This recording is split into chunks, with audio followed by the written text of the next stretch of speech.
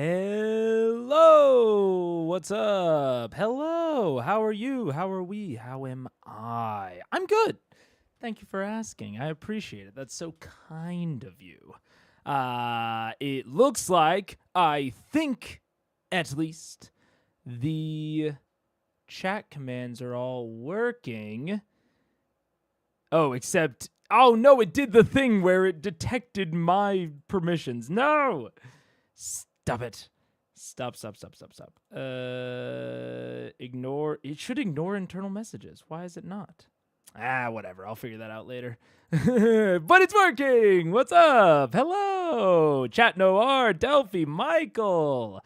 Also, I hopefully, maybe, fix this. I know that you wouldn't currently think that, given that it says 0. Bump the mic volume a little bit. Oh, you know what? That's why I have the audio mixer up. I forgot. I literally turned off the audio mixer earlier because I was like, I don't fucking need that shit. But I forgot that I watched my mic volume in there, so I indeed do need that shit. Hopefully that's all the software volume. Let me turn up the hardware volume a little bit. All right, that's louder. I can hear it. That's much louder. Let me make sure that's all the way up, and then there we go. Don't jinx it. That's a good point. Also, new angle check. Same room. I was about to say new room check. It's not. It's the same room. But it's from a very different angle. And I worked a lot on making the background nice. I shouldn't say a lot, but I have worked already on making the background nice, and hopefully it will continue to look nicer as I continue to work on it. And this arm is bugging the shit out of me. The microphone's too heavy. I keep doing this, and it keeps going... Fuck. No nan. It's time for D&D UFC? Like fighting? I don't know that it's time for UFC, but I guess we can do that. Thanks for reminding me it was Wednesday. Look, I need the reminder too. Especially, this is my first time. I think I mentioned this already, that Paige is gone. Currently, she is out of town. I am on my own with the dogs, and it is my first time living alone, like straight up. Even the last time that Paige left town for like a substantial period of time, we had a roommate. And I've always had roommates before I moved in with Paige. And since I moved out of the house, I've never lived alone. It's weird. Can I say that? It's strange, dude. And I also famously had a low appetite before, and ADHD medication is also like, it reduces your appetite a lot. And boy, oh boy, is it tough to make myself eat. Boy, oh boy, is it not easy to convince myself to do it. Because at least when Paige is here, I know that someone will notice if I don't. You know, I feel that that pressure of just knowing that she will know, you know? She doesn't even say anything to me. I'm just like, I know that if I don't eat, she will internally realize it. New year, new angle. Exactly. And let me make sure that still works. That still works. Let's go. But I think... Yeah, there we go. But yeah, that is... Hey, and the words are back. You can always page. I can page. That's true. That's true. Also, Puppy does have a sweater. Oh, the sweater, Puppy. It's cold out. She needs it. People still use beepers. You know what? I wouldn't be against it. At this point in my life, I don't like my phone. I tried to go to a dumb phone.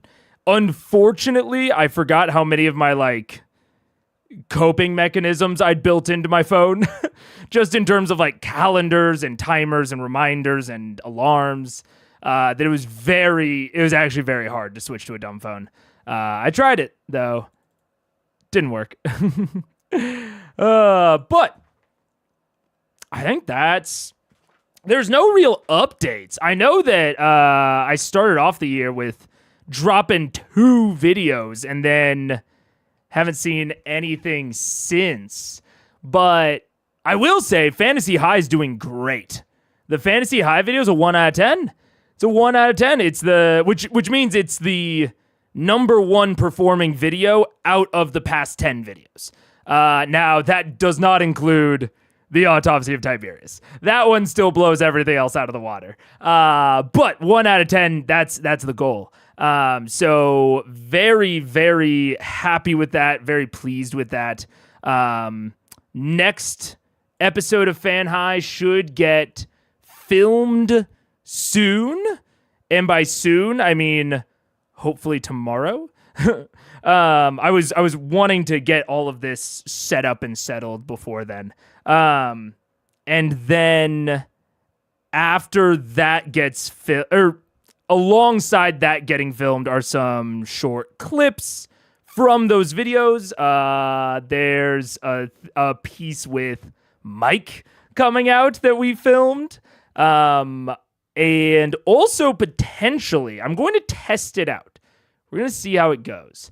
But I'm going to test out a cut down of the Critical Role streams. Because back in the way back when I used to do those like big highlight videos, but they were really hard at the time, partially because I didn't have like the good transcripting setup that I have now. And so I'm going to try to do a CR episode cut down to like hopefully below an hour, so that if people want to watch those, like, you know, you can't make the stream or you don't have time to watch the stream, you could just watch the kind of catch up type video. I think that'd be good. I think that'd be fun. And hopefully it'll be a substantial amount of work. I just don't know how worth it'll be, especially because, at least at the moment, it would be very difficult to go backward. Like, it would be very hard to fill in all of the, essentially, like, the gaps of, like, all the past streams. But I figure, you know, even if I'm, you know, starting now, but our neighbor's doing something very normal. She just she doesn't hate our neighbor, but she hates any noise that they make. But you're still doing regular streams? Yeah. Still doing regular streams. Absolutely. Yeah, no. The actual Critical Eyes format will not be changing. The question is more, could I provide essentially like a supplement?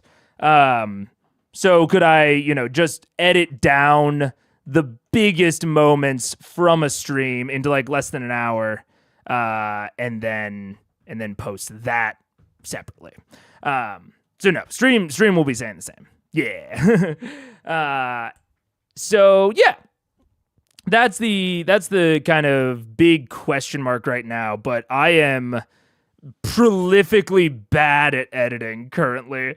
I don't even think my edits come out that poorly, but they take so much effort because I'm just not, I don't have any experience in editing. So it's a lot of just like learning the tools at this point. Are you gonna need help? No. Well, that is a complicated question. I could use help, but I am not looking for free help, and because I don't want to form that kind of relationship. of someone like working for free on the channel, and I don't have the finances to pay someone. So that is, I'm not offering, just asking. No worries. It's a, yeah. So that's basically like paid help would be awesome, but I don't have the money for paid help. So that's part of like learning how to do all of it. At least to like a base level proficiency. Like Eden's always going to make a better edit than me because Eden's a professional. Like Eden did the fantasy high edit. But I'm looking to gain proficiency at least to a basic level so that I can just do like a montage essentially or clips, that sort of thing, because even like going through the stream and like getting out clips, I am substantially worse than I should be at, essentially. I'm much worse at that than I should be, at least compared to other parts of content creation. So yeah. Any notes, comment, or advice from the first FH video that you're going to incorporate? Yeah, probably. I have like a little bit of a aggregate comment at that's pinned on the Fantasy High video that has kind of the major pieces of feedback that I've seen, and my thoughts currently on them. I definitely won't be able to incorporate all of them. Like one of the I think big ones was sort of, you have to have seen Fantasy High already to get the to understand what's going on in the plot. Like you can't get the plot from my video. And I kind of responded to that saying like, yeah, that's not so much a bug as a feature. Like the fact that you can watch Critical Eyes and get the entire plot of Critical Role is not necessarily something that I like about it.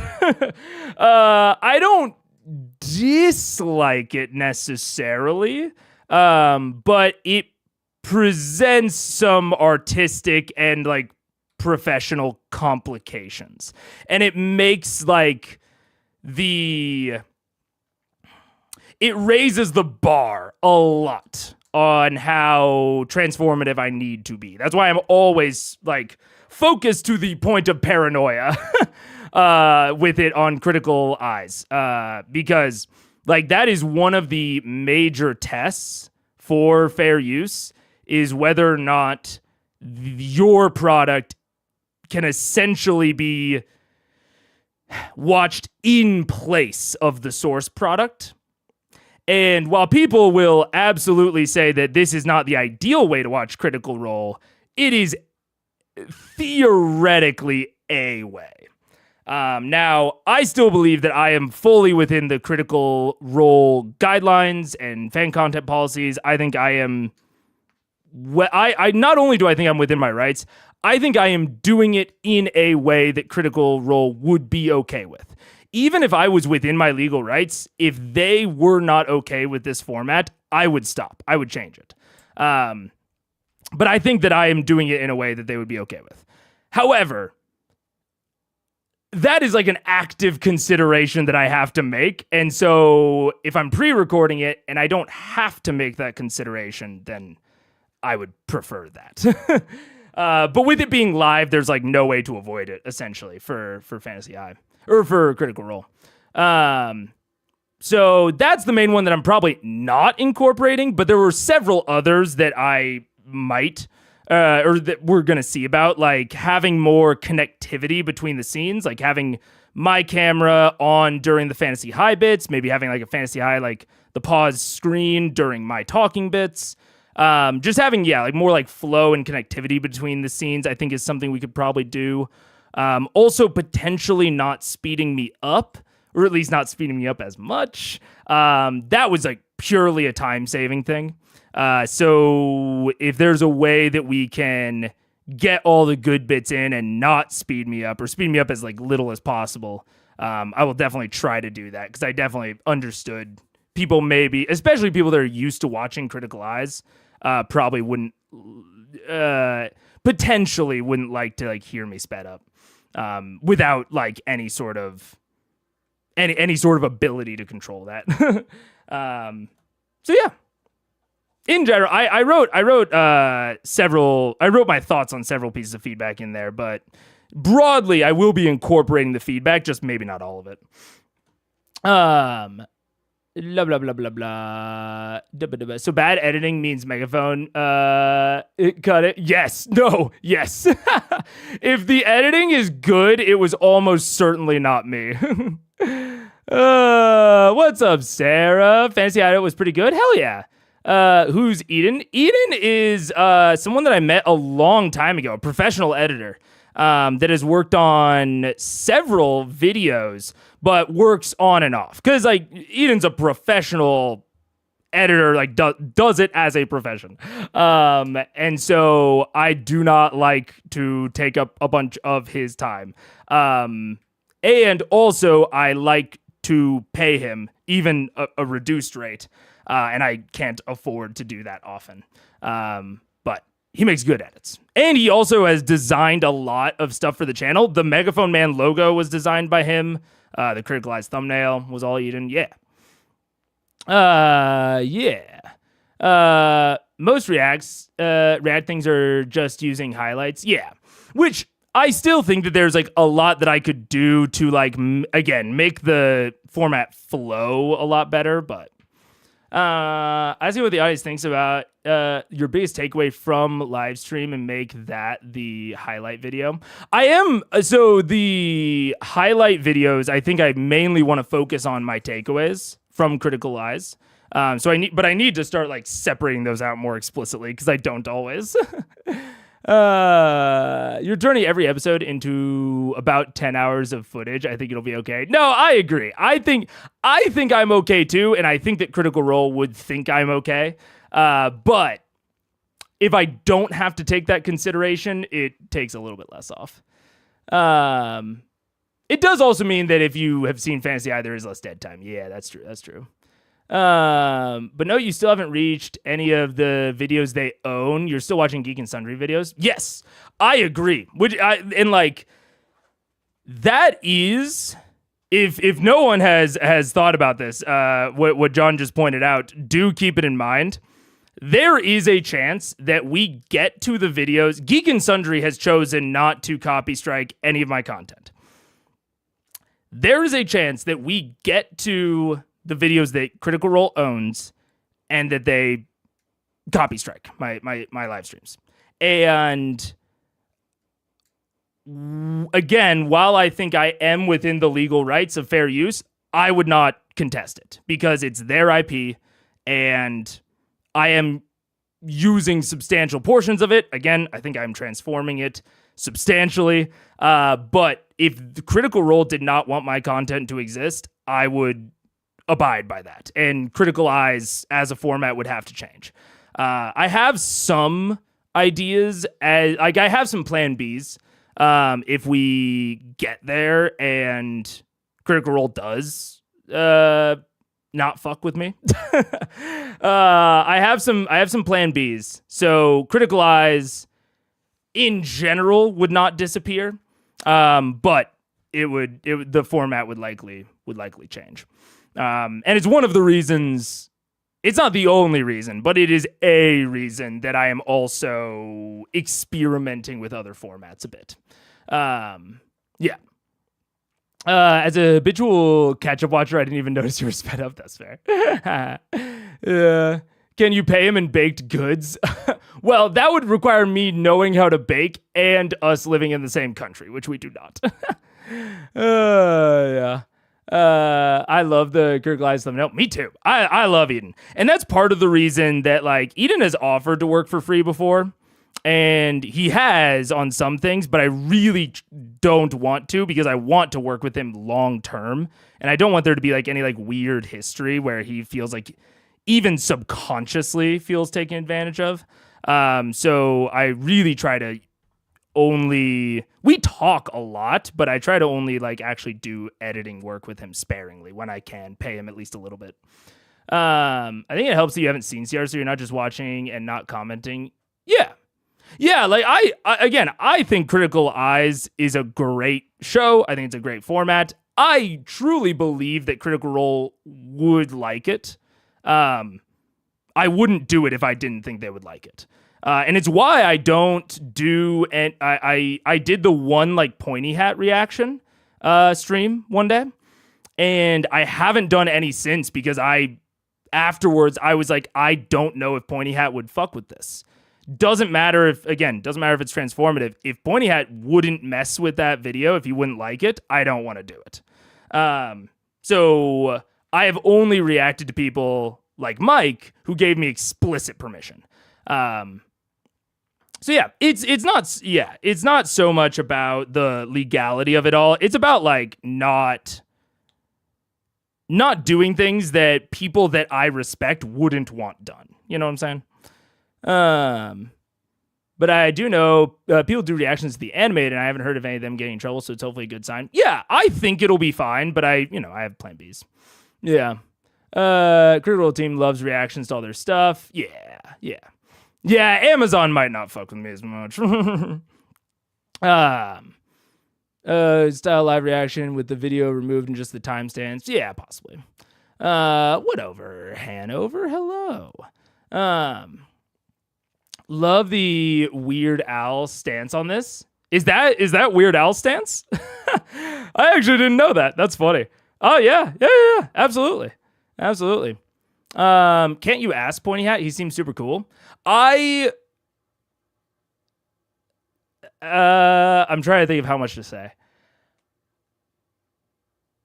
I have reached out to Pointy Hat. I did not get a response.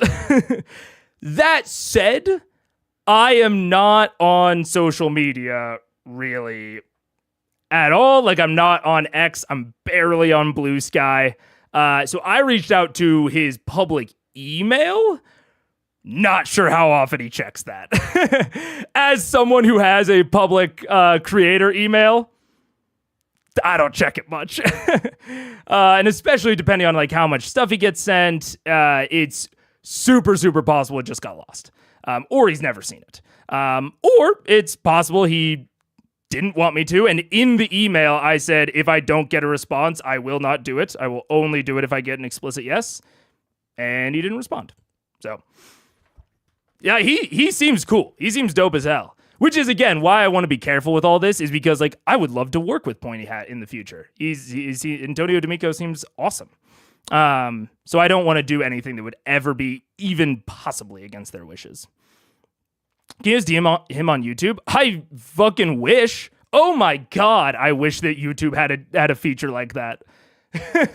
YouTube does not have any sort of direct messaging feature. It sucks.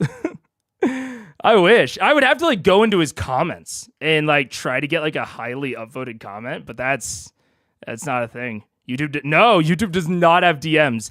The only way that like a creator could contact another creator is through like a copy strike, which you can only do if YouTube like lets you. It's weird. I have been there's this feature that they've been beta testing that introduces some like Discord like features into YouTube that would be really cool. But yeah, I wish that if you were fucking monetized, like I'm it's not everyone that's in the partner program. It feels like everyone in the partner program should be able to DM each other. But no. God, that would make everything so much easier. I would be DMing people out the wazoo. Such a massive miss for YouTube. I agree. Huge miss for YouTube. TikTok has DMs. I know. YouTube hates people. It's so weird. YouTube is so good at so many things. There's a reason that my presence is centralized on YouTube. It's not an accident. But there are so many strange misses. And I think right now they are misprioritizing a lot of things, unfortunately. I think they're really prioritizing a lot of AI shit. But I can't fully blame them because that's like, they're owned by Google, and I'm sure that there's pressure from Google for that sort of focus. And it is what it is. They're still introducing new features, just really slowly and incompletely, if you ask me. YouTube loves people's eyeballs. True. Yeah. YouTube misprioritizing what's new. Oh, yeah. Yeah. The misses wouldn't be as weird if they weren't obviously putting a lot of effort into things nobody wants. Yeah. Well, when we say nobody, their bosses at Google, I'm sure really want. Because, like, if YouTube was not owned by Google, I am almost positive they would have gone the way of Reddit and completely blocked off robots. What is it? Not robots.txt. Whatever the internet scrapers are called. It's something robots. Or robots something. I'm sure they would have gone the way of Reddit and just completely blocked those and then like struck private deals, but like not been focusing on it. I am almost positive that the reason they are focusing on it is TXT. Oh, there you go. Robots.txt. I'm almost certain that the reason they're focusing on it is because Google wants them to. And the reason that they're not fucking railing against all the AI companies using their shit is because Google's also using it. Like, come on, web crawlers. Yeah, web crawlers. Exactly. Yeah. But I guess that's the intro. That's the yapping. Really, that's really the yapping. Also, I have a teleprompter now. Whoa! So if you see me looking in your eyeballs, it's because I put chat up there. But with that, take away. Overthinking battles in D&D. Overthinking in general. It's tough. I think right now, this is the start of the takeaway. I think right now, Matt is a bit of a victim of his own success, if that makes sense. Like, I loved the Battle of Iman. I thought it was a really, really great way to scare a party that famously doesn't run. That was the first time that I'd ever seen Vox run, and I've barely seen them run since. I thought that the Battle of Iman was really, really, really, really well done. I think it made them very scared. But I think there have been kind of two, maybe 1.5, I would say, major misses in how the Chroma Conclave arc has been structured since. I loved the vestige hunt idea. I think that is a good way to present them with little miniature goals that can take them through these side quests and power them up along the way. Because some of the vestiges are powerful. They are good magic items, don't get me wrong. But the main benefit that they have gotten from hunting the vestiges is leveling up. That's the main shtick, I would say.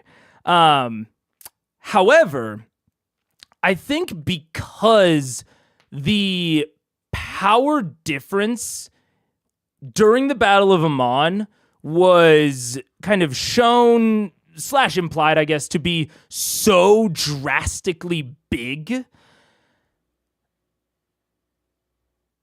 I don't think that they know when to go and fight the dragons. Right? And there's, I think, 2 ways to accomplish that. You can either, something that I talked a lot about in the beginning of the Chroma Conclave arc, is give them timers. Say, you only have this long to prepare before you have to fight the dragons, which is that's eventually what Matt did. Matt eventually did instill timers. And so I think that is one way to go with it. I think the other way is for there to be some sort of marker or indicator of when they are powerful enough. Now, that could be, I think, the very like top of head, possibly contrived way to do it is to have an NPC have done a lot of research on dragons. Even like when they encounter Devosa, I think that something that Devosa could have served in the plot, like I was very critical of the whole I need to test your might, heroes. Right? I didn't really fuck with that from Devosa. However, a test could have been the perfect excuse for Devosa, the dragon, to be like, great, I'm a dragon. Hello. I just tested you. I watched your performance. I think you are ready to take on a dragon. That, like, it's a bit contrived. Don't get me wrong. It's a bit on the nose. But I think that sort of thing of having some very clear indicator of, hey, you are now ready to do this, would have, number one, I think made the Chroma Conclave arc drag a little bit less. I think the Chroma Conclave arc has had the highest highs for me in Critical Role so far. My favorite moments from Critical Role have been during this arc. I'm not saying it's bad or anything like that. But it's also been a long time. It has been long. And it has been... It starts to take on this feeling of, it's already been so long. What is a few more sessions? You know what I'm saying? And now it's been so long and they still don't really know if they're prepared. Like, sure, they beat Umbrasyl, but for some reason they clearly don't view that as enough proof that they can take on Vorugal. And so now they've gotten into this mindset of everything has to go kind of perfectly, right? Like, we need to prepare the absolute most we possibly can. And I think that led to the end of last session being awkward, I would say, for maybe lack of a better term. I don't know exactly how I would phrase it. But just like, didn't even feel like it was analysis paralysis. It just felt like they were going over the plan kind of over and over and over and over and over. And because when I think of analysis paralysis, I think about debating, right? Trying to decide between some different decisions. It didn't seem to me like they were debating decisions a ton, really. I mean, there was obviously the whole Kima debacle. But I think mostly to me, it seemed like they were just micro-analyzing every single possible decision point. Things that they would not even normally consider. They were constantly hesitating to do things, constantly asking, and just in those situations, much more abnormal, for lack of a better word. I can't quite distill the tone of the end of last session, but it was weird. And I think it is mostly because we are kind of heading towards this breaking point that they have been avoiding for so long.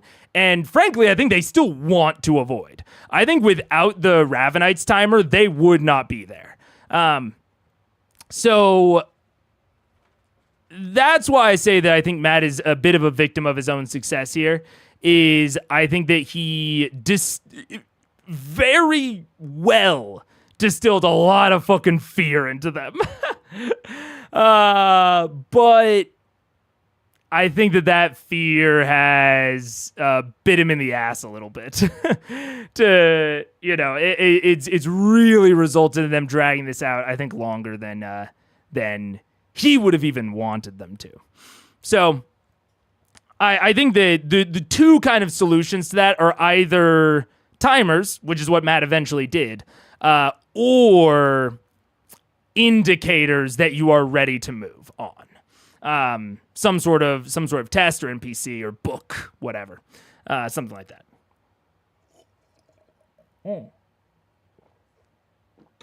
I can relate. We had that problem at my game with the Lich Dragon General. Seems like a common D&D thing. I don't think it's uncommon, to be sure. I think that it's hard to thread the needle of having your party not just run into everything quasi-blind, having them actually take consideration and plan and be careful versus being too careful and too overly planned and really dragging shit out to the point where it's not fun. Those are... You want to meet somewhere in the middle, and that is not an easy place to get into. I think over the course of a campaign, you will go all along the spectrum as a DM. But the goal is to try to get towards the middle a lot of the times, yeah. What up, Theshel? Hello. Yeah, without the Tumativer, would they even be back in Draconia? I don't think so. I think they would be still trying to find more vestiges, more allies. Yeah. Maybe they need Pike to get a vision from her deity. That's on the nose, but I wouldn't mind it as a player. Yeah, on the nose stuff isn't always bad. But yes, exactly. That sort of thing. Of someone that they trust, has their best interests at heart, and can accurately judge the challenge. Someone like that, telling them that they are ready, I think it would have been a solution. Yeah. I wonder what % of the good moments is in the CC and how it compares to Briarwoods and Underdark. What % of good moments? I mean, like good or like favorite? You know what I'm saying? I would say I have like, to put it basically, I have like a 4-point system, like a 1 out of 4. Either I really didn't like it, I didn't like it, I liked it, or I really liked it. We'll call it 5, and we'll put a neutral in the middle. I would say that out of the moments I really liked, the 5 out of 5s,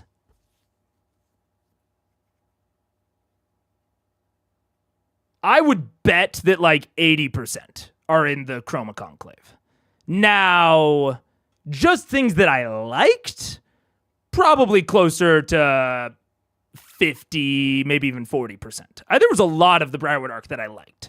And then didn't like, most of that is concentrated in Vasselheim and the Underdark, a little bit in the Briarwoods and a little bit in Chroma Conclave.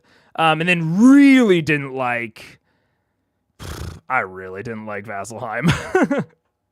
The Trials of the Take. I get that they have their charm. Do not get me wrong. I don't fault anyone for liking them, but they were very much like, I don't know. I would have to think about it in more detail, but my gut reaction tells me that most of my 1 out of 5s, I would say like 50, probably 60% were in Vasselheim. Yeah. I think it is more that they are under the impression that this battle triggers the other dragon battle. Yeah, I think you're right. Yeah. And that is why they're in analysis paralysis. Then they're worried about this fight only. Potentially. I think that, I mean, they're definitely under, or at least I think they should be under that impression, because that is almost, or at least that is my impression of what Matt said, yes, is that this will trigger the other dragon battle. It might have been useful for Matt to say, like, to put some space between them, but also I think he was kind of trying to indicate, like, once you go and attack this one, it'll end everything. I think he just kind of wanted to end everything quickly. But I agree that it puts even more pressure on this combat. But even then, I haven't heard them talking a lot about, like, what are we going to do if Thordak shows up? What are we going to do? How are we going to escape? Like, I think that could certainly be affecting their mindset and, like, the amount of pressure that they feel. But they at least don't seem to consciously, I think, be considering that like follow-up of events. Yeah. Putting more emphasis on their level up milestones. If Matt got them more excited about the fact that they're leveling up, it'd remind them. Because, like, Vestiges are powerful, okay, but levels are the game changer. Yeah, I think that levels... I think that is a decent out-of-fiction solution. I think that generally Matt tries to avoid those, and I think that that's a fair stylistic choice. I try to focus on in-fiction stuff as well. Now, you could put in-fiction representations of those level ups, but I think that the vestige hunts in general were an attempt to make them feel those milestones without having to draw attention to them. Which I think it's clever. I think that's an overall good thing. But it really, it further obfuscates their power, especially compared to the dragons. Yeah. Yeah. They aren't using milestone, they're using XP, and it is even groups. Some of them level at different times, which is probably why they don't emphasize it. That's also fair. What percent of the moments are good? You couldn't tell what percent of all good moments are in CC since you haven't seen the future. That's true. I think that percentage-wise, it's really tough. I like a lot of the individual moments of Chroma Conclave, but I don't like the overall flow of it within the story. Like, I love the Feywild bit. I thought that the Feywild bit was a great little, like, miniature story. I really, really liked it. But I think it also feels weird as hell put in the middle of the Chroma Conclave arc. Like even having the entire Moonbrush segment, my favorite travel sequence, bar none, was the Moonbrush, especially leading into the Shademerk. And that was awesome. I loved so much about it. But them fucking around in the Moonbrush for a while the dragons are ostensibly back in the material plane, continuing to make things worse, it just feels weird to me. It feels like tonally, it feels like a little tonally dissonant. And I think it's a lot of it is just the length of the Chroma Conclave arc. It's so big, and there is no pressure for it to end ever. And that is, and the beginning of it shows the players very distinctly, you are not powerful enough to end it. Which is good in a lot of ways, but then it has led to, I think, an overall arc that drags. Even though the Grog arc is my favorite personal arc so far. The Feywild is my favorite travel sequence. What am I thinking of? The Kevdak fight, my favorite fight. Ripley fight, second favorite fight. Like, there's Ank'Harel's my favorite city so far. There's so much, I don't know. There's so much cool stuff in the Chroma Conclave arc, but I find it strange when I consider the backdrop that it's set against. That's the big kind of bad part of the Chroma Conclave for me. Each dragon could come with their own timer like Umbrasyl did. The deadline for the delivery of the treasure for his horde with the threat to Western was a good bit of pressure, I think. I fully agree. Me and Mike actually talked about this a little bit. I'll save the details for that video, but I fully agree. I think one of the big problems is that Matt seems to have had individual timers for each of the dragons, but you don't know about them until you approach the situation. So, like, they didn't know about the Western timers until they got to Westrun. And you can see Matt at the beginning of the Chroma Conclave just repeatedly saying, like, go to Westrun, go to Westrun, go to Westrun, through various means. And then once they got there, they were like, oh, yeah, we got to take care of Umbrasyl. But those aren't really there unless they go there and spend a bit of time, you know. I sent you a couple of DMs on Discord. Ooh, let's see. You can start the second half after the intermission, another 25. Okay. It would be a good idea to tie in the topic. Okay. Yeah, sure. That's fine. That's fine with me. If it's a good stopping point, I'm down. So I'll add that in. So we're not stopping at 145. We are stopping at 227.36. Cool. Okay. So, okay. Perfect. Okay. I need to get the timestamp for after break, which is right there. Boop. Timestamp for after the break. And here. Sweet. I can do that. Sounds good. Okay. Like, does the CC also have a lot of boring... but it just has a lot of good too, since it's long. I don't think it happens to... I don't think it just so happens to have a lot of good moments. I think it has probably a higher proportion of good moments. But how much I like the Chroma Conclave really depends on like what sort of zoom level I'm looking at it from. Because, yeah, if I think about it too big, I start to not like it. But if I focus on like the moment to moment, I really like it. So it's tough. It's tough.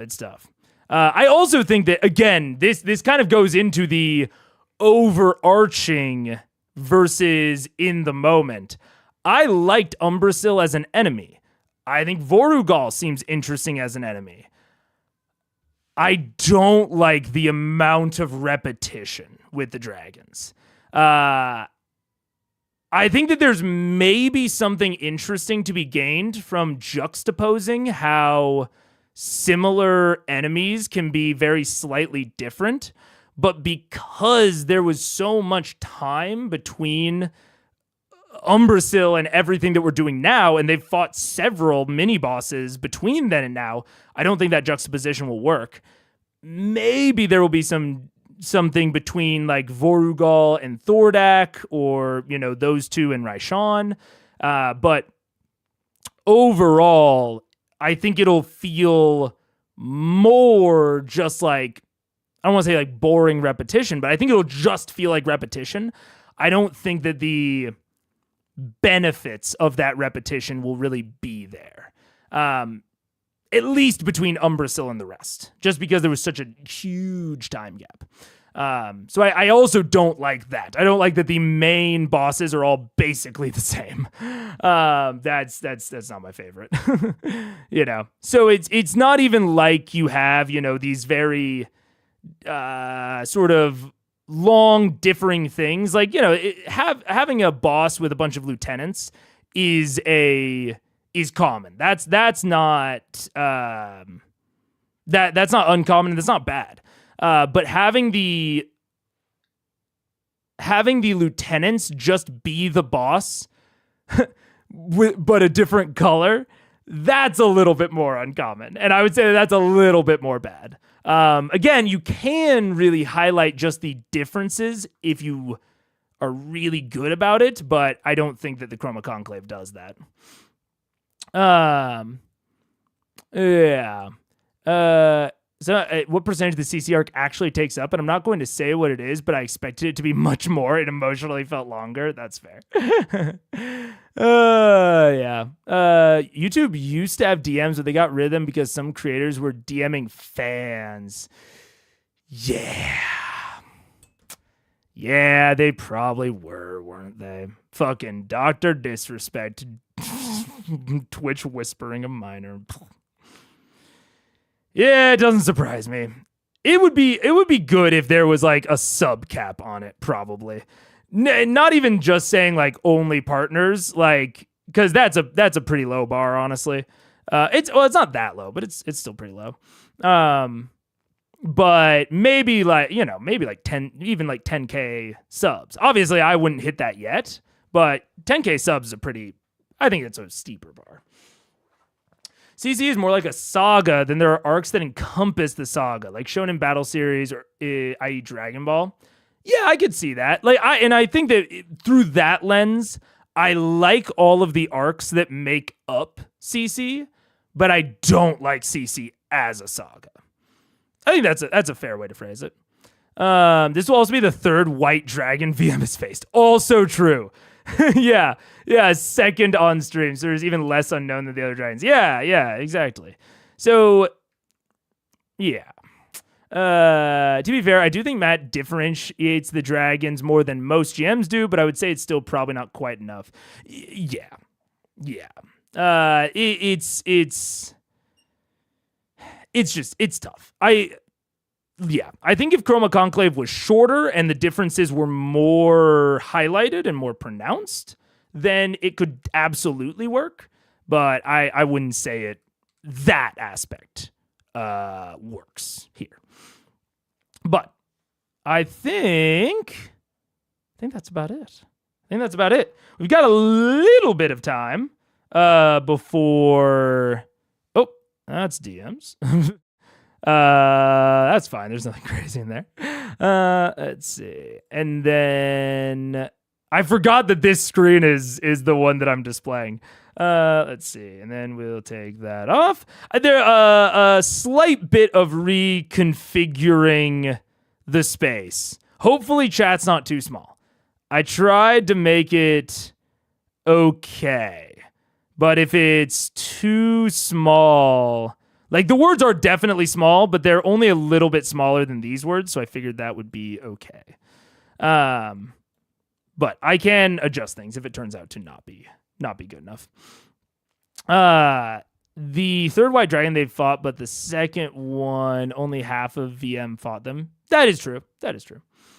I think if VM at least interacted with Vorugal, it would work better. Yeah, I mean, technically, I guess, they have had an interaction with Vorugal where they fought him and he kicked their ass. But, yeah. Yeah.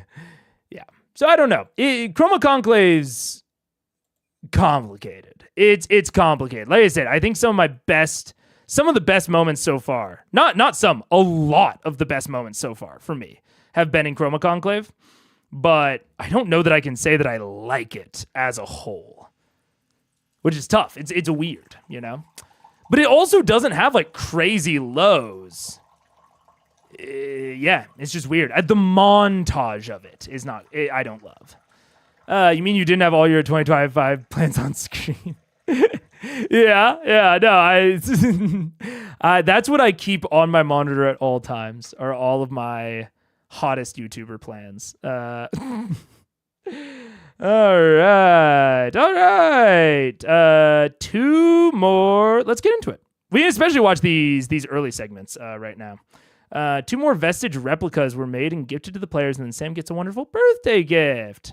That's so nice. Episode of Critical Role, where a bunch of us nerdy-ass voice actors sit around and play Dungeons and Dragons. Yeah, tonight's going to be an interesting episode, but before we get to that, a couple quick announcements and a couple of cool things I wanted to show you. One, our friend of the show, Kiki, who we saw previously, made the awesome Fenthris bow replica for Laura over there. Recently decided to go ahead and also create Cabal's Ruin. Sure, why not? Whoa! Chalice, you want to come over here? Oh my god! Yeah, no, I'm getting into that. Amazing. Man. It is on your body. Let me guess. Come attuned to this shit, boy. Yeah, go sit in the corner with it for 30 minutes. Just not on screen. Get it going. Put it on. Heavy. Put it on. Put it on. Put it on. Let's see what it looks Oh like. my god. Let's see if it fits, honey. Phaeton level 8. Look at that. No one can see you over there. Why are you Seriously, getting Taliesin. totally naked? Oh, Please go forward. it looks just like Tom Cruise's. stand over here. Go over there. Stand over Flies here. pubing. my Someone God. get a camera. In front of the table, you dick lord. Yes. Someone get a camera on this guy. I don't know which Christ. camera is on. What is You are happening? correct. But look at face him. Literally the worst Put your case butt scenario for against all this of them. table. Put your butt. Kneel down, Taliesin. Taliesin, you work in film and TV. You know how this works. Get behind Crap. where we are. Oh my god. No, he wants Yeah. to be He's right gotta fix there. it. Oh no, this is. Oh my goodness. Off to a And- flying. Dr. Blind, this is our plan's gonna go so well. There you go. And Dragons miss us as much as the and camera. she also made a fantastic replica awesome. of Whisper, the blade that was just recently attuned by our dear Oh, Rogue. look at the Passed jewels it over to on Liam. it. You You can just stay there and And will you hold up that mini? look at you getting yeah. to have that because you took 2 vestiges. This amazing mini was done by Eric Blomqvist. I'm sure I'm messing up the name, from Sweden. It's an incredible grog mini that's so detailed I saw it on and Twitter. amazing, Over here, if and you I had haven't to seen it have it, so I promised our It firstborn is child. fantastic. Oh, good times. Yeah, that might make an appearance tonight as a proxy bog, It's glorious. Proxy well done, Bogger. Eric, well done. proxy grog for battle. back here, but I didn't think I would break everything on the way back here. I wish I knew anything about cosplay. Anything about like making interesting minis and such.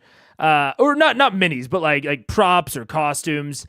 I know a little bit about stage makeup, and that is about it. It would be so cool. Like Paige was watching a Ginny D video the other day, and she was like, Ginny like walked in a cosplay, and she was like, "Is that her?" I was like, "Yeah, that's her." And she was like, she's like really good at that." And I go, "I know." And it's like this. It's like a very similar thing with. Oh wait, let me transition that. There we go. Okay. Hopefully that's a little bit better on chat. It seems like maybe that's a tiny bit too much. I was trying to. It's hard to manage the size of things on the fly, but I am trying my darndest. I'll just boop the height up a little bit. We'll go boop. And then we can shrink that a tad. But I think on my shelf in the background, maybe I'll go and get some. I have, I think, all of my, let's see, 30? Does that work? Ooh, 30 almost works. Oh, let me transition it really quick so it doesn't look so stupid. I have like all of my physical props on the shelf in the background, and they are not many. They are not many and far between. I think, let's see, what do I got? I have.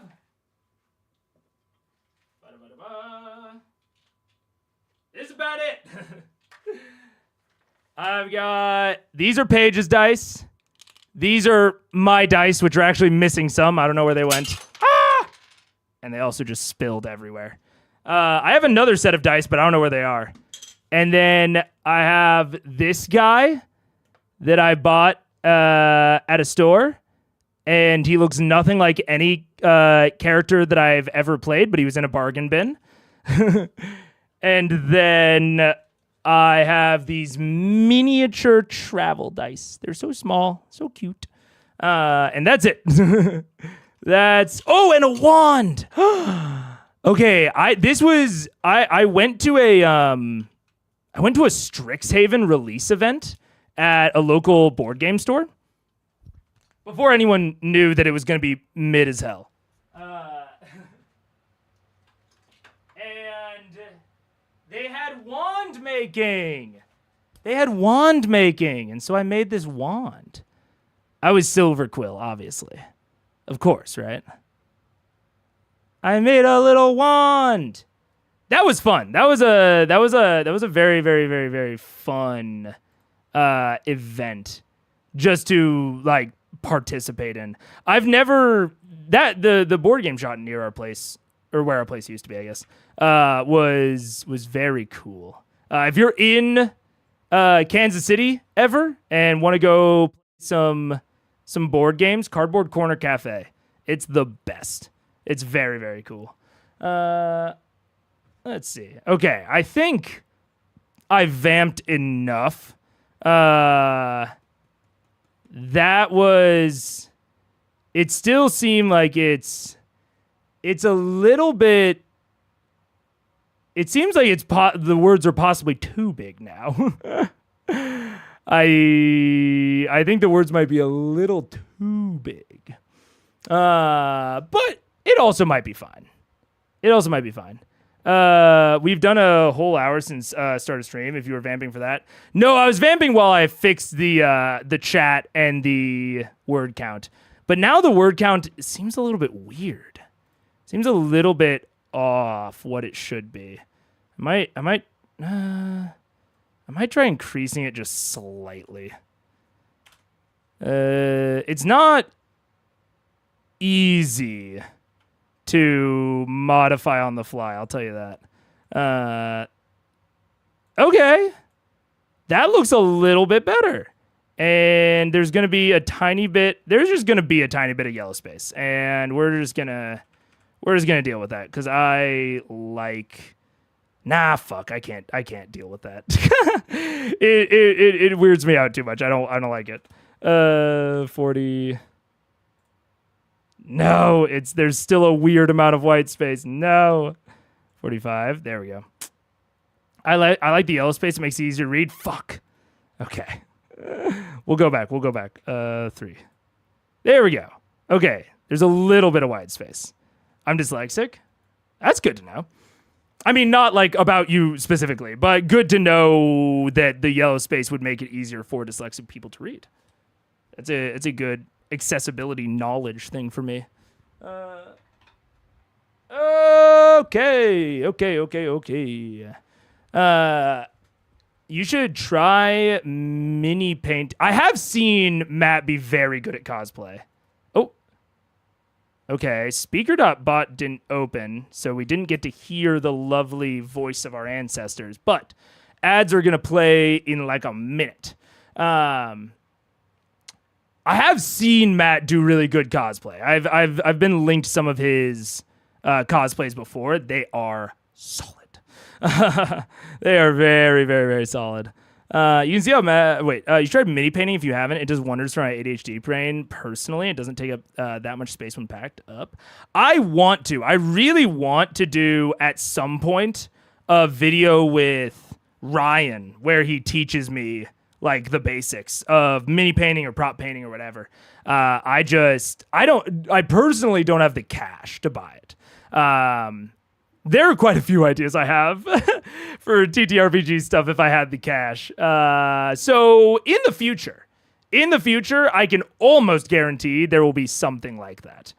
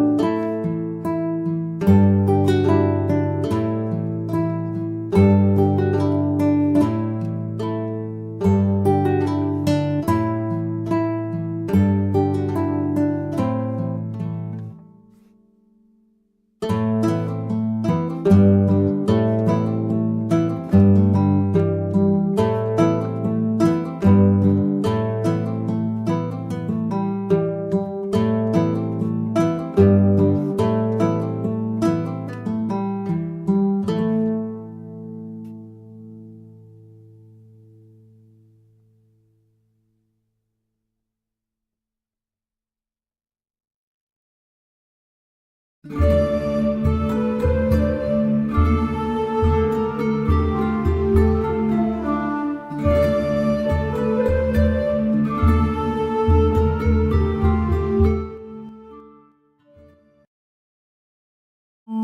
up? Hello.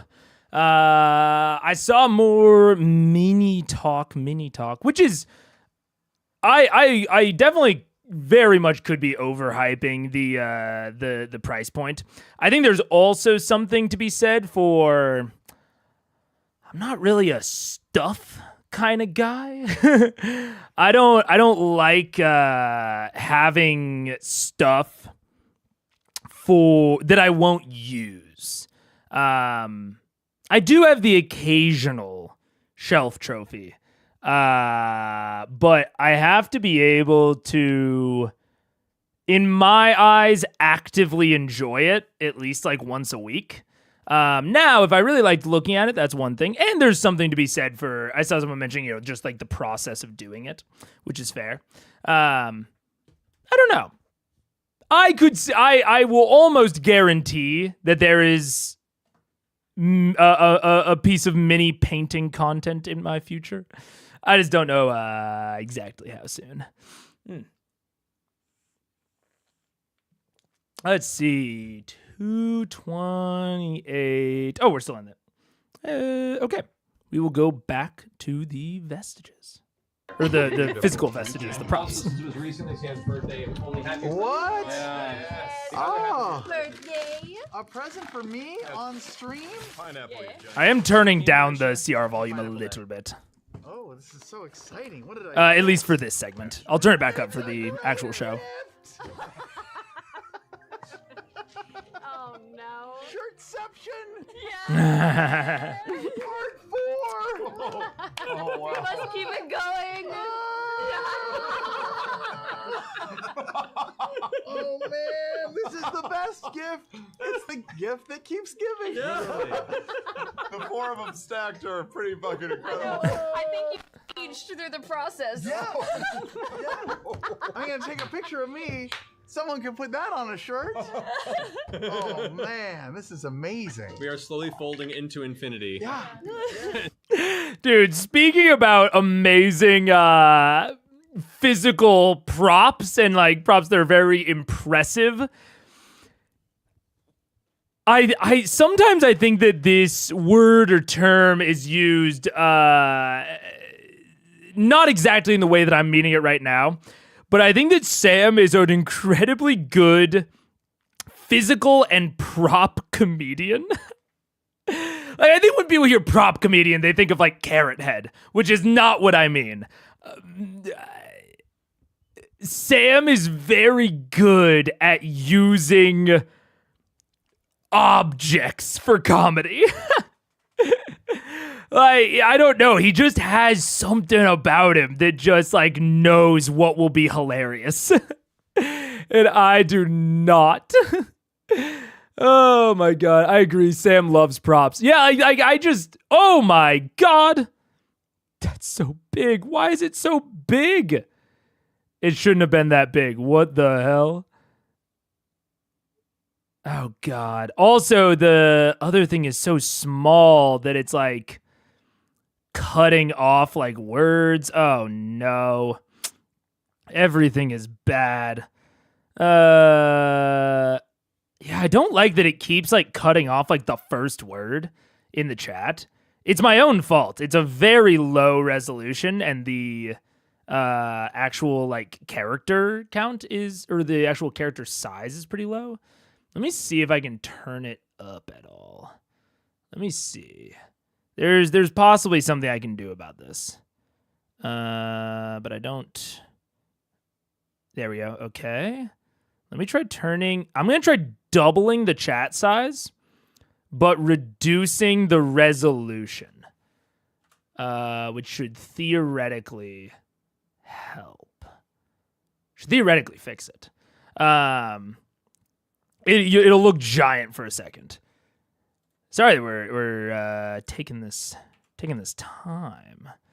Yep, look at that. All right, the words are officially huge. And then we just gotta do a quick ×2 on that. So that's 486. And this is the sort of thing, like, even as long as this is taking me right now and, like, the fact that it's delaying stream, this is something that I am used to doing, is not only, like, doing these sorts of things consistently, like these sorts of, like, edits, but also, I think I'm going to slightly reduce the size. Slightly reduce the actual chat size. We're going to go to like 36. That's 46. That's the opposite direction. But it's like doing these sorts of things freaked me out at the beginning of me starting streaming, just because I was like, oh, people fucking hate it.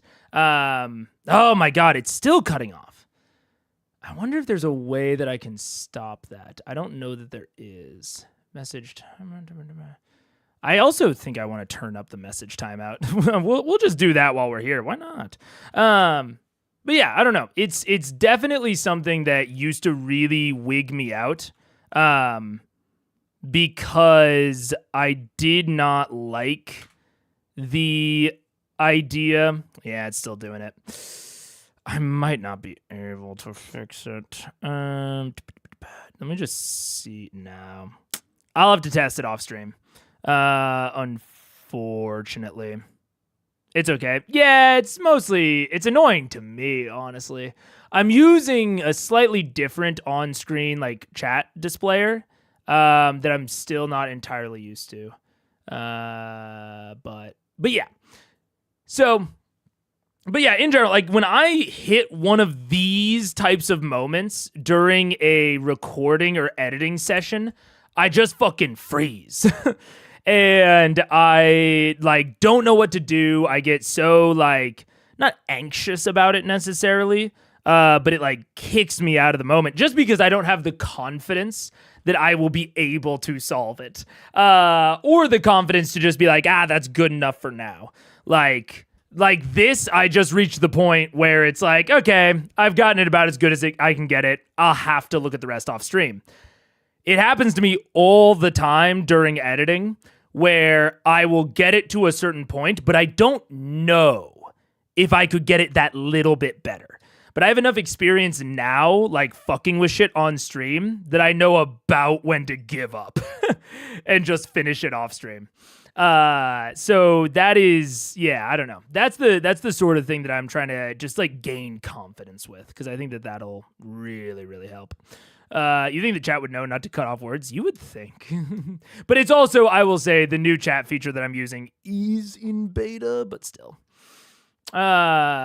Watching stream constantly rebel like this makes me more convinced of Pirate Software's theory of computer mana. I've got high computer mana. You shut your fucking mouth. My computer mana is crazy high. I do ask quite a bit of my computer.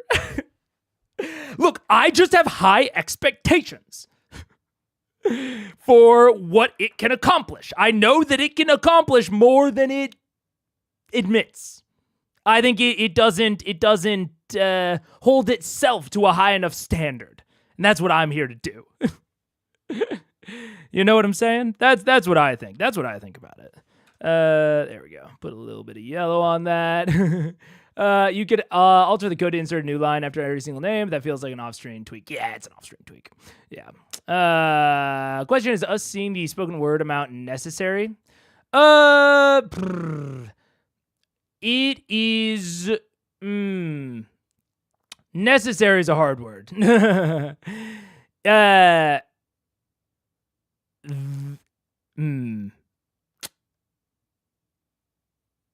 I'll have to think about that.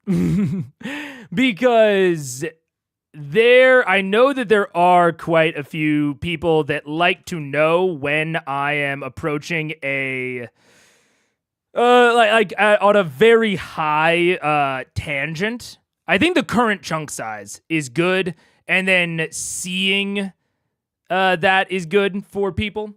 Now, it is mostly for me. So it's like, is it fully worth it? That is kind of a question mark. Is it also fully worth it for my camera to be this wide? That's a totally separate question. Probably not. I could probably shrink down my camera size a little bit, give a little bit more room for chat. We'll have to see. I'll tweak the layouts a little bit. I'm not a great visual graphic designer. It's actually why I'm trying to focus more on my physical room. I think I'm a lot better at like arranging shit in a physical space as opposed to on a digital space. I'm way worse at like the graphic design of this sort of shit. Yeah. You know why the wizard smoked a joint? He wanted high mana.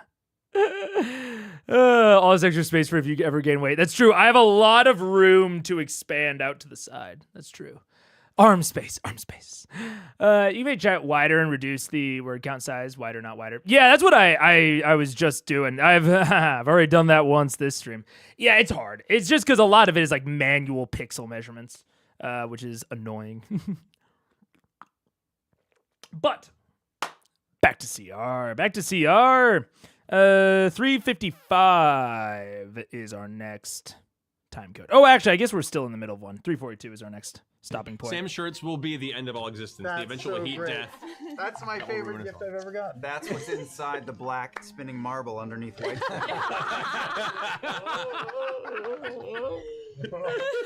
Oh man, thank you guys. That's You're so welcome. sweet. Happy Yeah. birthday, Sam. So sweet. Really sweet. All right, announcements for the evening. First off, our fantastic sponsor, Loot Crate, is back. Sam, do you have anything to spiel on? I prepared a history lesson tonight, guys. Oh. It's a history of crates. Ancient Greece. Zeus presents a lovely crate to the first woman on Earth, a lovely gal named Pandora. It can. I think I'm gonna go with skippable for today. I don't know. I'm not in the. I don't think I'm in the mood for a Sam ad. I don't know why. I'm just not feeling it at the moment. I think it's because I know what's ahead of us. You know what I'm saying? Like, it's really nice. Sometimes I will wake up and depending on what how do I say it? Depending on the episode that's coming up, I will wake up more or less excited for Critical Eyes. Like I was I woke up on Sunday more excited for Critical Eyes than I woke up today.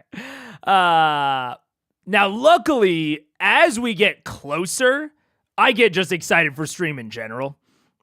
So it ends up being fine. But I definitely have varying levels of excitement, which I think is natural. But especially like, I don't think this is a wild prediction. I think that they are going to plan for the first half and they are going to combat for the second half.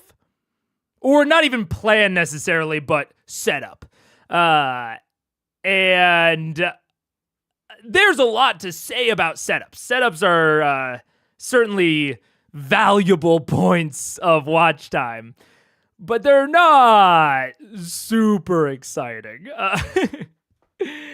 And so I definitely think I am. I think in those sorts of situations, I kind of want to get there a little bit quicker. But that's just it happens. It happens. Programmer not being good at UI design elements? No way! That's insane. Yeah, I know. It might surprise all of you that I am more focused on functionality than looks, given that anything that's a custom UI element is just white text on a semi-translucent background. That's it for me. Picking up where we left off, Vox Machina in their journey to destroy the Chroma Conclave, a gathering of chromatic dragons that have just torn through the Tal'Dorei countryside and taken up residence and calling it their domain. They've defeated Umbrasil. They have their sights set on the next series of dragons. In the process of setting up a timeline in which they had to bait the white dragon Voragal in the ravine outside of the ruins of Draconia, hopefully to jump on and destroy the dragon. They were approached in Whitestone by an individual that apparently was not Seeker Asum, an ally of theirs from long ago. Instead, it was one of the dragons of the Conclave, Raishan, the Green Dragon, who had come to parley and actually offer an alliance, seemingly unhappy with the current set of rules and lack of interest from Thordak in making up his side of the bargain, which was struck. Raishan has asked for your aid in destroying the swollen, dangerous red dragon.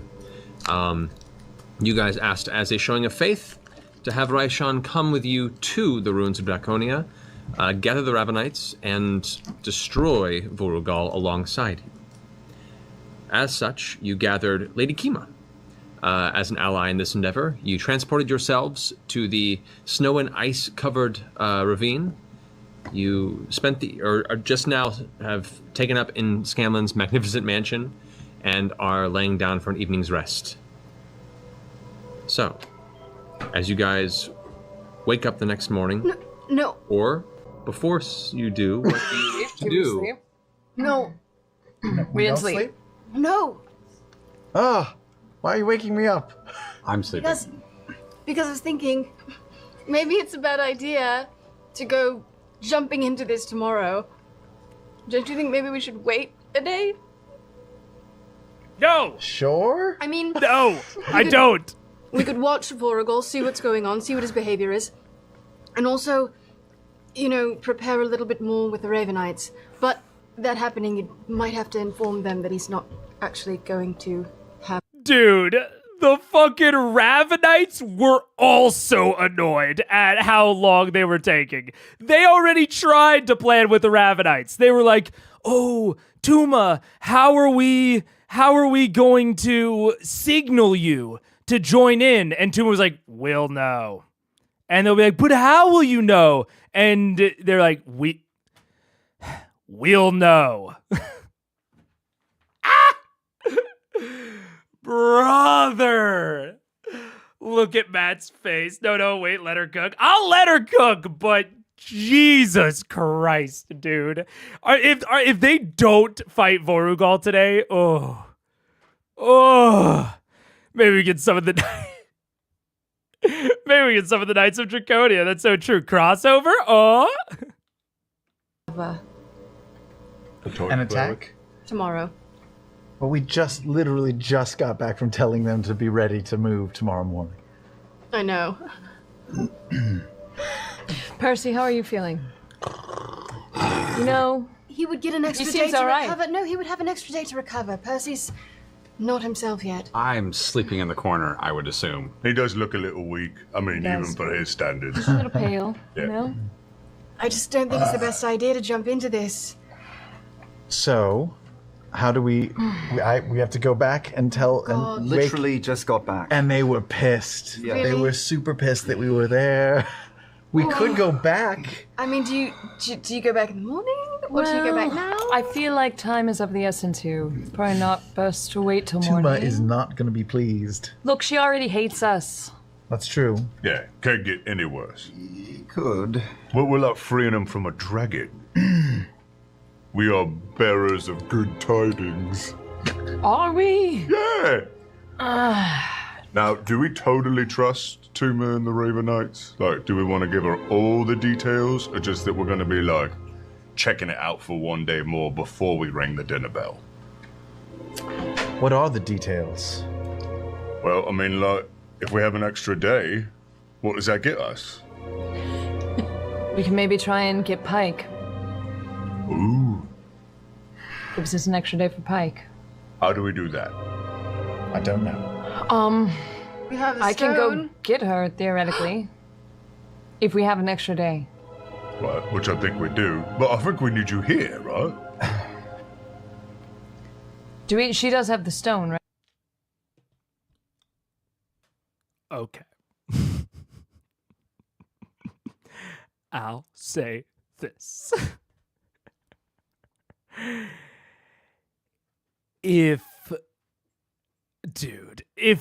Okay. Yes, I don't disagree about the Percy thing, but listen. I hope that this was a last-minute decision. I really hope that Laura Bailey thought of this 5 minutes before they went live. Because if she decided, or they decided, or whoever decided,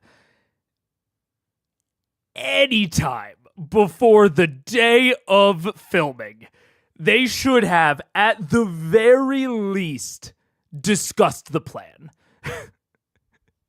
If they are going to fully throw out their current plan and do a new one, you are going into a long rest in the mansion. You have full privacy. Your characters can easily have a discussion off screen, and we can consider that whatever discussion you have above the table.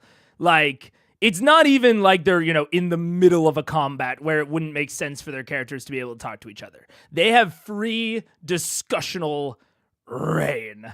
They aren't fully throwing it out there just delaying it. No, I understand. That's not even really what I'm mad about. What I'm mad about here is that they don't know their replacement plan. I feel like they discussed this and are now playing it out as their characters. Maybe. And they're just playing. Maybe. We'll see how long it takes them to actually execute on said on said new plan. I won't really believe that they had discussed it ahead of time unless it's like under 5 minutes. 'Cause yeah. And speaking of overthinking battles, an extra day would also be a hero's feast without Kiki losing a high-level spell slot. Sure, I can come around that there are reasons for this, but frankly, I already think that they're more than powerful enough to take on Vorugal. I truly do not think that they will have that tough of a time. I don't think that that Percy being at a different modifier, being at -1 instead of -2, plus an extra spell slot on Kiki's part, I don't think that will make a difference with Vorugal. I really don't. Especially since nothing in their plan, they don't even seem to be considering a plan where they try to trap him to make sure he can't fly away. That is the biggest aspect that will determine like the balance of this battle. Everything else is kind of salad dressing, if you ask me. But I don't know if there's something going on outside of the game with this. I don't they're mentioning Pike now. Could Ashley make it next time, but she couldn't make it this time? I could see that, but I don't know, man. It's just tough when I personally feel as though they have been ready for this for a long time and are actually making things actively worse for themselves by overthinking it. Like, I think that inviting Raishan is an unnecessary risk. Getting the Garistro involved is an unnecessary risk. I don't know. Right? She does have the stone? Well, if you go... I think she has the stone. Mm-hmm. Yeah, she has a stone. Okay. We're gonna be setting a trap, right? Yes. So maybe we make that trap more better. What exactly did you tell Tuma was going to happen? Be ready to attack tomorrow morning. We were going to deliver a giant beast for the dragon to hunt, and that her people should be ready to strike. That's it. Did you tell her to tell Voragol anything in particular? Or? No, but we don't know if she has or not. We don't know what they've got their necks on the line. I know they're not to be trusted, but they're in a precarious position as well. Well, we don't want to necessarily have them jump in right away. We want them to set Voragol on Yank, correct? Yes. So we'd need to... Shouldn't she inform Voragol that Yeah. a monster is coming? Just glorified messengers at this point. Who's Yank? The big monster that we're setting free. The Garistro. What's that? He's like a ram. It's like a nightmarish... giant A bunny. Haven't you seen the picture? Did you see the picture? No, I'm the only one that really Percy's appreciates pictures, sleeping. and I haven't seen it. Oh, that's unfortunate. I'll go grab the book from Percy as he's sleeping. Just slip it at him. Roll. Can I ask? You don't get to say roll. for it. Roll for it. I'm going to say roll for it. I've said that and he's ignored me, so you don't get to say shit. Dad, make a roll for it. 4. I'm just trying to get the big Taking a book. book of beasts away from Percy as he's sleeping. He's not sleeping on it, is he? It's in my possession. Make a perception check with next to it. disadvantage. All right. That'll do. It's gonna Take get minus- 220s. Say it so confidently. Subtract some because you're still really tired from being dead. That's Now disadvantage. it's working in your favor. Yeah, is it? exactly. Yeah. And -2 on both these rolls. Oh, and -2, so that's 14. Not terrible. She sleeps it up. Okay. See, You see, this is what you see. that's what we see, Grog. Ooh. See? Wait, handsome is that devil. like? Is it like this? Is it like me? We Or don't is it know. like- We haven't seen this It's thing. it's clustered around a bunch of other art pieces of other demonic-looking entities, and it is, by and large, about twice to 4 times the size of anything else on the page depicted. So That's like- really big. It's Two super grogs? Is it like 2 grogs? there's no picture of Grog on the page. You have no sense scale. of That's comparison. like looking in the book of hells. And Draw a picture of Grog, and then we'll know. Hold on, for scale. I put my hand on the page. Oh, he's tiny. Yeah, I think he's like handheld. Yeah, so Yeah. that's probably. Maybe we'll we find need then. like a few yanks. You know, everyone could do with a few yanks. Thanks. Grog.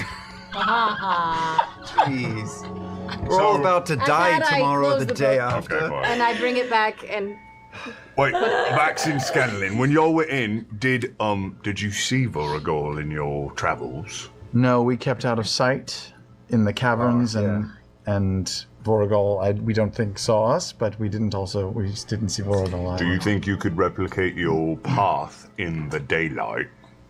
Certainly. I think he would see them in the. What if you just like became a fly or something and then it flew down? Wouldn't see me. Would he notice you? Couldn't see me.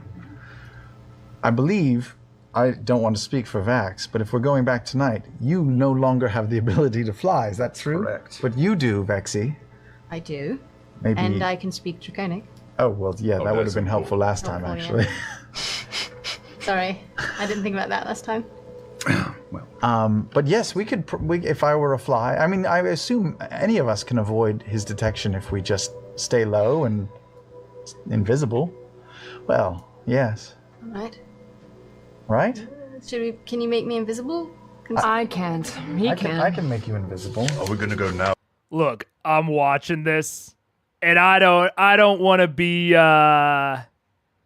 what's the word? Not confrontational. I don't want to make it, I don't want to be too negative. I don't think that they planned this beforehand. I'm listening to this conversation. I do not think they've talked about it ahead of time. And when I say you can plan it above the table or whatever, I know that they have to act out a certain portion for the audience. I get that. But I think you definitely don't need to do that at your own home games. If you have talked about something above the table, especially something like planning, like this, like logistics, I don't think there's any need to act it out on table. Now I understand it's a little bit different for an actual play because they not only need to communicate the information to each other, but they also need to communicate to the audience. And I have been informed that there is a portion of critters that get very weird if things happen where they can't be seen. I don't know how accurate this is, but I've been informed that there's a certain population of critters that really wants everything to be on camera, and do not like it when things happen off screen. So I don't know if that's already like started to form, started to happen. So maybe there's a degree of that, but yeah, I don't know. Are we going in like the morning? We'll pop down tonight just to talk to her one more time. Definitely, So I forgot that I them- wasn't on Hold off on a it. day. higher play. Hold off a day. And are you going to tell them So pissed. the next morning? Are we going to go back and see them again? Probably. Okay, so we'll just say next morning, then you go say, hey, we got an awesome thing for you. Yeah. Okay. Yeah, if we're summoning a few good Yanks, like, do we have Sure. a spot that we want to, like, say, stay away from, or, like... Well, they Well, gave us the location of the stones. Yeah, she told us to release Yank, Oh, on the summoning the stuff. summoning circle or something like that. Okay. That means.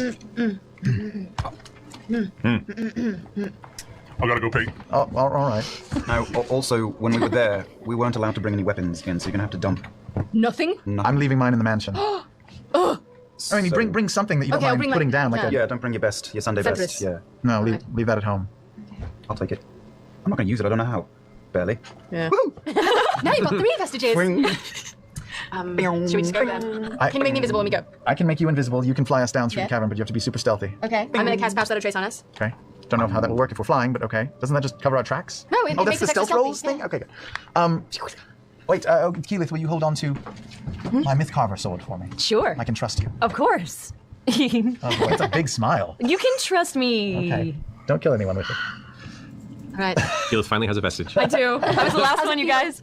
It feels, doesn't really feel like anything. Yeah. Once you attune it to yourself. Sure, yeah. Scanlan feels the same way, don't you, Scanlan? Aw. I feel nothing. Sometimes I have to hold it with my left hand, so it feels different. I switch hands. Still nothing. Now when you call it the stranger. So, as you cast Pass Without a Trace on yourself and Scanlan, the shadows of the mansion cling to you a little darker, a little more crushed. You wish to cast invisibility on Vex, you said? Yes, I will use yet another Can you cast on both of us? 3rd level invisibility spell to make us both invisible. All right. You both jump onto the back of a broom. Okay. And just to double check here. Wait, is that? No, he said it really terribly. What do you mean? I didn't say anything. Yeah. Sure did. You damn. I'll say technically you're carrying the broom, so the broom will also be invisible. Okay. So, as you're holding the broom, you both leap onto it. The 2 of you in the broom vanish, and you guys are free to exit the mansion at your disposal. Yeah, so we made a right here and a left here and a right at the big Is rock. anybody going to keep track of us like you kept track of Vex? Really? I just called my brother me. I just did that. Vex is the girl one. Vex is the boy. We're literally the same. Anybody? person. Are you gonna at least like be? Is somebody gonna be around in case something goes horribly wrong? I mean, I'll go with you if Kiki wants to turn me into a crow or a fly or something. I'll go. No, don't. And stay back and watch. Stay up like Kiki did before. I mean, I could just do what I did before and follow you as Minxie. Sure. Worked like last time. I still have my one last shape as well. Isn't Mixie big and spottable? It's a mountain-based tiger. She's white. I'm a white snow tiger. That's so hot. It's actually very cold in the mountains. All right. That's why they have thick coats. You don't think Vorgil's gonna think that's like a midnight snack? Who, me? Probably sleep. You, I think Voragle's sleeping. big white tiger. He's also very far away. He didn't see me before. Oh, okay. Let me see something. Hang on, because this will tell me if because probably more. You might go out of my range. Is the only How problem. long just What? lasts, doesn't it? No. No, it's a concentration. So he has to stay within range. But I don't. Oh, Wait, and so- range is 60 feet. Oh, okay. So No, that's just to No, cast that's it. just to cast it. I'm pretty Oh. sure he can go off on his own as long as he maintains concentration. Okay, Yeah, can go I? for it. You can go. Do you want to go? All right. What do you want to be? Something white. something very small, like a moth, a white moth. Be a little tiny fly. It's got to be something that can go as fast as we're going. Yeah. He can sit on my shoulder. No. Okay, sure, yeah. Yeah, but then if you guys get fucked, I'm dead as well. I'll just smack you, and then you'll become you again. So it'll be just like every day. Yeah. Right? That's true. Right? If I smack him, it's not gonna kill him. He just turns Yeah, into yeah. If, You just go a if he little were a knock. black crow or something, he could just fly back on its own. A moth can't travel a mile. white crow. And it's Make dark, him a but white it's dark. crow. Yeah, can you make me an albino crow? Just kidding. Sure.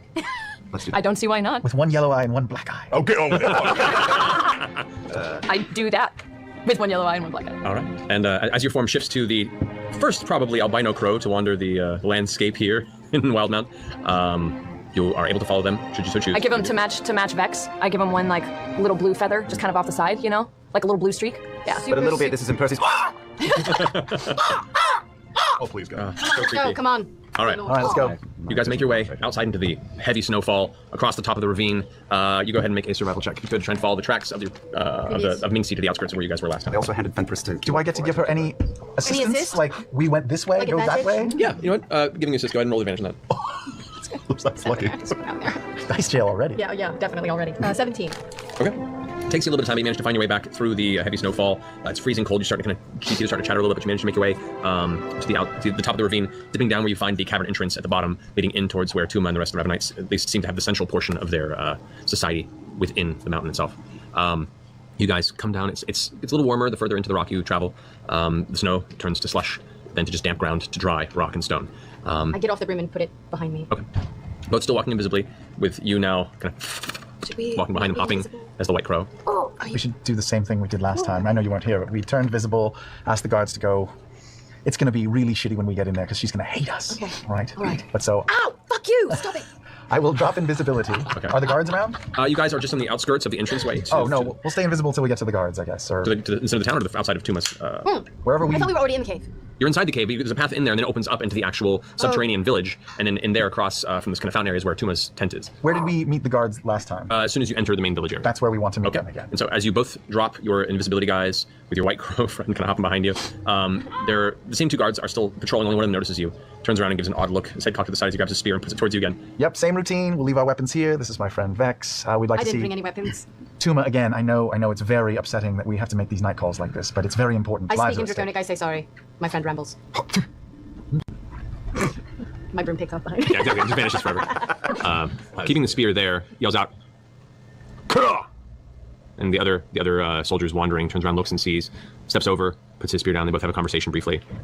You can recall both speak Draconic and can read lips, is what it is? Yeah. They're both discussing why these stupid people keep coming back and bothering Tuma, as well as the coming tension of tomorrow's activities, how they can't keep coming in and interrupting Tuma. She's going to be keeping her mind straight. Right. But one of them leaves. The other one kind of circles around and begins nudging you both forward, telling you in Draconic, "Then go, make it quick." We will. As you guys to the outskirts of Tuma's tent, the interior light has been sufficiently dimmed as it was before, with a little bit of the embers that are still there in the fireplace, or the fire pit in the center. Now, barely a hint of cracking ember. Tuma is passed out and curled up inside her large, kind of throne-like chair, as one of the other Dragonborn soldiers comes over and kind of nudges her gently. "Tuma, we return." She kind of like rakes towards his face. He just barely ducks out of the way. Unnatural speed for a creature as old as she is per se, but then the hand kind of like recoils back with a snapping sound. She wakes up. "You'll come again." Yes. We offer profound apologies for waking you from your slumber. Snaps her arm slowly back into place. Ooh. We apologize, Indrican. We apologize for waking you up. Unfortunately, I sent my brother here before with our compatriot, and he spoke out of turn.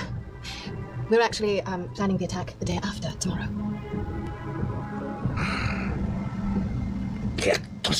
When she says, "Tell the others, wait a day." Okay, good. And one of her servants kind of wanders off behind you guys and exits the tent, turns back to you.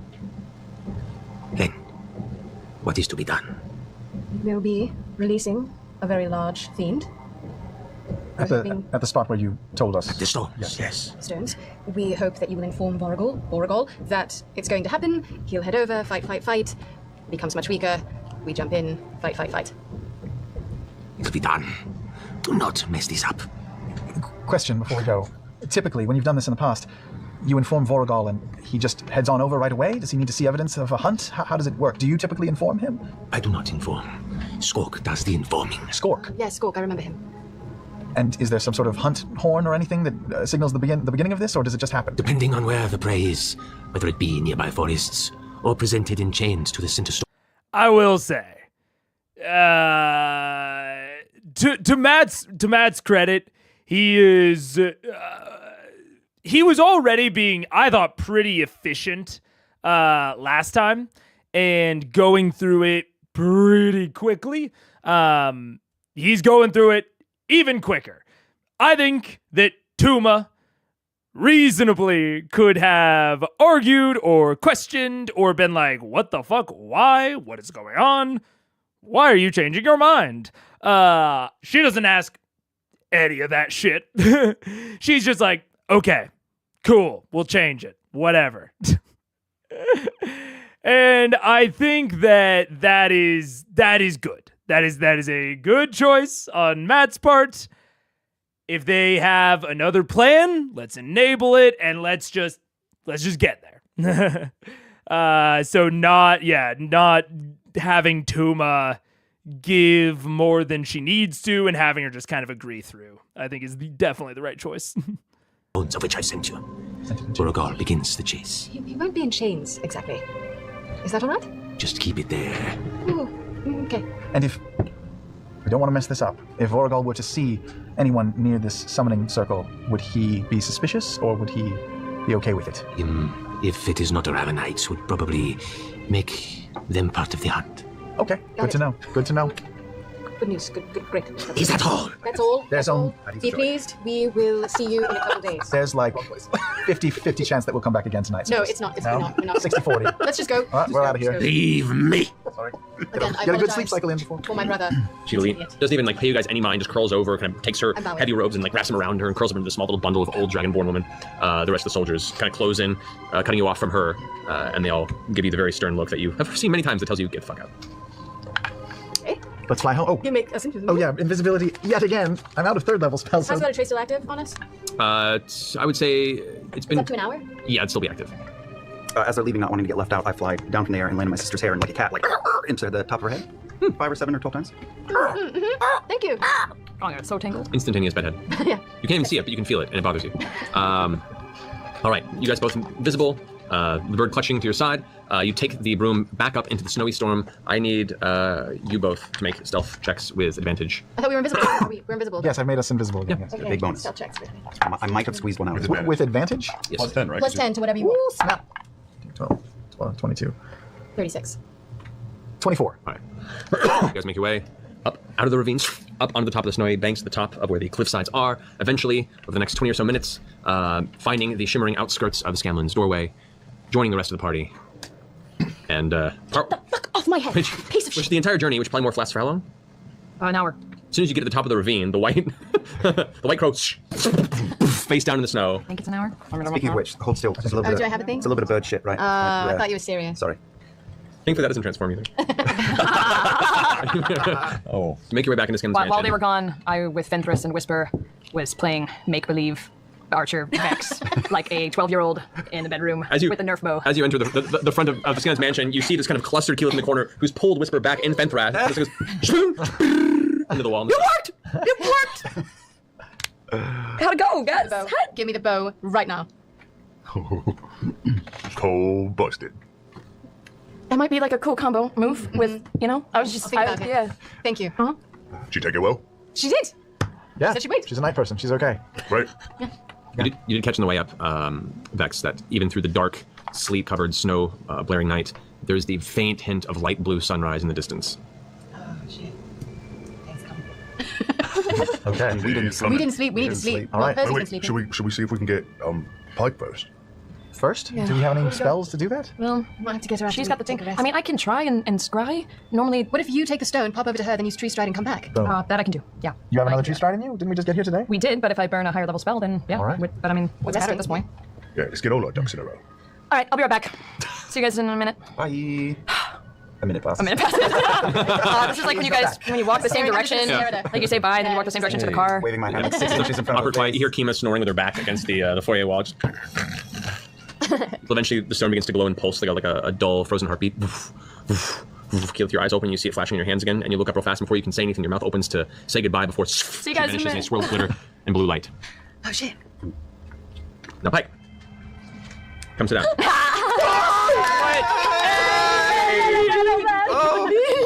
Okay. I mean, okay. Okay. I mean, okay. That's fair that they need to get Pike in. Why do we gotta do all this other bullshit? Ashley and Friday off from work and flew back to LA to play D&D. She landed right before stream started. I was going to the bathroom with Ashley and like Ashley, and I see. This is one of, I'm glad that they have made a like this like stone or whatever. I've said it before the last time that we talked about Ashley in detail.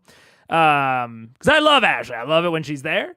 I definitely, if this was going to be a consistent thing where you're still trying to get her in the games and Pike is still around, I would have absolutely made some manner of plot device for it. The Gatestone is a great simple fix for it. It is I would have made it even simpler. Like I would have made it even like more stupidly simple. Yeah, Delphi, I would lean towards more something like the astral projection, and there is some sort of plot, blah blah blah, for whatever reason, that her god, I can't remember her god's name. Fuck, I've totally forgot it. Pike and her god, I keep thinking Salune or Sarenrae. Sarenrae. Her god needs her for something, and only lets her go on break sometimes. And whenever she goes on break, she sends the astral projection down, and she's just there. That's it. Because, and it's coupled with the fact that they do feel the need to plan everything out. You know what I'm saying? The gates don't work both ways. They could just come and get, she could just come to them. Yeah, I mean, I think that I think that they are going to get her because in the fiction, she does not know that they want her to come and get her. You know what I'm saying? Like, the Gatestone is 95% of the way there, and I think if you're at a home table, it's the other 5. Like, if your table isn't too obsessed with having everything make 100% in fictional sense, especially for a contrivance to let a player, occasionally be there or not be there. I think if your table is cool with that, Gatestone works perfectly. She can just pop in. But they are much more concerned with the fiction making sense. You know what I'm saying? They grabbed Kima, so why not Pike? Well, because they probably didn't know that Ashley was going to be available last session when they grabbed Kima. Again, if it's a home game, I would just say, hey, now we know that Ashley can be here. We brought Pike along. That's it. We brought Pike along, and now she's here. I think it could be as simple as that. But if you're, if you're really, really, really into having things make perfect, absolute sense, I think going with something even more flexible and like tying it to Sarenrae and Sarenrae's awareness and Sarenrae's whims is maybe like the most extreme thing that I would be going down. You know is what I'm saying? Like, it's a very extreme thing, but it totally takes care of everything, every fictional consideration, to where she can just pop into the scene whenever she needs to. They don't even have to talk about it in the fiction. She can just appear. Because I think that it is legitimately like slowing them down, the fact that they have to talk in the fiction. You know what I'm saying? Or they feel as though they have to talk. I think that's the biggest thing, I do think one of CR's weak points is how much they try and lean away from the fact that it is a game. Yeah, that's what I'm saying. I think that they are so insistent on keeping up kayfabe at all times, which is not the worst thing in the world. And I can definitely see that being a preference in a home game.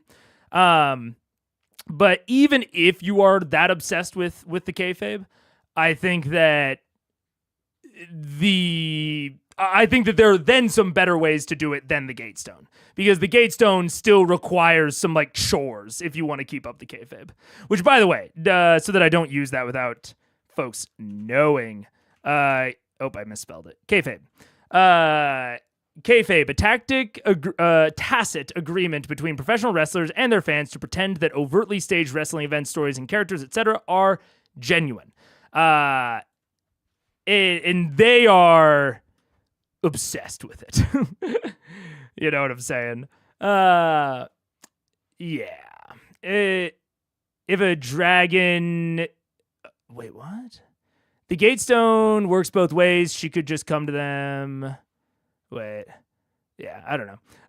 The only logic I could see against the astral projection would be combat and dying part, easily hand wave, but I can see the internet whiny baby protection.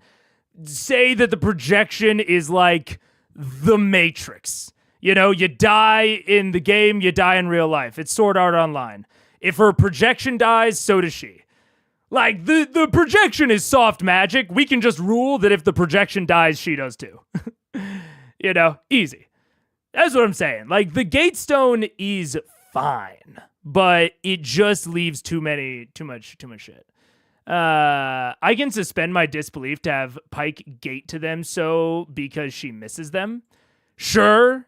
I think you could. I think that I don't think that they want to. Like, I think that is a super fine thing to suspend your disbelief for. I would suspend my disbelief even further. For if it was my game, if it was my home game. For some reason, or not for some reason, they do not like to do that. You know, it doesn't need to be elaborate. For them, it seems to be. You know. I'm too old for such slang or not into wrestling as a kid. Yeah, I was about to say I learned kayfabe young, but I also watched wrestling. So that's it.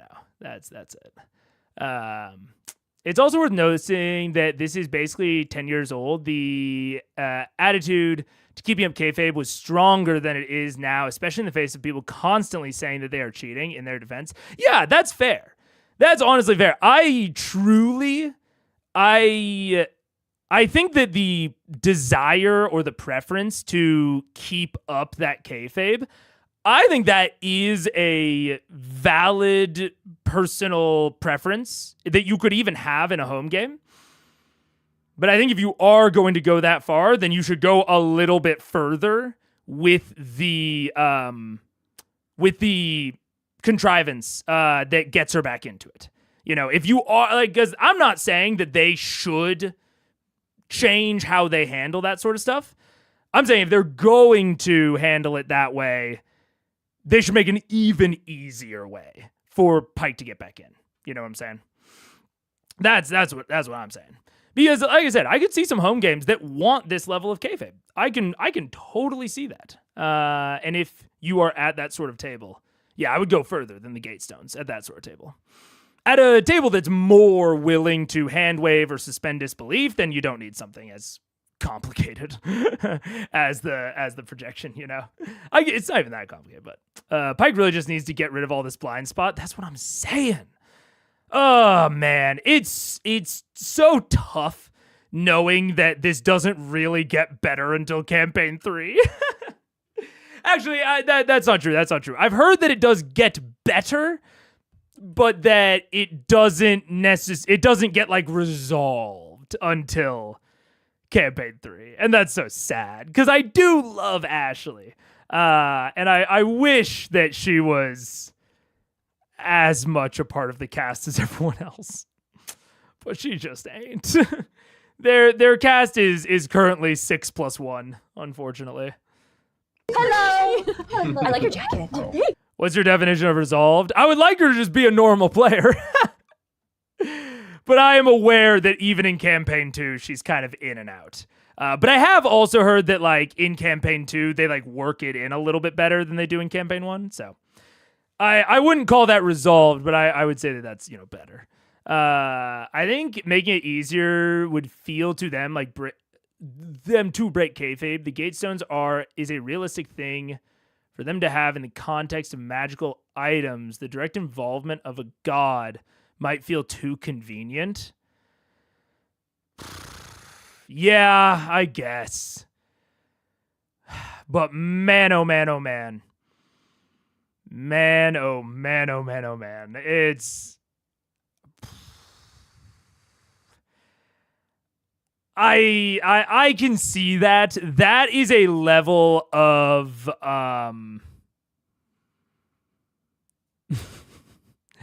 that's a level of commitment that I can't personally like sympathize with or empathize with. Of we all outside of the game know Oh no. We all outside of the game know that we need an excuse to get her back in, but it can't be too convenient of an excuse. It's like, man, I don't know. But I think it's possible you could be right. Yeah. Poor Ashley, the only fully employed Hollywood actress I know. All right, we're about to run ads. Yeah, in C2 is more planned out, and she's there for the full time. That's 30%. That's good. I knew that C2. I've been told it's better, but it's not fully solidified until 3. Although what we need is the sending spell, and it's 100% solved. The sending itself, like the spell, has some restrictions. It's all just, I don't know. My thing is I would create an entire custom situation and mechanic that covers everything, including the reason that she can't be there sometimes. Because to me, it's actually kind of weirder that she can't be there a lot of the time. To me, that fucks with my kayfabe more than the alternative. Like, she has no reason to not be...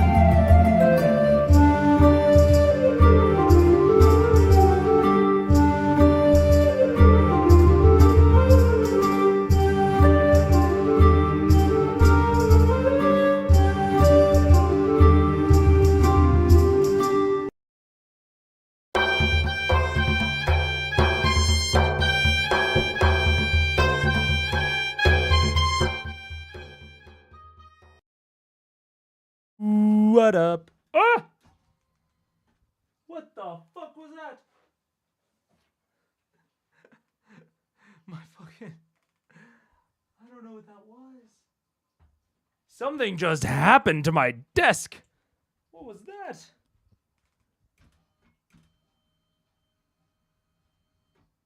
Oh my god, I set it down on the blender. 'Cause I'm a dumbass. Holy hell. That's crazy. Okay, we're good. I've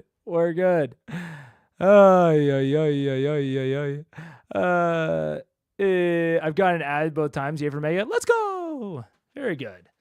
Very, very good. I'm glad that it is actually automatically happening when it's supposed to. It makes it easier and better, hopefully. Okay. Let's keep pushing through the planning. I think, okay, now that I know that they were definitely almost certainly vamping at least partially to get Ashley in, things make a bit more sense.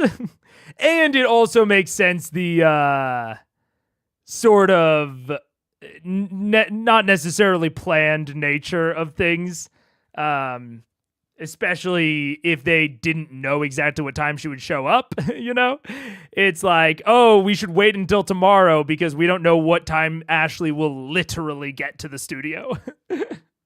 So we might need something else to do.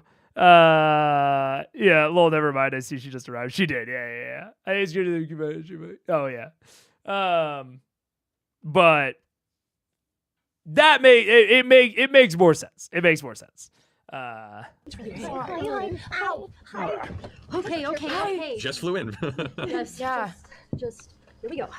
So, as the day has gone by, and through the chaos of getting Whitestone ready, trying to assemble the followers of Serenray that you've gathered, and protecting the remnants of this as Vox Machina went off, a moment hits you and you close your eyes and just pray to Serenray and hope that all shall be well with your friends, and you wish that you could be there to help them. And there's a sudden just warmth in your proximity, and then a sudden flash of blue light, and then nearby you see a somewhat cold, damp Keyleth just appear in the space next to you as you were preparing to lay yourself down for an evening's rest at being later at night now, clutching the stone. Pike! Hey, I was just about to go to bed. Were you sleeping? I know. This is so awkward. I was appeared in your room. Oh, you do that every Oh my night. gosh. I do it as much as I can. You know, I never thought about, having poor timing with these gate stones. I'm so sorry. No, there's just, it's. I'm glad you weren't like on the toilet. I know. I'm so glad I wasn't. Yeah, me too. I'm so glad I missed you. I missed you. Oh, yeah. We saw her literally today. Yeah, but it seems like I went around the world and back. You know what? I was thinking today, I was like, oh man, I should have just gone with them. Yeah, well, we got all the way there and we were like, oh, we kind of forgot Pike. I know. Yeah. Okay, you know what? We're here now. Do you want to go? Or I will be there now. Yeah. Let's go. We can go now. Let's do it. All right. Got a new set of dice? What was I that? had to go buy some because I left all of my stuff in New York. See how this. Where did you stopped on the way here to buy dice? No, I got those here. I got those a little earlier. Okay. We're okay. We're here. Okay. Okay, so we trace right back. Okay, Pike, you gather your materials, your armor, your weapons, all things that you feel will be necessary for this type of a conflict. Okay. You rejoin with Keyleth, the two of you find your way back to the Sun Tree. Right. And So yeah, so the leader of their Have a Nice, her name is like Tuma, and we went there and we're talking to her, and I think we kind of have a plan, but not really a plan. So we're gonna kind of figure it out. So, all right, let's go. That's the plan. You're caught up. Great. Just. Hey guys.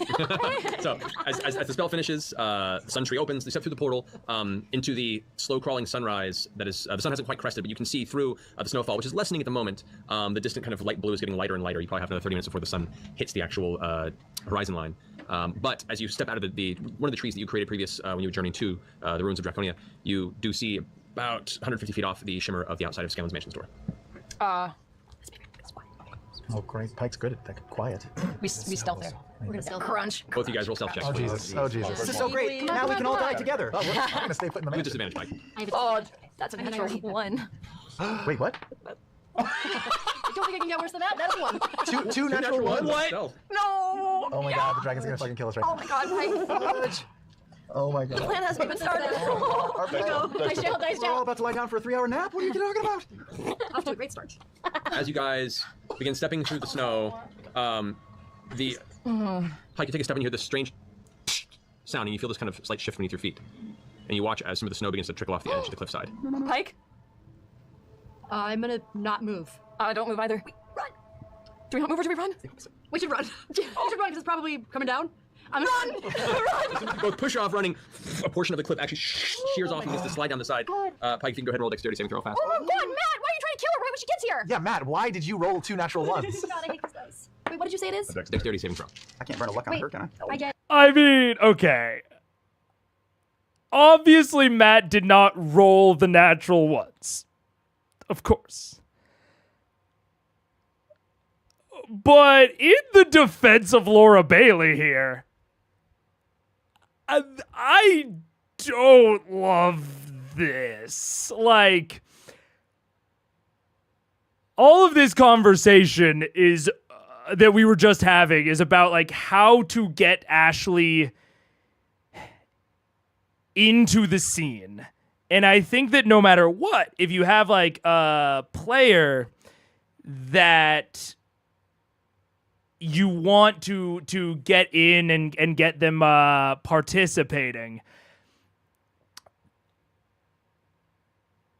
I don't think that the process of getting them into the scene should involve risk. Because in a way, and this is obviously not what Matt means by it, and it is, you know, it's just a general way of looking at it. In a way, this is essentially punishing them for bringing in Ashley to play. Like, they were safe inside of the mansion, but they had to burn resources, which is something that it seems like they have, you know, to a degree agreed upon, right? In their version of this contrivance, yeah, like, Keyleth has to spend spell slots. It seems like that is all something that is, like, very natural for them. But introducing increased risk of potentially bad things happening purely in the process of acquiring Pike, I don't love. Because it's essentially, oh, we would have been safer if we did not go through the process of getting Pike. You know what I'm saying? And allowing Ashley to come in and play with us. So, you know, obviously Matt's not trying to kill Ashley, but it's, you know, having stealth and then a dexterity saving throw, like, yeah, that's not those. I don't think he's targeting those by any means, but any amount of, like, saving throws, unless the only way I could see this is if maybe at worst she takes a couple of dies of damage, an amount that Matt is confident she can survive and then sleep off the next night. But even then, it just takes up more time. Like, all of this entire process of getting her back in is very time intensive. And so I think that there is a pressure to not do it because it involves risk. But even if you sort of know in the back of your head that it's not real risk, like if Matt is actually not willing to, like, really punish them here, it's just like a fake punishment, even then, that is just then punishment for the sake of keeping up the kayfabe. It's just punishment for the sake of keeping all of that in fiction stuff alive. And that is a ballooning in the waste of time, in my opinion. I think if you have this sort of contrivance of, like, a player coming in and out, one of the priorities for it is that it should be quick. And this is actively fighting against that. The spell slots were just before sleep, so in the party's mind, spell slots are meaningless anyways. Yes, exactly. Like, resources are one thing, but risk is a whole other thing. So I don't know. Nothing. Okay. A 4. A 4. You begin to see Pike slide down off the edge. I cast Grasping Vine to grab onto her. With that, some of the nearby frozen plants on the edge that are largely covered with snow that were revealed as the rest of the snow began to come off, a large vine shoots out, wraps around you, and pulls you back up onto the side of the cliff. Fine. The rest of the rock and snow and icy here clattering into the ravine below. Go! Run! All right, you guys run. You see the doorway shimmering before you. Get closer and closer, and you hear in the distance this strangely familiar, distant echoing. Oh, come on. What is that noise? Fucking run. You both just get to the doorway in time. The snowfall's still there, though gentler than it was for the night. You both dart inside, slamming the mansion door behind you into a warmer, comfortable, quieter atmosphere. Hey, what's just happening? Hey, buddy. Why are you under breath? Did you see it? What happened? You all right? What is a ghost? A little bit of Have I had a full night's sleep at this point? No, not yet. Okay, not yet. God damn it. Dragon might know we're here. Why? Right now? Well, there might have been like a rock slide, and it might have been our fault. I'm not sure. You It might have been circumstantial. Why is there a rock slide? I don't know, Greg. The door was kind of easy to see. I don't know. The door's shimmery and shiny. No, nobody can see through it. Like, it's But can they see a shimmery door? only if you let them. Only individuals that you choose can see the entrance. That's great. Oh my whatever, god. whatever Whatever it was just saw us disappear. Oh, shit. That's good to know. Yeah. Doesn't Probably trace has- this. Out the door right now. Oh, here. I open the front door and I take a big handful of the dust and tracelessness and I just like whack. The door poops. Okay, take a strength check. A strength check. There is a lot of wind here. You're fighting against with dust, so we'll see. 14. 14? Okay. You take a big old heaping handful and whoosh, another one. As you send it out there, all the snow just kind of crusts over, and any signs of footprints, both half-elf or gnomish, turn into a gentle, untouched, solid surface of snow as you begin to hear in the distance another echoing. What is that? What is that? Close the door. What is that? Close the door. Close the door. Where's it coming from? Close the door, Grog. Let the right one in. Grog, Let's see what it is. I slam it shut with my gauntlets. Hey, Bushy. Well, what is that? We don't know what that was. Maybe you do. I don't know. What is it? I'm assuming that was Beauregard. It's Beauregard. The dragon, That's okay. It's a dragon. It's a dragon. Yeah, a big. It's one of the dragons. White dragon. Big white, big dummy dragon. And you let it know we're here. Well, that was an accident. I'm sure there's trying ice to slides. surprise you guys, and we almost died. Oh my Right, gosh. we're not. So we need to get some sleep, right? Yes, everyone Set sleep the trap now. Tomorrow. We sleep. Okay. Okay. You guys will go to rest? Yes. Yeah. All right. A full rest is taken for all of you. Everyone's healed back to full. Yay. Spells are recovered. Percy, you are now down to a -2, I believe. Penalty to your rolls. Wait, -2 in the afternoon? Technically, yeah. It's mid-afternoon by the time you guys finish your full rest. Except for Percy. Percy's up before everybody else and is kind of pacing about the mansion to himself, probably. The mansion will last 24 hours, so it'll be dark again by the time it wears off. So we can stay in here as long as we need to. Okay. Right. But do we have things that we need to accomplish today? How about making a quiet cavern not too far away from the summoning circle where we can hide? You know, It's not actually. Yeah. One or at the pace in which that cliff just fell apart last night, I don't know about the structure of the topography here. That's fair. I don't But know we're how also up sturdy it high is. and the ravine is down low. Exactly. Make a difference. Yeah, we can. No, that's very crazy. I was thinking that it would be a 1 today because he had him roll -2 for the perception overnight, which if it is a condition that like processes on long rest, it would process at the end of long rest. So I assumed that he was at a -2 from the day before and then would be at a -1. But I don't know. Whatever. Doesn't matter that much. Get piled on. Oh, Or it could send more cliff sides. But with Percival's engineering skills, he could maybe find a good little spot of granite for you to dig into or Are you a something. geologist as well? I can try and do a commune with nature and Would that make noise? see. These islands float, right? Oh, they once did. All the islands of Draconia were disabled, or the arcane essence that left them disabled, they all crashed into the ravine. Also, when shit goes down, we don't want to repeat the mistakes of the past. A, we don't want to teleport inside the dragon's belly. Good call. I'm Good call on keeping that. all options on the table. Only stupid people do that. Clearly. B, we don't want to be all grouped together. We don't want to. I'm We eating don't want to be a group together. I'm eating one of these magic candies. Those chicken candies? Yes, just Yeah, chicken. Vex We and I want to spread out so we're not all blasted at the same time. Vex and I at a distance. Yes. Separately, though, so that you can hit Separately. from different angles. So like 2 caves. No. Or where is actually, Or like 4 caves. I'll have to think on the caves. They don't have to be, giant caverns. It's just like a little nook, a little foxhole. Cubby holes. Up high for anyone who can take to the air, down low for anyone who can't. Well, honestly, I'm not going to know a whole lot until we go and scout out the location. let's go scout out the location. Okay, how do we do that? It's How broad do we do daylight. that without it seeing us?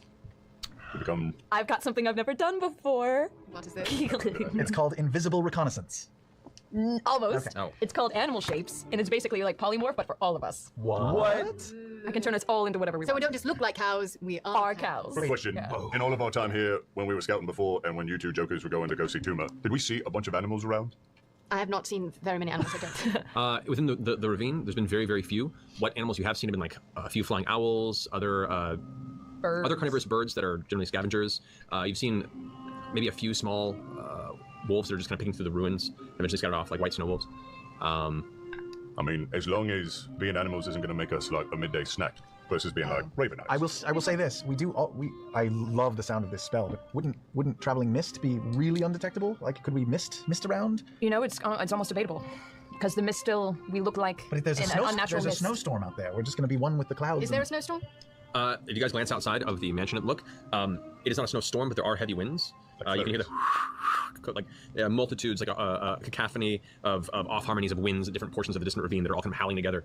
There is a faint snowfall, but the clouds are dark and heavy, and what looks to be more of a storm coming your way. So, Is it like snow flurries? Do Animals, snow get, like, animals thrown to the out? site, mist on the way a back. little further down in the ravine, it does. And as long as we're not like synchronized swimming in mist form, and spread out, then it should be fine. Behave like wind, you guys. Can we do both animals and the mist? My worry about They animals. both require concentration. My worry about animals is, don't we also have the intellect of the animals that we become? Actually, No, we keep Windwalk our- is not concentration. In theory, you could do both. Wait, I'm sorry? Windwalk one is not episode. concentration. We could be misty You animals? can be misty animals. Tronuses. That's dumb. That's a lot. I will say, So we keep our own intellect. we always keep our intellect.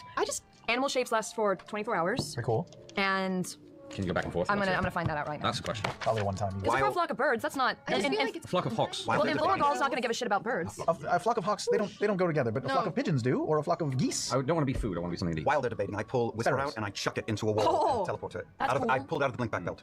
Yeah. Yeah. So you, you chuck the dagger. You guys, as you're talking, you watch as Vax takes the blade, flings it across the room. It slams into the side of the foyer. You look back to where he was, and he's not there anymore. There's a flash of dark kind of shadow energy where the blade is, and Vax's form appears right there, holding the blade where it landed in the wall. That is so cool. It didn't go into my belt. It went in the wall and I'm holding it still. I was a shadow for a half a second, and I traveled with the blade. And it was cool. I am fucking Nightcrawler. Tell me this. Holy shit. Tell me that. Oh, I'm imagining that with a pass without a trace. The combo of as many creatures as. Oh, could you guys hear me that whole time? My fucking mic was out. That was weird. As many creatures as you can see within big range or within range is huge. Fun fact: Liam is actually Nightcrawler. Actually Nightcrawler? In what? Liam O'Brien Nightcrawler? Liam O'Brien Nightcrawler. Oh my god. That's crazy. I love Nightcrawler. Nightcrawler is great. He's one of my favorite X-Men. It's so funny. I feel like I've looked through their IMDb's before. And I feel like every 10 episodes, you guys have a new fun fact about someone that they voiced. It's crazy. Tell me this Try next. it again across the other side. This time make an attack roll because you're excited, not concentrating. Sure, that's 27. Yeah, it goes a little more elevated, lands about 10 feet up as it impacts. You guys watch as he releases the blade, his form almost is pulled along, almost like it's caught in a tether, and then just turns into dark smoke and vanishes with the blade. As the blade sticks into the wall, he reappears at the side, clutching the edge, and you drop a few feet and land on your... Oh, suck it, haters! This is the coolest dagger I've ever had. Tell me this, can you not do that? Like, can you, if you throw it and don't want to travel where it is? I throw it right next to his head. Oh, shit. Don't go anywhere. The blade, roll an attack roll. Yeah. Go right in my neck, right in my neck. 24. 24. Next to him. Does it go to my belt? Returns to your belt. Oh, you get to choose? That is awesome. Maybe don't ever do that again, please. Sure. No promises. But you don't have the dagger. I know you wanted it. Well, I just want to be able to move faster, but it's all right. We can't all be all things, Rog. You are the strongest thing on the planet. You are going to take Voragol all by yourself? Yeah, if I can get next to him. Which you probably can't. You shut the fuck up, you troublemaker. You bust my balls on a daily basis. What is that about? What is that about? What have I ever done to All right, support kids, you? calm down, calm down. Listen, how are we getting down there? Can we hurry this up, please? All right, My dagger at the so ceiling. Flock of sparrows? Travel with it. All right, you watch his form vanish again, about I'd say 40 feet up. I land on my sister. Make a dexterity saving throw. Make an acrobatic. Let's be What? acrobatics, right? Acrobatics. What about me? Make a perception check. I was looking straight at him. I rolled 27. Perception, 20. All right, you make a dexterity saving throw. You piece of shit. Don't quit starting with me. Dexterity, 28! 30! 30. She beat me. She dodges right out of the way, and you slam onto the ground. You feel your ankles and knees kind of a little bit. That sharp pain kind of hits you in both joints. You're like, oh. Worth it.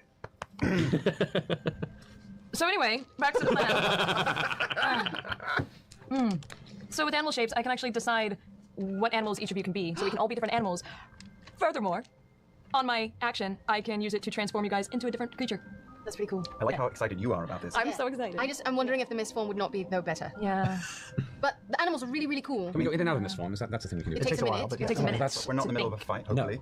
I mean, the animals, Kiki, save it for a rainy day. All right. If we're not all dead. It's really, yeah, we probably all will be dead tomorrow, but it's a really cool idea. Are you going to be able to Thank carve you carve into for the your stone as well? validation. Thank you. So, but wait, are we... Yeah. 2 questions. Are we all going? And question 2, when we get there and find a suitable location for carving caves, are you going to do this right now, or are we just Right now. scouting? We're going to do this as well. We're We're going going to to do go this right now. right We're going to go there. I imagine it depends on how scouting goes. If there's, Well, we can't communicate when we're in mist form, that's so true. you just have to go do if you feel it. Maybe just scout and then go back. I say we do Because it all in mist one form shot. stays for might as 8 well. hours, so Yes. at least that way we can communicate, not next to If we scout and it's clear, and then we come back and then go back, it might not be clear again. If we scout and it's clear, then we do it. It's done. Let's go do it. You guys hear this faint gargling sound as Grog is currently gargling his own spit and staring at the ceiling. Yeah, you Whoever know, wants to come, I we'd didn't love follow. Me too, Grog. I honestly, I think I'm gonna turn up the playback speed more. This is fine, but I was already getting kind of annoyed with how much they were delaying, and it's honestly a little bit more annoying now that Ashley is here because they are fucking around during Ashley time. Now, that said, I think that I don't want to speak for Ashley in what she wants or what she comes from or what she likes. Maybe she enjoys just being here for this part. I would assume that she, can talk to them and just like hang out and like mess around whenever. There's only so much time that she can sit down and play D&D with them. So I'd rather us get to that part. That either. You're capable of. All right, let's go. We should do something. All right, let's go, Scout. I cast Windwalk on everybody. Okay, all of you begin to feel your form kind of just buzz a little bit with the instilled power of wind. As you all each step out onto the snow on the outside of the mansion, you concentrate for a moment as your form then meshes into a mist-like billowing cloud. Do we look natural? Do we look like? Yeah. What do we look like? Pretty obvious. Are we like a yellow cloud, a white cloud? It's more like a whitish cloud. I wouldn't say it's supremely obvious right now, but the wind is kind of pushing you down a little bit. If you try and focus the direction of move, you can get a better idea of how well you move. I'm trying to move in a very Windy way. Yes. And Kima's Little curls. Kima is with you as well, yeah. I am the thought. I'm the vape. Yeah, Kima, as you guys are doing this, I guess cast Kima's. So, what am I doing? Do you want to come scout? We're gonna scout, or you can just stay. I'm gonna stay. They got a big kitchen here. It's mainly filled with chicken. I love chicken. Okay. For a moment, I was like, Matt, why are you going to, like, Kima was in the mansion. Why are you going to make them fill her in on the plan? But then he saves it. He saves it. At first I was like, what are you doing? And then he goes, I'm going to wait back at the mansion, taking the NPC out of the scene so that he doesn't risk the NPC being there, potentially being like a further risk. Because they're not doing anything where more bodies is an inherently good thing. Like the things that they are doing, the only way that more bodies is a good thing is if those bodies have tools that will help the exploration. Exploration is not like combat, where like in combat, more bodies, better.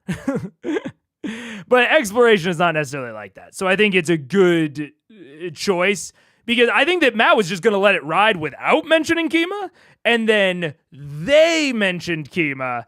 And he was like, oh, I guess Kima would be with you. But does she have to be? And I'm sure that, like, if they had said that they really wanted her there for some reason, I'm sure he would have let it ride, And I think he would have been totally appropriate in doing so. Sorry, something happened in my house. I think it would have been totally appropriate to do so. If Kima said, like, I'm going to go back, and then they were like, no, Kima, we need you. Yeah, you let that ride. But I think it is better, or it's good to, like, by default, try to remove her from the scene. I think that was solid.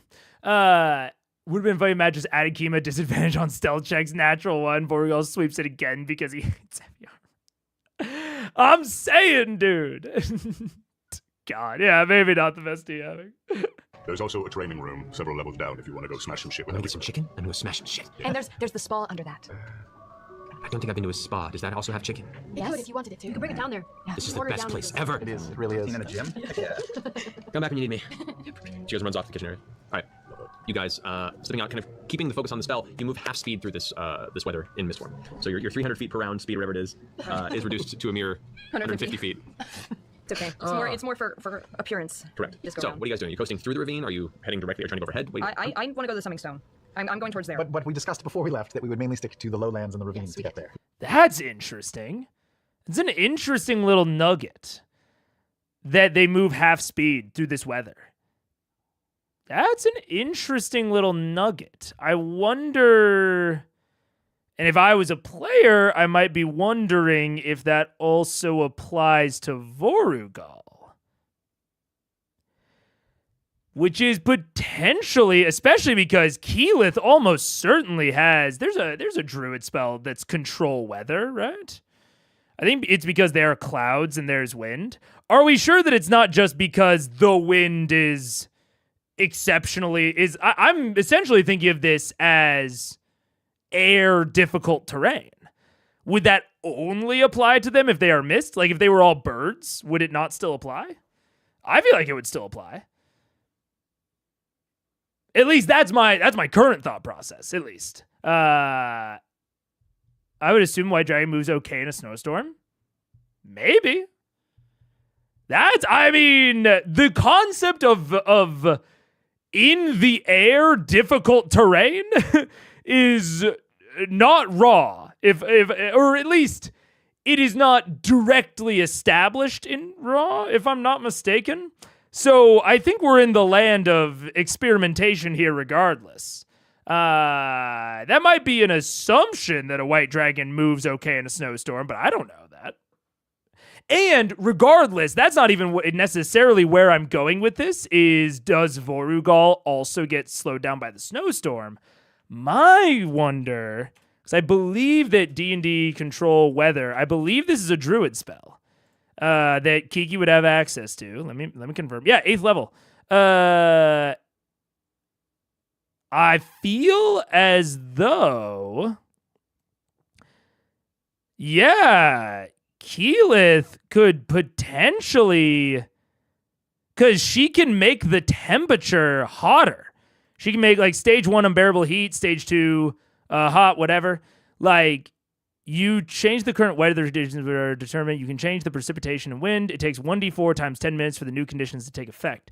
So you have to like move it through the stages. Change at its stage by 1 up or down. So right now, it is strong wind, and I would assume probably stage 5. All she has to do is augment the temperature. And if Vorugal doesn't realize she's doing it at first, this could potentially be Matt introducing a way to trap Vorugal. Because to me, that's the ultimate question of this. If they can't pin down Vorugal, I don't see a way that they're like, Umbrasyl did them a favor by going somewhere with a ceiling. Yeah, sure, it was his lair, but I don't know. I think that there's I would say decent shot that I would say that Vorugal is much safer because his lair does not have a roof on it. So he can just fly away whenever, and they have options to follow him. But as long as he leaves early enough, there's very little they can do to keep him down. So this introduction to me of this concept of airborne difficult terrain, to me, is Matt kind of offering the players a potential option of not necessarily how to like fully lock Vorugal down, but at least slow him down, which could be pretty big, especially because this is concentration up to 8 hours. And it's you take control of the weather within 5 miles of you. So it moves with them like it did during the Ripley chase, of course. I kind of forgot about that part. It moves with them like it did during the Ripley chase. So as long as Keyleth is able to follow Vorugal, which she could just on the flying broom, they can keep Vorugal slowed down if she changes the weather. Because Matt has now established that it is possible to slow down an airborne entity via the weather. Now, yeah, White Dragon getting slowed down in a snowstorm, maybe not, but a tropical storm, perhaps? I don't know. I think there's at least a possibility there. I think it's an interesting thing for Matt to introduce. Interesting thing. In-air difficult terrain is kind of raw. Pathfinder 1E might be something Matt was inspired by there. Maybe. It makes a lot of sense. Like, it's not directly against anything in raw. And, like, there's difficult terrain on land, so why wouldn't there be difficult terrain, or at least an analogous concept in the air or in the water? Like, that's how I would represent, like, rapids, probably, in the water. So it makes perfect sense to me. It's not even like a stretch. It just seems like an extension of an existing mechanic. And I like him introducing it here. I don't know, how purposeful or planned it was, but I think if it was planned, it's a good plan. It's a good like offering of options on how they might be able to lock him down. I think that's why dragon lairs exist, because otherwise any dragon could just fly away. Well, Vorugal's lair is open topped. So even Vorugal can just fly away from his lair, and all of his shit is frozen down in the ice. So it's not even like it's a bad thing if he leaves, really. So yeah. If played by a GM doing something optimal, I mean, I think there's a difference, I would say.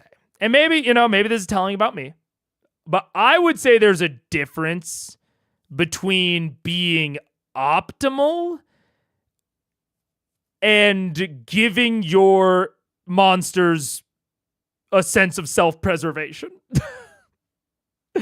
Like, the concept of a dragon just flying away is not that complicated if it's like low health, you know? To me, playing optimally is like, choosing the right target priority for the entity that's doing damage that you're specifically weak to, or the healer or whatever. I don't see running away as too much optimal play, you know what I'm saying? I think there's something to, like, dragon lairs being in these big holes does trap them in a way. I think that's a fair design point of dragons. But I think that's more of a coincidence rather than intended. Because dragons have had lairs since before D&D, you know what I'm saying? They've had indoor cave-like lairs. I think this is more coincidental that it just so happens to help out with the mechanics in this sense. But, I would say Earthbind would be a better spell to keep him down than Control Weather is. I'd have to reread Earthbind. Earthbind. Because I don't know. What? Earthbind 5e. Is Earthbind from Xanathar's? Because Xanathar's was not out. Ooh, Earthbind is from Elemental Evils. I don't know if Elemental Evils was out at the time. Elemental Evils Player's Companion release date. 2015? Where are we at this point in the timeline? I actually don't know. Oh, Elemental Evils is out. Oh, yeah, it's super out. So, possible Earthbind, yeah. Choose one creature. The target must succeed on a strength saving throw. I mean, it's certainly, possible. No question. I will say just the strength saving throw, I think Vorugal is much more likely to make than this, difficult terrain thing. Because Earthbind not only is concentration, like Control Weather, I believe. So they both have the vulnerabilities of concentration, but this one also requires a saving throw. Now, if it lands, it's obviously better, yeah. But not a huge guarantee that it'll land. And the 5 mile radius is better for catching him than the 300 foot, But still.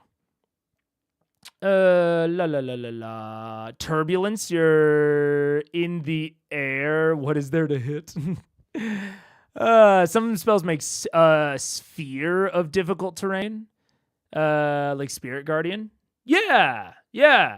So that's I've never seen that concept in like the DM's guide of just like having bad weather be difficult terrain for a flying speed, but it makes total sense. I think you're right. It's implied in other spells and situations. So yeah, I think it's a very, very fair thing to do. I mean, the dragons strafing fire and only swooping down when they have their breaths recharged would be smart tactically, but it's also not fun to play against. Right, that's what I'm saying. Like, when we talk about like what is optimal gameplay, that is closer to what I would call like optimal. I'm not even talking about that. That's what I'm saying. Like, they just need, in my head, to prevent like a base logical case, which is he runs away when he's low health. That's all I'm saying. I'm not saying they need to like, necessarily worry about super optimal gameplay. I'm saying they just need to worry about basic gameplay here. Vorugal just likes the fresh, snowy air. That's why his lair's open. Sure. I mean, I'm not saying that I think Vorugal's being tactical here with this lair stuff. I think it's just something that, like, they do have to contend with. You know what I'm saying? If they don't contend with it, it's going to be a problem. Last time they fought a white dragon, he did try to 5 away, but Burt Reynolds didn't let him. Rhymefang they also fought inside. So I guess I don't remember exactly what how that went down, but I know that Rhymefang they fought inside of his lair or inside of their lair. Anyways, I think that the open air thing is going to need to be something that they can deal with, especially given that it's already messed with them before. Like, if Umbrasil had just flown further away, it would have been fine. Umbrasil did them a huge favor going to his lair and sitting there. Although, as a DM, I can rationalize Umbrasil's choice there because his lair is open. Like, not open to the sky, but like has all of the treasures just sitting out. So in Umbrasil's head, he has to go back to his lair because he has to protect his treasures. Totally makes sense. I can rock with that. Oh, yeah, Bug. I tried to take you out before stream, and you did not want to be out in the cold. 20 minutes, Bug. 20 minutes. You're fine. But so I can justify that for Umbrasil, but for Vorugal specifically, having all of his shit frozen in the ice, difficult to quickly acquire, I can't think of any reason that he would fight to the death rather than run away when he got low health. And they better have an answer for it. And Earthbind, it's an answer, but it's risky. It's not guaranteed by any means. But if Vorugal just like, if they fight him for a little bit and he gets low health and he flies back to his lair and then they fight him to the death in his lair, that talk about something that breaks kayfabe. That seems a little bit skewed to me, but we'll see. Yes, we did. Hugging the wall is looking like Sure, looking like just I follow the crowd. no fog. Okay, who's leading? I am. I'll lead the way. This is the quietest you've ever been. Volunteers tribute. I mean, shouldn't Laura lead? I'll lead the way. Laura should lead. Okay, so Vex and Pike are leading the way. I was kidding. No, too late. No take back. All right. We'll die together. As you guys slowly drift down into the bottom of the ravine on the outside where the mansion doorway is, you crest down to where a large portion of the rubble is currently buried by snow and ice. The wind is whipping snow up into the air, and you're finding little spirals and little kind of snow devils that are making their way through as different clusters of wind tend to swell and subside. You kind of make your way over to the opposite side of the ravine and start heading the north way, I'm crawling gonna keep around. an eye out to make sure nobody seems like they're, especially towards Vorugal's plateau, to make sure I need you to go ahead and make a perception check. You could. And I need everybody to make a self check, please. Do we get some sort of bonus? do we get advantage? Yeah. Perception is 30. All right. Jesus. How can you be loud as miss? Wait, Natural 20! stealth and what?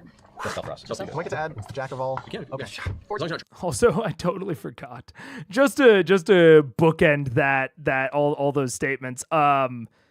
Dragons have LR. So as long as Vorugal doesn't burn all of his LR before he tries to leave, Earthbane can't hold him. So you got to figure out a more you got to figure out a not a consistent way, I suppose, but a more solid way to hold him down or get him inside. 18. 16. 14. Plus 10? 20. 15. We get nothing. 8. All right. 4. Okay. It's fine. It's a group check, so, successes outweigh the failure. So you guys begin to move forward fine. Good day, sir. As you guys are slowly moving your way, you keep an eye out. You can see there are some Ravenites in clusters that are out currently pouring through the rubble. There are crews that are basically excavating and trying to pull out what's worth anything from the remnants of Draconia. You make your way around this large curvature, the familiar curvature from before that leads towards the center area of Vorugal's now claimed lair at the bottom of the ravine. Oh, page 110? Oh, it's always possible that if something is just in the DMG, I don't know about it. DMG is definitely the book that I've read the least. I mean, I've literally read through all of it, but not recently, and definitely not more than once. 114 is tough. I wish. Actually, wait. I have a cool room with all of my stuff easily accessible. Who needs D&D Beyond? Fuck them. I got a DMG. I'll just have to hold it up to camera. 114. Oh no, 110. What am I doing? DMG 110. High altitude. Strong wind. Strong wind imposes disadvantage on ranged weapon attack rolls and wisdom perception checks that rely on hearing. Strong wind also extinguishes open flames, disperses fogs, and makes flying by non-magical means nearly impossible. A flying creature in a strong wind must land at the end of its turn or fall. Strong wind in a desert can create a sandstorm that imposes disadvantage on wisdom perception checks that rely on sight. Heavy precipitation. Everything within an area of heavy rain or heavy snowfall is lightly obscured, and creatures in the area have disadvantage on wisdom perception checks that rely on sight. Heavy rain also extinguishes open flames and imposes disadvantage on wisdom perception checks that rely on hearing. Now, the question would be if all of that also applies to Vorugol. You know what I'm saying? That's a lot, though. That's a lot. That's interesting. I wonder, because Matt also didn't necessarily qualify how extreme the weather is, but I would assume, I guess that it says flying by non-magical means. It's interesting, because that only said that flying by non-magical means is nearly impossible, but it didn't say anything about how much it slows it down if you are flying magically. So that either means that is what he's referring to, like that strong winds feature from the DMG,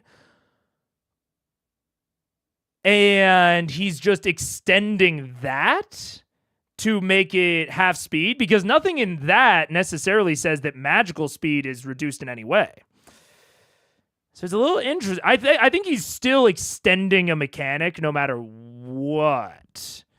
But definitely, it seems like he's not considering their vision to be obscured as much. So it seems like it's more windy than precipitation-y. I'm sure that he would actually have to sit down and define it if she tried to control weather, because then she has to, move it between those stages. But I guess if she never does that, he can just be kind of vague about it, which is fair. I don't think he needs to say with, an explicit keyword, this is strong wind. I think this is, again, a totally fair thing. You know what I'm saying? I've been saying you know what I'm saying. I watched We Are the Millers. I think I'm doing a lot of nah mean. Nah I'm saying? Let's see. In Pathfinder, if you can fly, anytime anything weird happens, you have to make a check to see if you fall out of the sky. That's funny. Why only in the desert? I feel like drifting snow would be an issue. You would assume that would create a snowstorm, which is as much of a thing as a sandstorm. I don't know. It's almost like the exploration pillar is half-baked and not overly robust. And that is why I'm generally a fan of any extensions of it. Blizzard also adds con saves at the end of every turn. Con saves are what? Like, what's the consequence to failing the con save? I'm interested. Because I would assume in modern, in 524, it would be exhaustion. Now that exhaustion isn't crazy detrimental, I'm curious if it was exhaustion back then. Because goddamn, would that mean that a blizzard is bad if it gave you exhaustion on those con saves? I'm assuming it's something lighter. Maybe just like a little bit of damage or something, or maybe like a custom condition like frostbite or something. But modern in 524, that sounds awesome for exhaustion, and even trying to fly in strong winds, possibly applying exhaustion, would be really, really cool. But yeah. To be fair, Ashley's on screen about 20 minutes after Matt ends recap. Not really that long of a time for them to build in-game logic for her to be there. I would argue it is too long.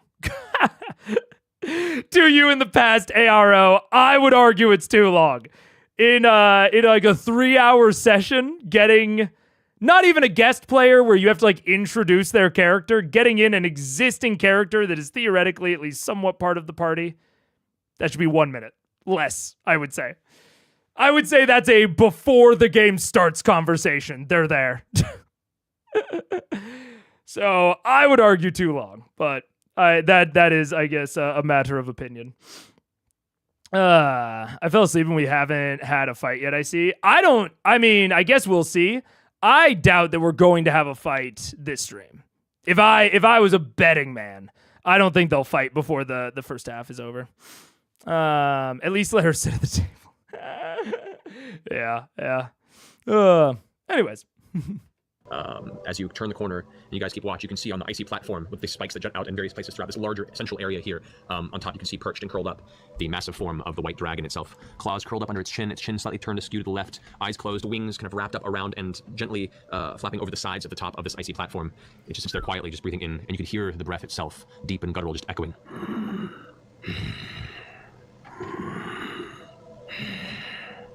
The wind occasionally sneaks in and seems to almost carry the echo further than it should be audible. And you can see there are 2 packs of about 5 Ravenites that are armed and just kind of sitting at the base of the platform that are just kind of looking out. Some of them are sitting, some of them are eating some small rations, some are just keeping an eye out. These appear to be essentially assigned guards to Vorgal here at his lair.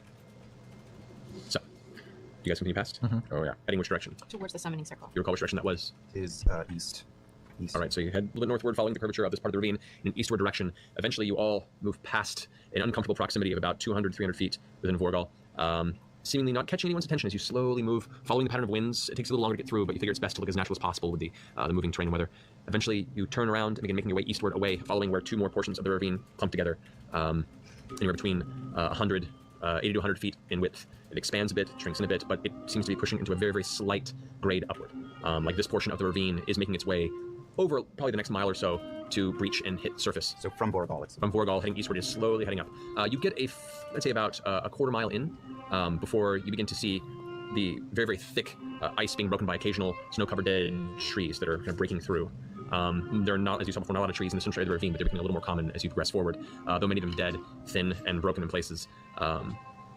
Make a perception check, Laura. 16.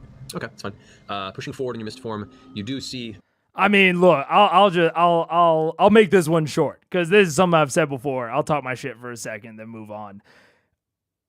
I love the concept of extreme cold causing exhaustion, and I am so glad that they made exhaustion less fucking punishing. Because I think that is one of the reasons that folks rarely use a lot of those travel conditions. Anything that causes exhaustion, I think a lot of DMs pulled back from.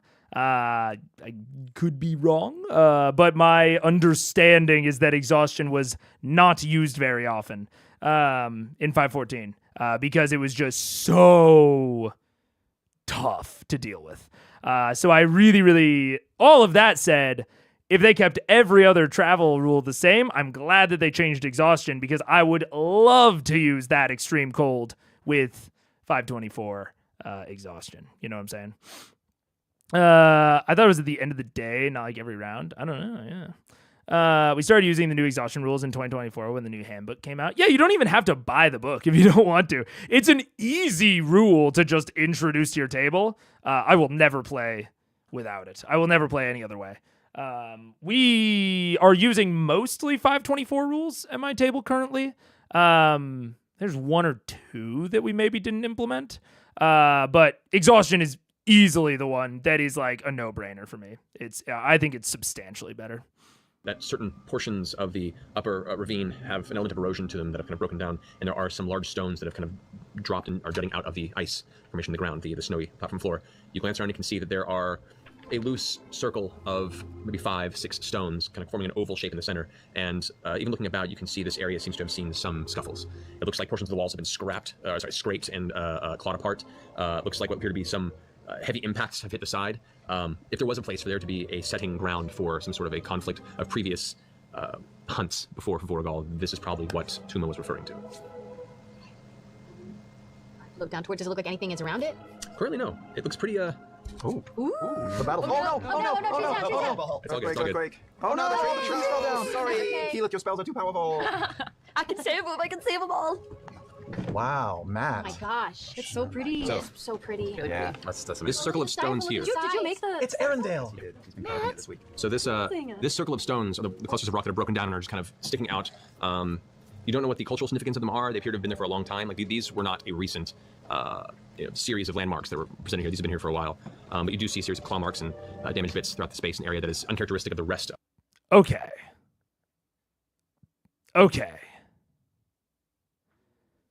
How far across is this? 1, 2, 3, 4. Okay, I guess this might, between the furthest stones, this might be 100. Okay. When he said 100 earlier, I think my sense of scale was a little off in my head of what I was picturing. I was picturing something much larger. But I guess this is about 100. Okay. Yeah, fair enough. This seems like a reasonably sized arena, especially for a dragon fight. The big walls on the side are interesting. Really, not smoking. What's the word? Restricting this into a lane more than like an open area, which is definitely interesting. I mean, obviously the flyers don't really need to deal with it. Is this this is the ravine floor. That makes sense. Okay, it's the ravine floor. It's interesting that, so the ravine must not be natural. It must be relatively recent in terms of like geologic timescale. Well, I guess not must be. It's interesting to me. I don't know. I don't want to go too far in because I don't know if Matt like fully, thought about this sort of thing. But it seems I do wonder what caused this, because if the ravine was a natural water formation, which I guess I don't know that ravine necessarily refers to that. I guess that's more of a canyon that's formed by water. Because even if the water had dried up, there probably wouldn't be a ton of like trees and vegetation in a ravine this small. But if it was unnatural and doesn't get much flowing water, because I guess I don't know. Yeah, I guess I don't know enough about the landscape, because I would even think that even with all the snow, that the water would melt and would kind of rip out some of this vegetation occasionally. Like in like spring months, you would get like almost like polar melts. I don't know. This is interesting. That landscape map looks amazing. It looks great, especially the white walls visually. It looks really good. It's really sparking my imagination. But I am wondering about how far I should take its implications on Draconia. I suppose my assumption was already, and I guess this doesn't go against my assumption of how Draconia was formed. It kind of only supports it. My assumption was that the floating islands of Draconia were ripped out of the ground, and that's what caused the ravine. So I guess that this goes to support that. Which in that case, it would then not be formed by water, which would allow more easily allow vegetation to form, as long as it has a reasonable way to drain. I think that would be fine. That'd be fine. This looks more like a canyon than a ravine. I think that that's why my mind went to the water stuff, but he does consistently call it a ravine, so it doesn't necessarily imply water. I thought you were picturing Stonehenge. I was picturing like a football field, which, to be fair, is like 3 times the size of this. Like a football field is 100 yards, not 100 feet. So it's literally 3 times the size of this. So I should have been picturing something this small. I got my scales fucked up in my head. Okay, we got ads in a minute. It's a battle arena. Depends on when the water flowed and how it was created. Yeah, absolutely.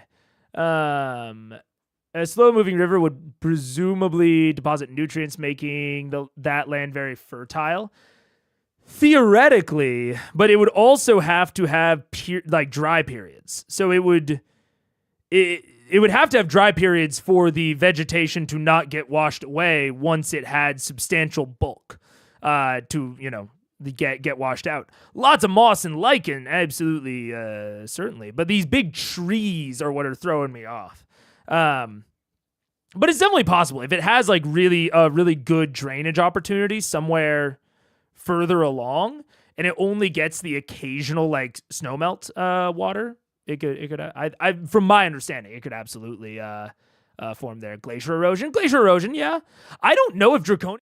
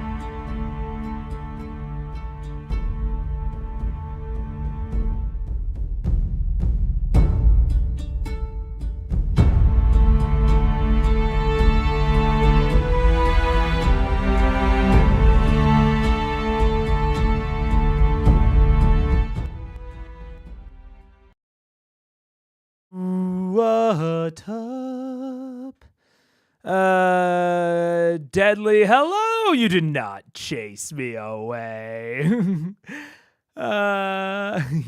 Yeah. Let's see. I like the background music today. Is that the normal track? It is. It is indeed. They're all off of the Medieval-esque album by Kevin MacLeod. The one that you were hearing was probably The Pyre. Alternatively, maybe Teller of the Tales. It's not on the break screen anymore because the way that I was putting it onto the break screen was kind of complicated and it broke all the time. So I was tired of fixing it. So that is that. Yesterday was my year anniversary for being a member. Holy shit. That's crazy. Time does fly. That's cool. Yeah. It's been a year. It's been a wild year. That's crazy. That's crazy for me to think about that I've had members for a year. Crazy. I don't get why this is such a point of interest for me. It's just a ravine or canyon or cliff or whatever. Well, depending on how it formed could tell us more about Draconia. That's why I'm not interested in it for like in the moment. But it's like history of Exandria sort of shit, you know?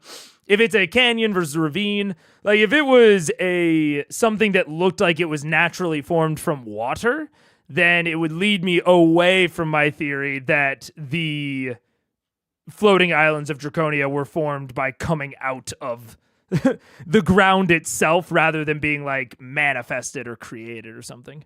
Or that there was some type of, not cataclysm, but there was some type of, big event that created it rather than, again, just like naturally flowing water. So it was basically trying to determine, is it an exceptional, is it like a disaster or something? Or was it just the process of like natural water erosion? Yeah, just like a world history thing. Anyways, but as a battle arena, we're gonna see. I'm not sure about it. Because there's two kind of considerations. I mean, not necessarily that Matt has... I don't think that Matt necessarily has to consider Yank the Garistro when making this map. Because Yank is part of the players' plans. And while it can be good to consider those just like in the abstract when making your maps, I think you should be more focused on what you know is going to be there. Absolutely no. So like the adversaries that you are putting there and most likely every member of the party. I think those are kind of what you should assume going in. And so I think Matt assumes for this that Vorugal is definitely going to be there. Now, Vorugal, from my understanding of White Dragons, which is not 100% complete, is going to be able to do melee attacks, ranged AoE, and flies. Those are like, I would consider like it's three like big things. Now, there is a decent amount of cover on the map for ranged attacks. At least I'm assuming that these trees would provide cover. Maybe not. They're pretty spindly. But at least the stones will. I'm sure the breath weapon's a dex save, so that works. However, there's not a lot of it. And there's not a lot of it close to where Vorugal would theoretically be landing. Now, within the fiction, this is obviously a hunting ground. So, to a degree, it makes sense that it would favor Vorugal in certain ways. But I'm not seeing a lot of things that the players can do with this map specifically to really address that. To really address that power imbalance. Because I think it's an interesting opportunity to introduce a location where that is specifically meant for the enemies to have an advantage. But I don't even really see that here. I would assume that if Vorugal was really trying to get an advantage here, he would delete all of this vegetation and only leave the stones. So it doesn't speak to a huge advantage on the monster side. And there's also not a lot of opportunities that I'm immediately seeing. Now, I might see some later.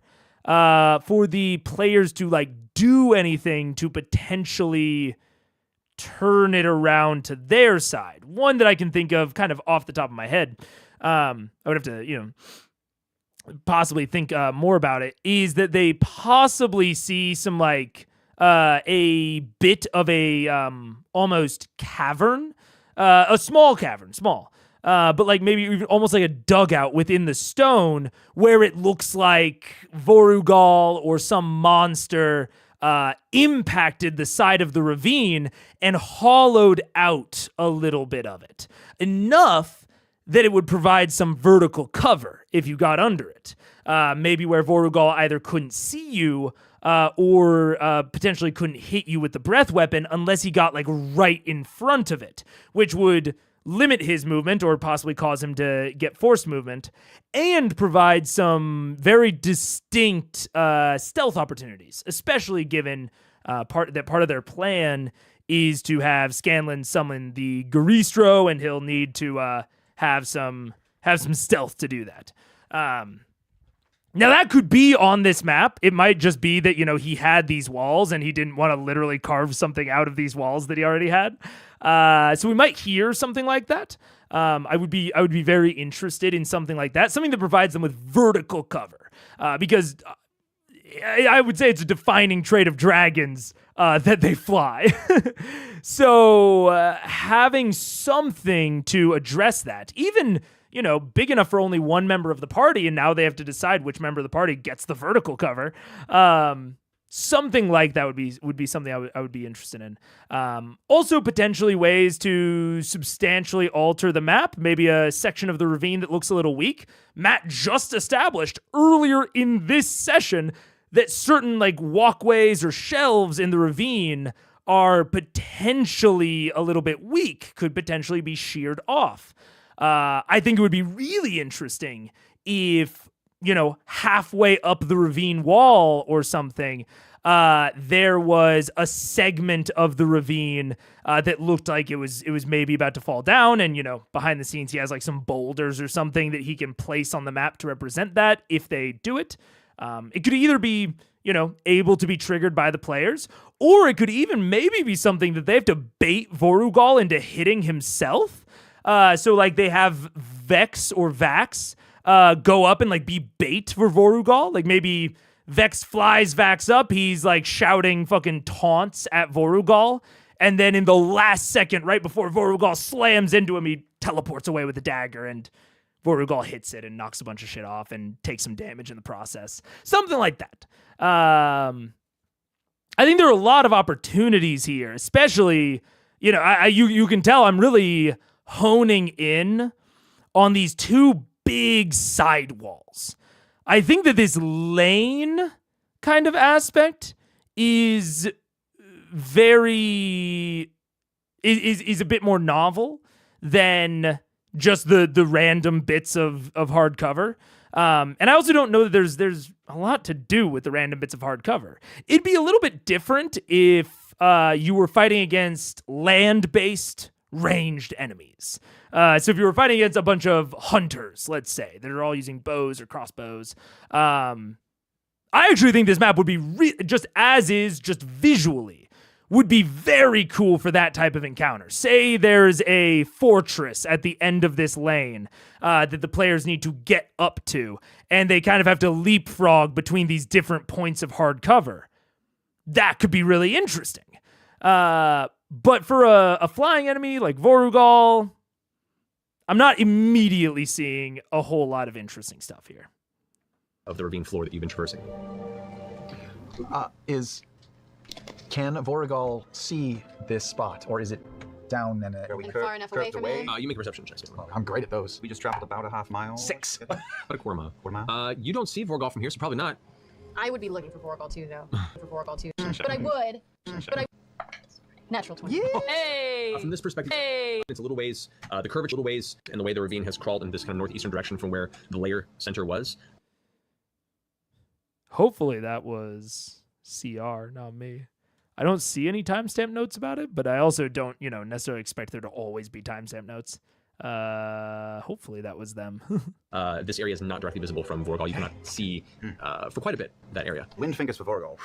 All right. Can I float down and get a closer look at the weird marks you were talking about? Yeah. I make an investigation check. While she's doing that, I'm going to just kind of fly through Pike a few times.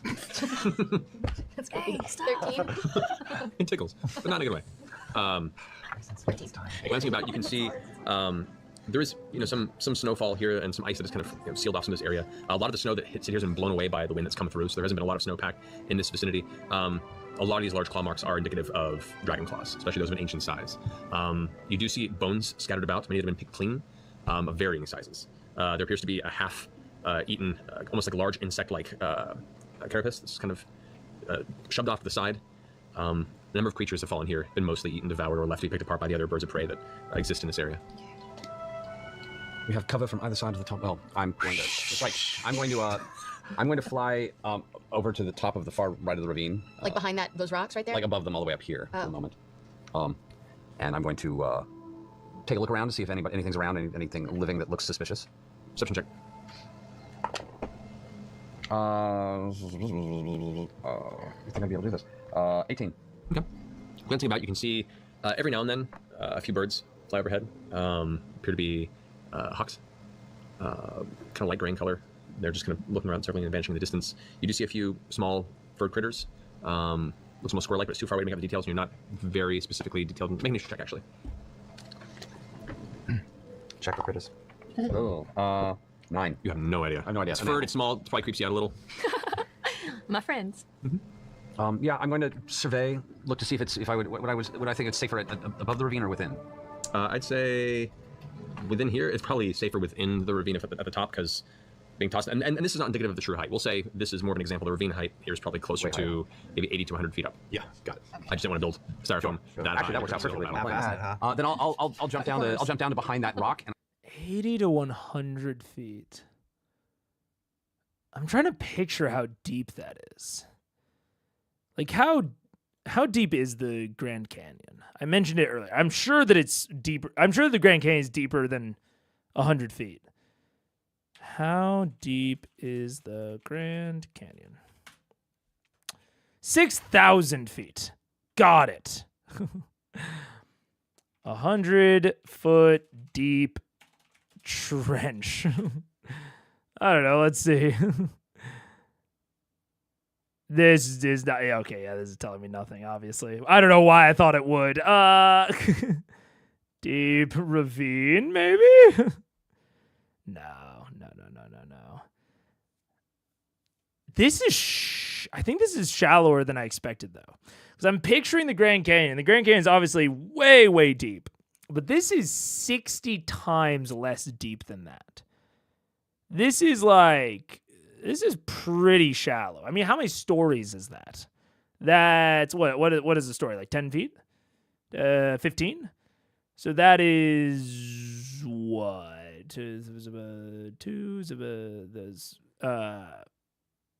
Six stories? 6-story building's pretty tall. It's not that tall. Interesting. That is definitely shallower than I was picturing the ravine up until this point. Interesting. As someone who has done some scuba diving, 100 feet is not that much. The beginner limit is 60, and it is easy to go below that on accident. Yeah, that's definitely interesting. Definitely shallow. Most canyons are not as deep as the Grand. No, but I've seen the Grand Canyon before, so I'm comparing it to something that I could easily look up information about and have seen in real life. That's why. It is the Grand Canyon. That's true. Insert Americans will use anything for scale except the metric. I don't have a good mental picture of the metric scale. Why would I? Why would I ever need some shit like that? Oh, yeah. 100 feet is higher than what I would call a ravine. That's canyon level for me. That's higher? Really? That's not very high to me. I think that's the thing I'm thinking about. Like, consider the fact that this ravine is almost as wide as it is tall. Like, keep that in mind.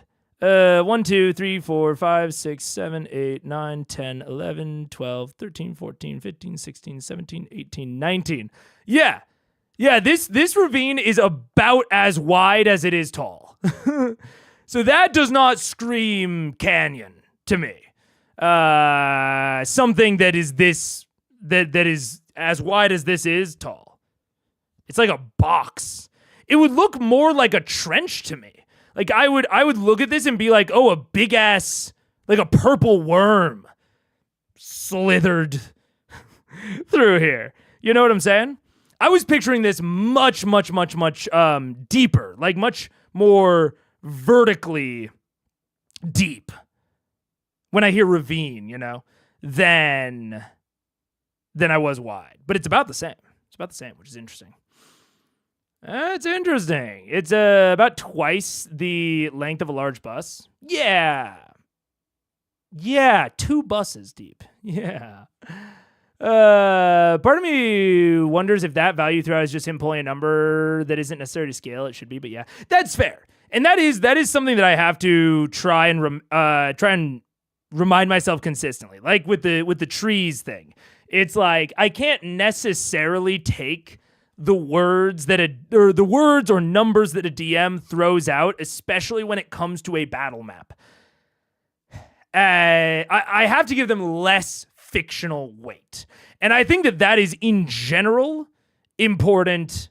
That is like an important, or not important, I guess, but a decently valuable D&D lesson broadly. You know what I'm saying? Is like the options that we have on a battle map, especially if you're doing something like using real terrain, your DM is limited by the terrain pieces that they have. They're limited by what looks good on a terrain, what they're physically able to represent, and how much they want to diverge from that in terms of like doing like extra narration on top of it. Because especially if you're using terrain pieces like this, you might not want to add additional fictional elements because they're probably going to be forgotten, at least compared to, you know, what the players can literally see.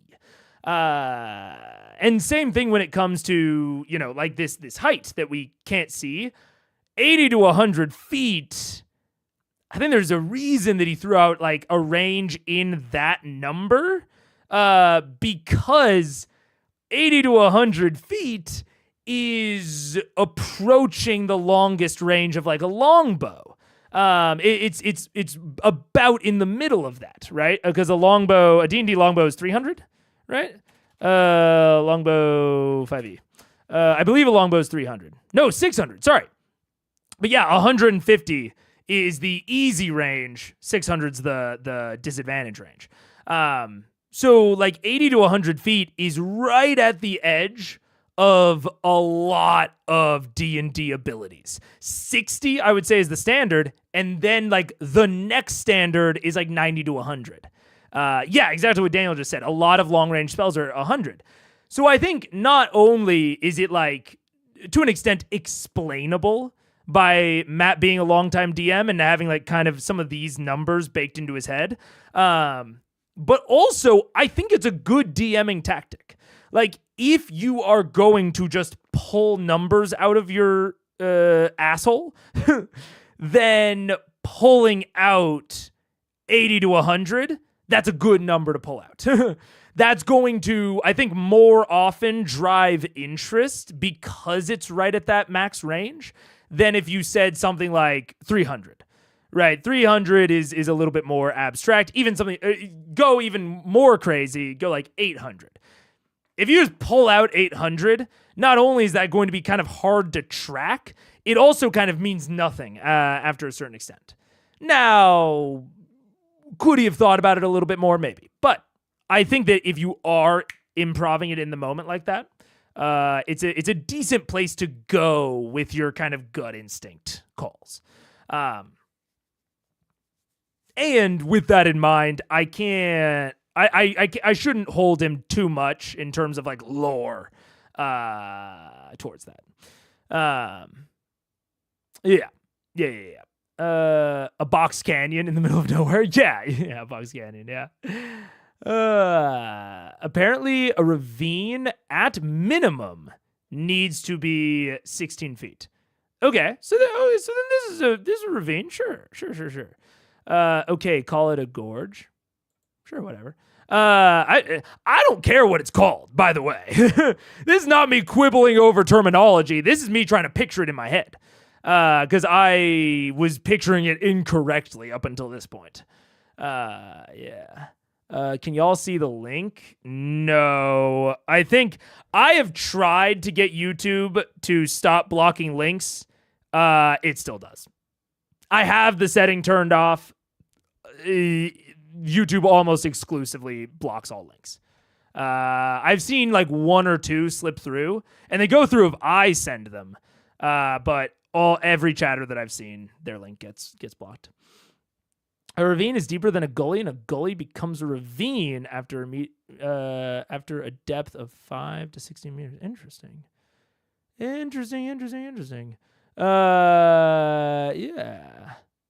It seems like a factor of a ravine is depth as compared to a gully.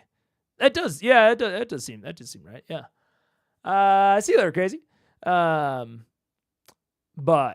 hey, you ever wonder why you're here? I still see my link on my chat record. Yeah, that is actually one of YouTube's favorite tricks, which most of the time I actually really like it. It's like you don't ban people in YouTube. You just hide them from channel. So like on, say, Twitch, if someone gets banned on Twitch, they know that they're banned. They can't like type in chat. They can't do anything. They can still watch, but they know what's happening. If I were to hide one of you on the channel, no one would be able to see you. I wouldn't even be able to see you, but you would still be able to comment, to chat, to do whatever you want, but only you can see it. And I was like, that is psychological warfare on YouTube's part, and I love it. So yeah, anyone that's hidden on the channel just like can't be seen. So, but I bring that up. I don't think you're not hidden, obviously, Sarah.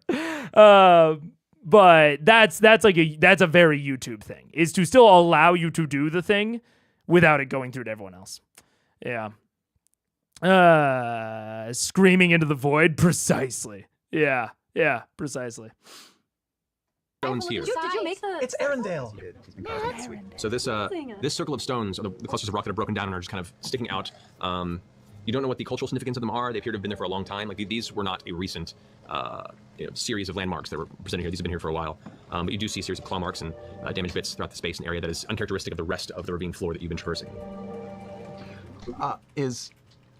Can Voragol see this spot, or is it down and far enough away from it? You make a perception checks. I'm great at those. We just traveled about a half mile. 6. About a quarter mile. You don't see Voragol from here, so probably not. I would be looking for Voragol too, though. But I would. Natural 20. Yeah. Hey! From this perspective, it's a little ways, the curvature, little ways, and the way the ravine has crawled in this kind of northeastern direction from where the layer center was. This area is not directly visible from Voragol. You cannot see for quite a bit that area. Wind fingers for Voragol. All right. Can I float down and get a closer look at the weird marks you were talking about? Yeah. I make an investigation check. While she's doing that, I'm going to just kind of fly through Pike a few times. That's great. Oh, right. I forgot that I rewound it. I was like, I've already heard this segment. Yeah. Yeah. We've already done this. Okay. Let's go from here. Yeah, got it. I just didn't want to build styrofoam. Actually, that works out perfectly. Then I'll jump down to behind that rock, and I will demist behind that rock. Okay. I'll see him doing that and join him. Yeah, I'll watch as they do that. I think a cave entrance right here to just somewhere where you can hide after you do the summoning, and just dive in and get about 25, 30 feet away. Okay. Question, then, Percy. Yes. There's this annoying wind. Question, Percy. I'm not responsible for what you ate for breakfast. Here's a question. Rather than scouting here, digging a hole, going back to our mansion, should we just have a new mansion here? Yes, it's actually, well, Kima. Fuck Kima. That's all right. Somebody can mist back and bring her. I could technically drop that mansion and she'd just be on her ass. I think she's already so delighted with you. She's so angry at you. That might be a terrible. Well, someone could go back and get her. Just we the don't have to do this piece, right now, but Sarah. when we're done here, maybe we want to camp here so we have a place to hide inside a mansion. That's a very good idea, actually. Well, all right, I'm gonna And miss we don't down. even really need to make tunnels, do we? We want to have places to hide. Yeah, that's true. We want to spread out. I'm gonna miss down next to them. Okay. We want to have a place to hide and a place to shoot from that has cover. Hey guys, what are we talking about? Oh, I'm digging holes. I'm moving a mansion here. for the evening. God, it's so windy today. I know, it's so annoying. It also means if something goes horribly wrong, you can run downstairs and hide. All right, well, here's the problem. I need to figure out what all of this is made out of. I can't work with it if it's just ice. It has to be natural stone. So, cover for me. Sure. I'm going to drop down and start meditating. I'm going to scan the sky. I'm going to do a commune with nature spell. Do we have any other questions before I do this that we want to ask the land? Wind, you're good. Wind. Everything seems fine. Huh? We could do It's this. the wind. Okay. I suppose my questions I mean, would just be in general, I guess. how strong are the ravine walls, and can we dig into them as well? Not just the ground, but the walls themselves. Small tunnels, see if I can just make big a enough for little one person. I mean, there's these rocks here. We know there's some rocks. We know that there's tons of ice. Do I need to figure out how far exactly Volregal is from us? That would be. I mean, we saw him on the way over. We know exactly where he is. I have 3 good questions. Well, so weather forecast is not a bad idea. No, it's not. The weather forecast? Yeah, tomorrow. Yeah. Okay. What sorts of things can you ask nature? You know, naturey things. You know, they just mentioned like to Marisha of like, oh, you could dig into the walls as opposed to just the ground, which is a good point, especially for high level play. I think that's a very good point. And it makes me like the walls even more because I was talking about, have a divot here from Vorugal or have a weak thing up there. I think those are still good. Like, I think that offering your players more by default, like more interest within the scene, not necessarily more help. I think that is good by default. But in general, just putting the walls there, and having this, because honestly, before this, I was picturing these standing stones out of the ravine. I was picturing them out of the ravine and like over a little ways. So I was picturing this in kind of the wide open plains. I like that it is within the ravine, especially given Keyleth's stone shaping proclivities. I think that having the walls there provides a lot of opportunity for clever stone shaping. I think that's a very good opportunity for Keyleth. Now, that said, it is an opportunity that is going to increase the amount of planning they have to do, increase the amount of prep they have to do. Those are both fine. Those are both okay. But they carry an amount of risk with them. Again, totally fine. But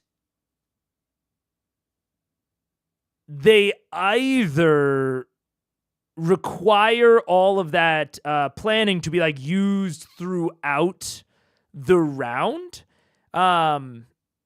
or they are like a trap that will spring right at the beginning of the round. And traps are good, but they don't maintain their interest over the course of the round, or over the course of the combat, over the course of the encounter. So like when they fought Umbrasil, they did a lot of stonework on that kind of arena surface. They did a lot of like prep.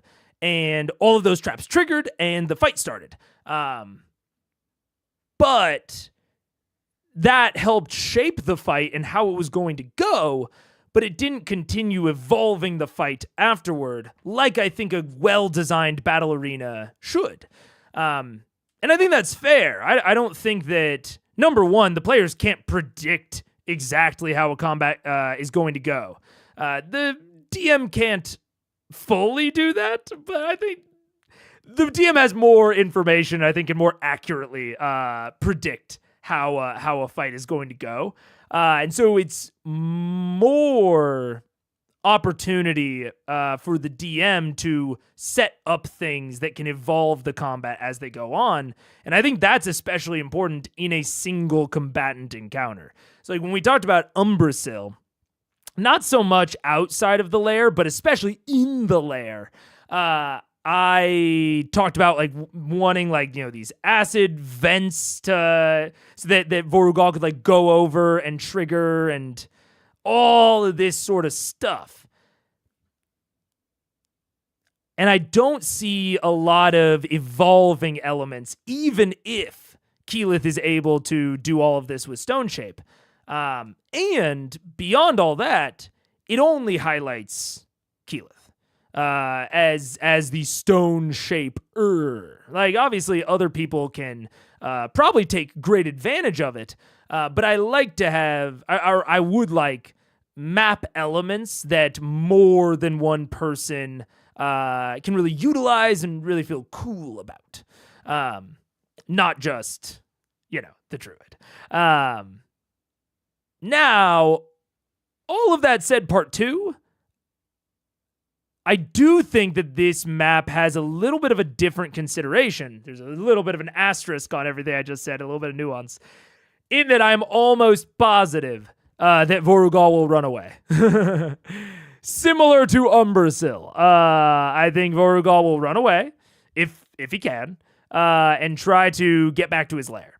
So, if I'm Matt, and I'm designing these as like a 2-part combat, I think that it is fair to potentially make this arena a little bit more on Keyleth's side of things. You know, provide these huge stone structures on either side that she can take a lot of advantage of with Stone Shape, especially given that you already know that that is like a way that they like to approach boss battles. And then you have Vorugal run away to his lair, which is entirely made out of ice, something that Keyleth cannot affect with her Stone Shape. And they will almost certainly want to, you know, go straight there. So, if you're going to build this as kind of the first half, you know what I'm saying, where the trap is sprung, and, you know, they try to weaken Vorugal before they follow him to his lair, I think it's fair to highlight the druid a lot in this case.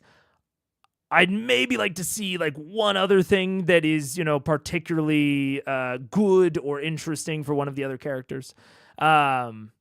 You know, potentially an evolving map element, like the avalanche or the boulder that, you know, maybe Grog could catch or something. And then at the ice layer, we maybe get other unique challenges that some of the other party members are uniquely suited for. Or just in general have a better opportunity to interact with. Because right now, this ravine, most of the interesting stuff that I could picture being done here seem to heavily lean towards the Stone Shape side of things. We'll see if I get proven wrong. I would love to be proven wrong here. Especially if Matt introduces some new things during the middle of combat. That could be very interesting. Especially other things that, you know, maybe some of the flyers are more uniquely suited to deal with. That could be very interesting.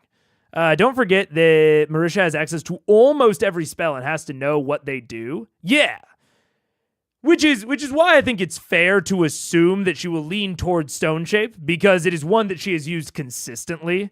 And when a player is overwhelmed, like I think a lot of spellcasters are later, especially prepared full casters, I think they're going to lean back on the ones that they've used a lot and that have been successful so far.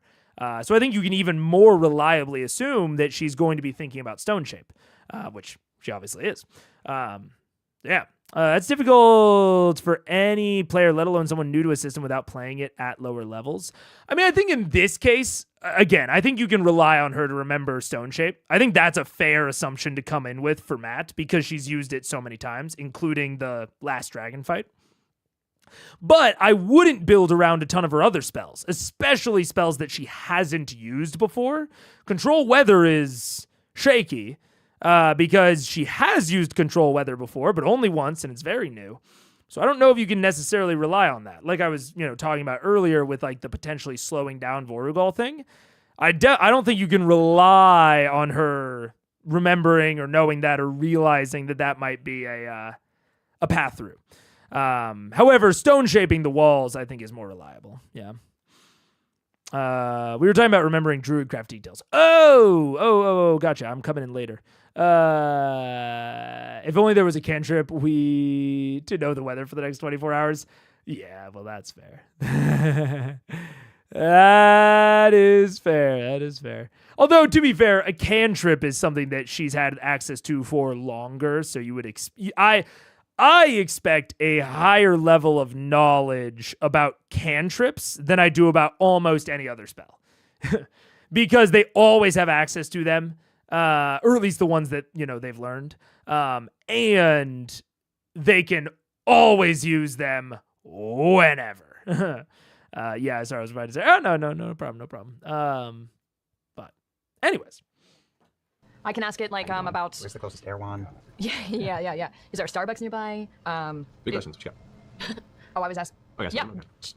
What? Yeah. I mean, I can ask it about topography. I can ask about locations of people nearby, things like that. So let's just ask. Ask about what the rock is, so you can find where to dig. Okay. And where's the green dragon? Oh, that's a good idea. Where the fuck is Raishan? Yeah. Okay. She might be with us right now. She might be. Okay. Now I do this. Okay. Okay, first and foremost, what is the geological makeup of this land around me and this ravine, cliffside? Where's the geological makeup? What is it made out of? Yeah. Stone. And all this stuff on the edge is All also this, stone? all this is stone with about a foot layer of ice on the outside of it. Portions of it that have been broken or struck, you can see some exposure to it. This ravine is not normally covered in snow and ice. Vorgal's presence has brought a persistent blizzard and icy atmosphere to it. So all the ice and snow you see here is technically not natural to the terrain, and most of this ravine has a very strong foundation of just solid stone, natural rock, and other various geological layers beneath. So it is fairly sturdy and not apparently going to collapse at any moment. It appears like at least what happened with you in Pike earlier was an anomaly. That only happens when you roll 2 natural ones. Sure. Okay, can I get a sense on what the weather is going to be like for the next 24 hours? Reaching out to the vicinity and picking up what you can. It's hard to get specifics, but it looks to be at least a coming sleet storm. Not hail, nothing too heavy, but it looks like it's going to have at times of limited visibility and very cold. Bummer. Okay, good to know. And do I sense Raishan? Within 3 miles. You get the essence of the surrounding terrain that there is another large dragon presence nearby, though you don't get a specific location. Bummer. That's a good thought. No, that's good to know. She's within 3 miles. She's here. And within the 3 mile Or radius. it's Thordak. Well, no, he said another, aside from Thordak. Aside from Vorgal. So, no, you asked for Raishan. Raishan was confirmed to be Okay. within the vicinity. Okay, so no, okay. Okay, that's it. Those are my 3 questions. As that question fades, you do get a little bit of location of Raishan's current presence. Oh. Raishan is currently on the very kind of near the south end of the ravine, just in the outskirts of the 3 mile radius of near where you are right now. Close to where you guys first came to the ruins of Draconia, where you were first discovered by the Ravenites. Okay. That's all you know about. Just that location. Close to the ruins of Draconia. Which is where you guys first arrived when you first came here. First arrived. Not near us right now. Correct. And not where the library and the ruins of Draconia were. Yeah. South Maldown. All right. I like the idea of someone going back to get Kima. I think 1 tunnel on this side, 1 tunnel on the other side, and 1 tunnel on the top of the ravine on either side, if you can do that. And do we want them to connect so we can get through? I mean, like little half loops, little does this make semicircles. noise? Will it vibrate the ground? I'm pushing out Earth, so yeah. I mean that's No, a ton of noise, Vex though. and I mentioned that. How loud will this be, do you think? How loud would this be? I mean, as loud as moving large pieces of stone and earth would. Loud. But It's not stealthy work. Okay. I don't love that response from Matt. I mean, I get it, but it's also magic. Like, she's not using an excavator. She's using earth magic. I don't know how it's, what I'm saying? She's not using a pickaxe. I don't know. I feel like an earthbender could be quiet if they wanted to be. I don't know. She's using move earth, not earth disappear. Yeah, but she's also not using fucking dynamite and scatter earth. You know what I'm saying? Like, I can move earth quietly. You know what I'm saying? I can grab a piece of stone and place it down very gently. I'm not saying it's an invalid ruling. I'm just saying that it's an unhelpful response. Especially when it's a little like, well, obviously. It's like, okay, no, not obviously. Come on. Every sound effect for earthbenders is pretty grating and loud. Well, yeah, because they're normally not trying to be stealthy. You know what I'm saying? But it's like, I legitimately, when I picture move earth, I picture like a cube of earth being slowly like honed out. I picture it silently. And then I picture it being like levitated away. So I do picture move earth relatively silent, except for setting the earth down wherever you're putting it. Again, not saying that his ruling is invalid or unreasonable, but I think it was a reasonable question, and I think it was a little bit of a sarcastic response. I mean, we saw a storm coming. Has it hit yet? No. Do I know I see you got a few more hours before Maybe we the can wait till the storm comes. It'll be super windy and loud. Not nearly enough to move tunnels of earth and rock. Can you do something to ice, like melt it? That's silent. Can melt. Yeah, but it's only a foot of ice. Yeah. Yeah, but we could carve out ice tunnels. No, the ice is only like a foot thick. Oh, I coating see. of what is normally a temperate We region. got the house. We got the mansion. That's it. That's one spot. Yeah.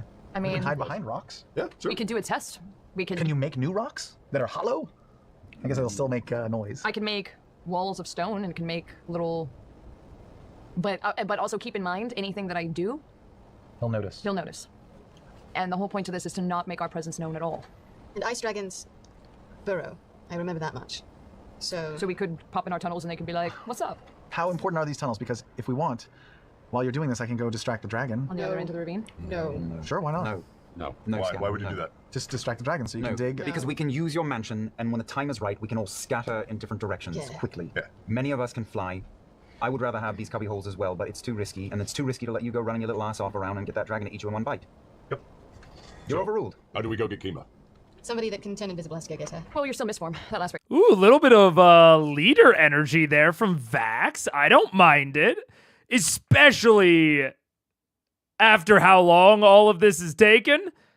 I don't mind the. I think the leader energy is valid and a bit needed at this point in the cycle. Of just saying, hey, you're overruled. We're moving on.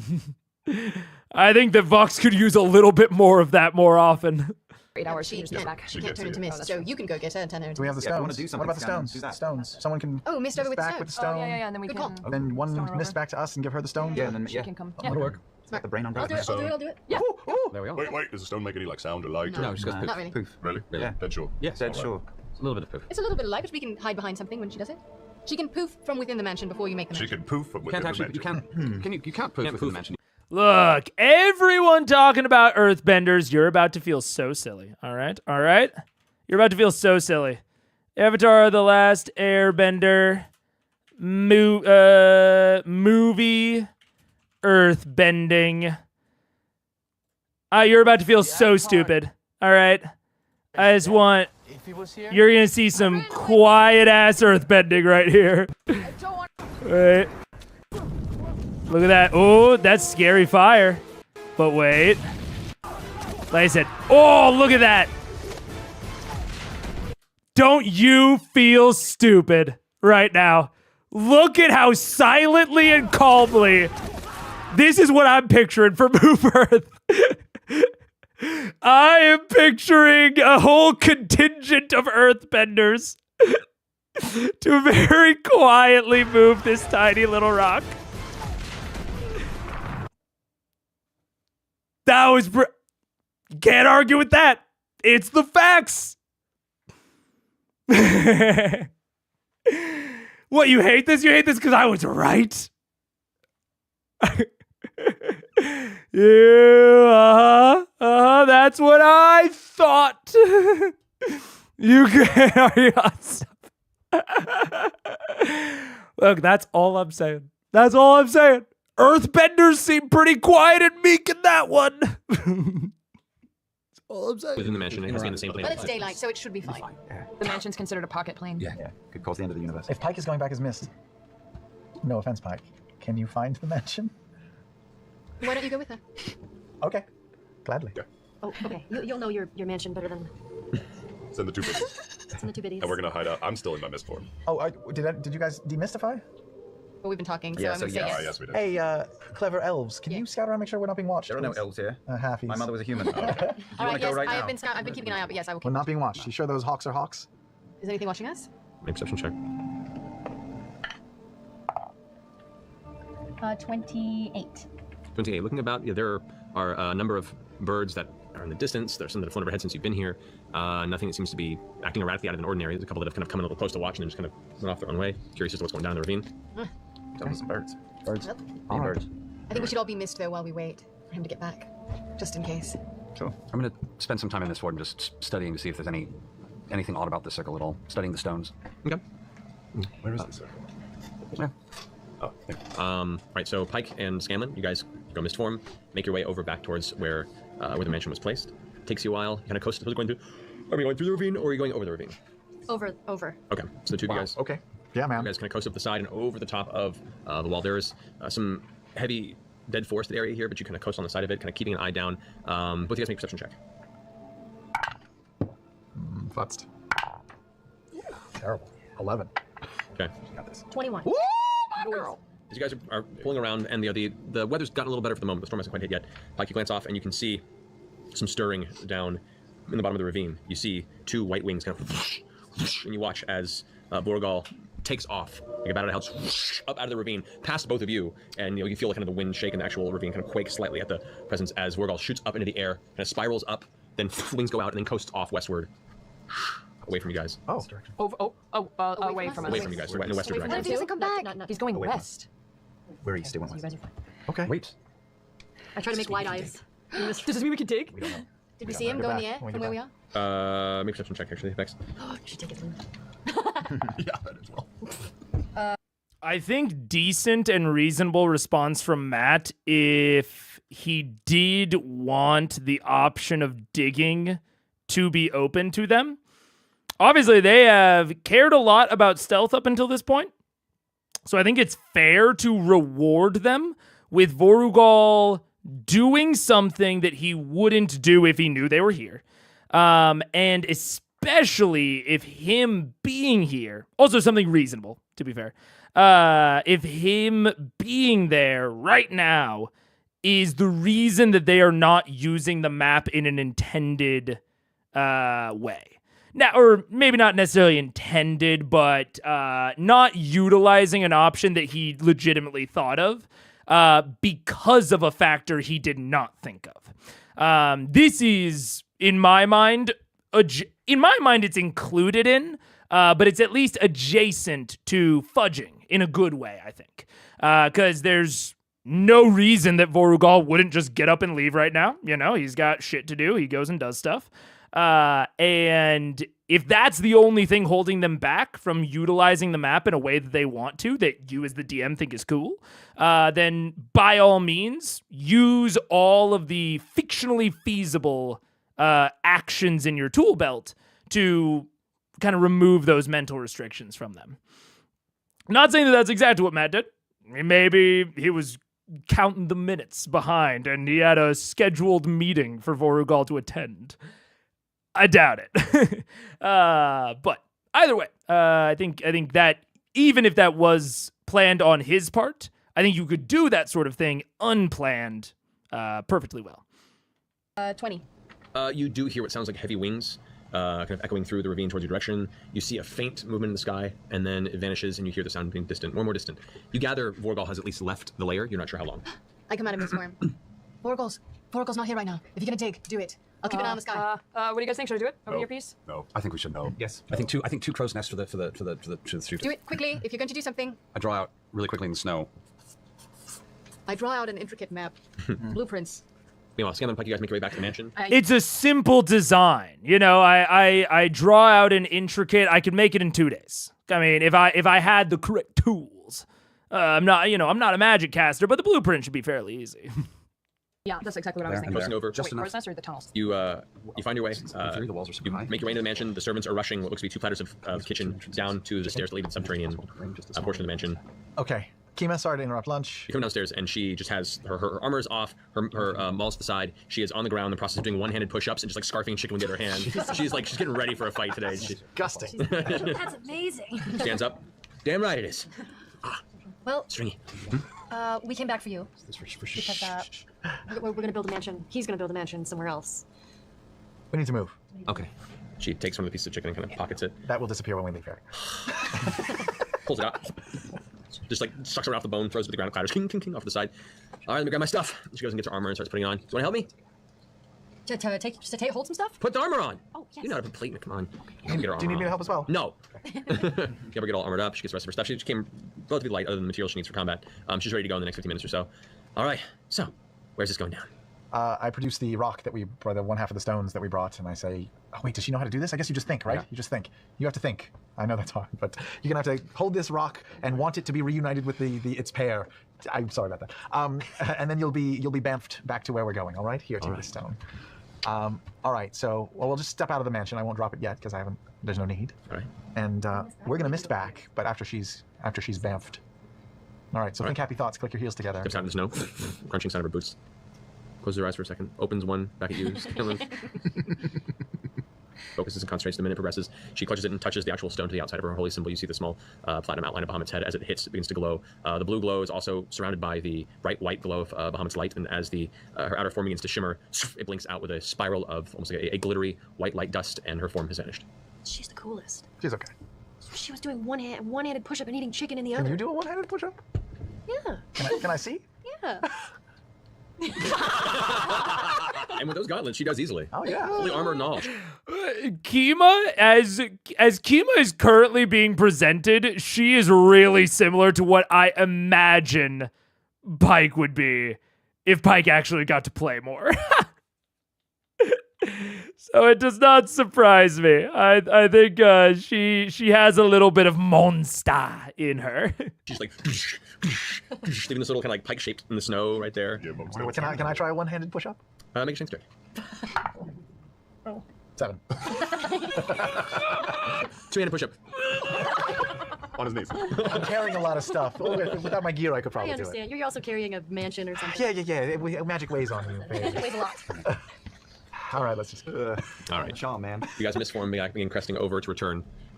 Scanning the skies for any sight of a flapping white dragon. Okay. While that's happening, what are you guys doing? I'm making ice plates. I'm keeping an eye out for Vorgal or anything. I guess I'm Ice plates. making tunnels. I will explain. Using Move Earth? Yeah. Let me see here.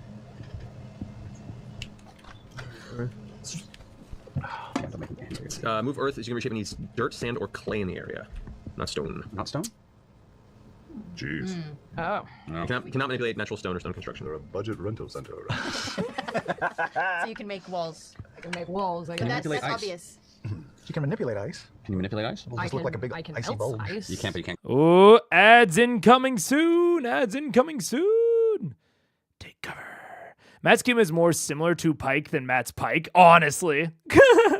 Honestly, yeah, that's what it seems like. See you later, Delphi. I think we're gonna go into an ad break here soon. We're not too far away from the break, but we also, which would theoretically be the end of the first half, but then we have an extra 25 odd minutes post break that we are also going to do today. See you later, Pharaoh. I know this is definitely late for some of the Europeans, but hopefully we're getting a good time slot for the Australians and Asians.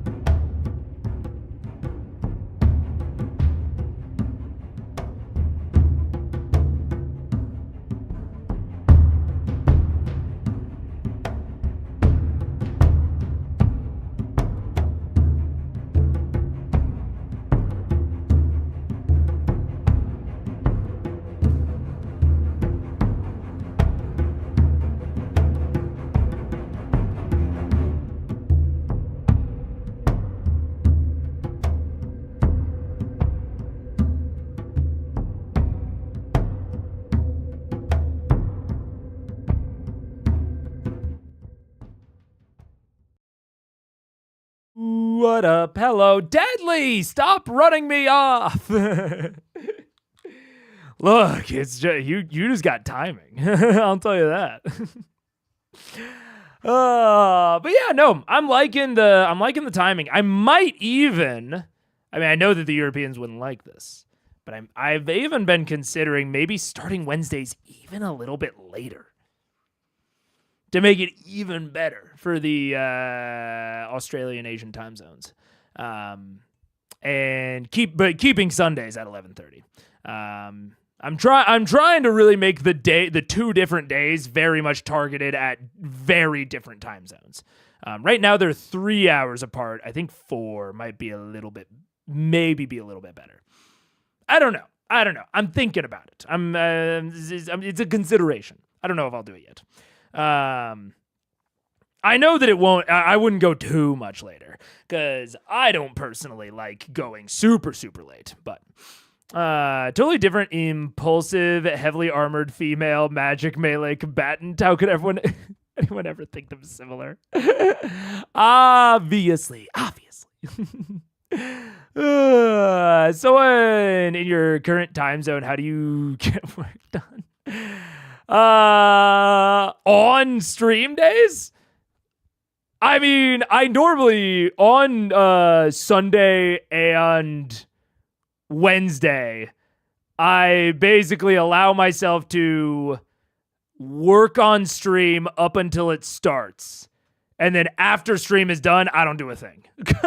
I don't do a lick. And then other days I work very normal hours.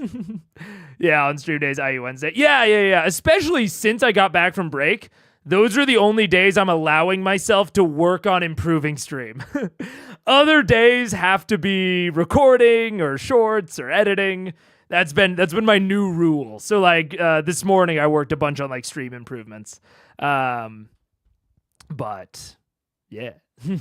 that's the plan at the moment at least. I'm an EST and that's a bit too late for me, especially by the time stream ends. Yeah, I know that the later ones, the Wednesday, are definitely going to be tougher, especially for Europeans, but even for EST. But it's like it's targeting different time zones, targeting like that Pacific, that Australian time zone range, and then Sundays that 11:30 would be more for Eastern European, etc. That's the thought process. Well, I'm still experimenting with it a little bit, but anyways. Create ice. But even if she did, I mean, it has to be something not noticeable. I think that we could. I can make some more plant life. Take out. Do you have stone shape prepared? Stone shape? Yeah, rocks. No. Yeah, stone shape would have been spell used in this circumstance. Cool. If we pull some of the ice, I can try and make sheets of ice. But stone shape, how long does stone shape last? I thought it was just like for a little bit. Stone shape is instantaneous. It just affects. I know, but how much? It's like a 5 foot. 5 foot cube, right? Yeah, any dimension. So I can't make a tunnel. Not a heavy tunnel, no. Right. So no. We can alter the topography just a bit by taking out some of the ice and then opening like it up to make hiding places. I can make almost like a little trench, like a trench wall line for you guys up at the top of the ravine for the shooters. Yeah, half bubbles almost. Yes, Yep. exactly. Yeah, like 80 to 100 feet up, right? That'll do. Yeah, on the top of the ravine, yeah. That'll do just like fine. right along the ledge. It has to be shooter. completely. Actually, after you do it, I What can try to disguise it so it's not seeable from the air. Okay. Okay, so what are you doing? You're making a small ledge? So yeah, I'm gonna do wall of stone. Fuck.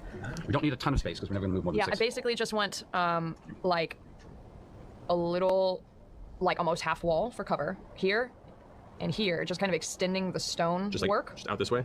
upwards. Upward. So that they can Okay, I see. Yeah. Give us cover. Okay, so we'll say do the Gears of War, Can I raise a point? Crouch. Charles, That's the Gears of War. do you have anything to keep you from falling if he attacks you on that ravine? It would be hard to fall if he attacks us. This is good. This is good.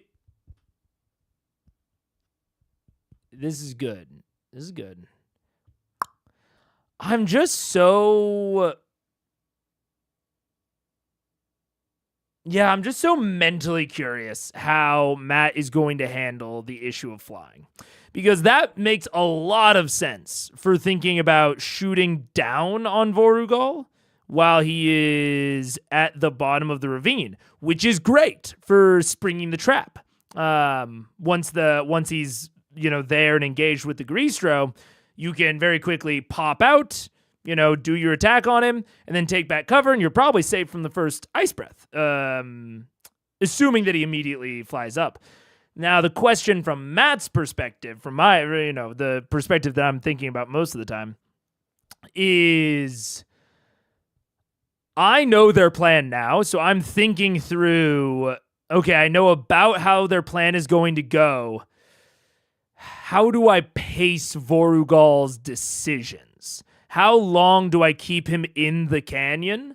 Because this fight will go a certain way very much based on just Vorugal's inclinations, so far at least.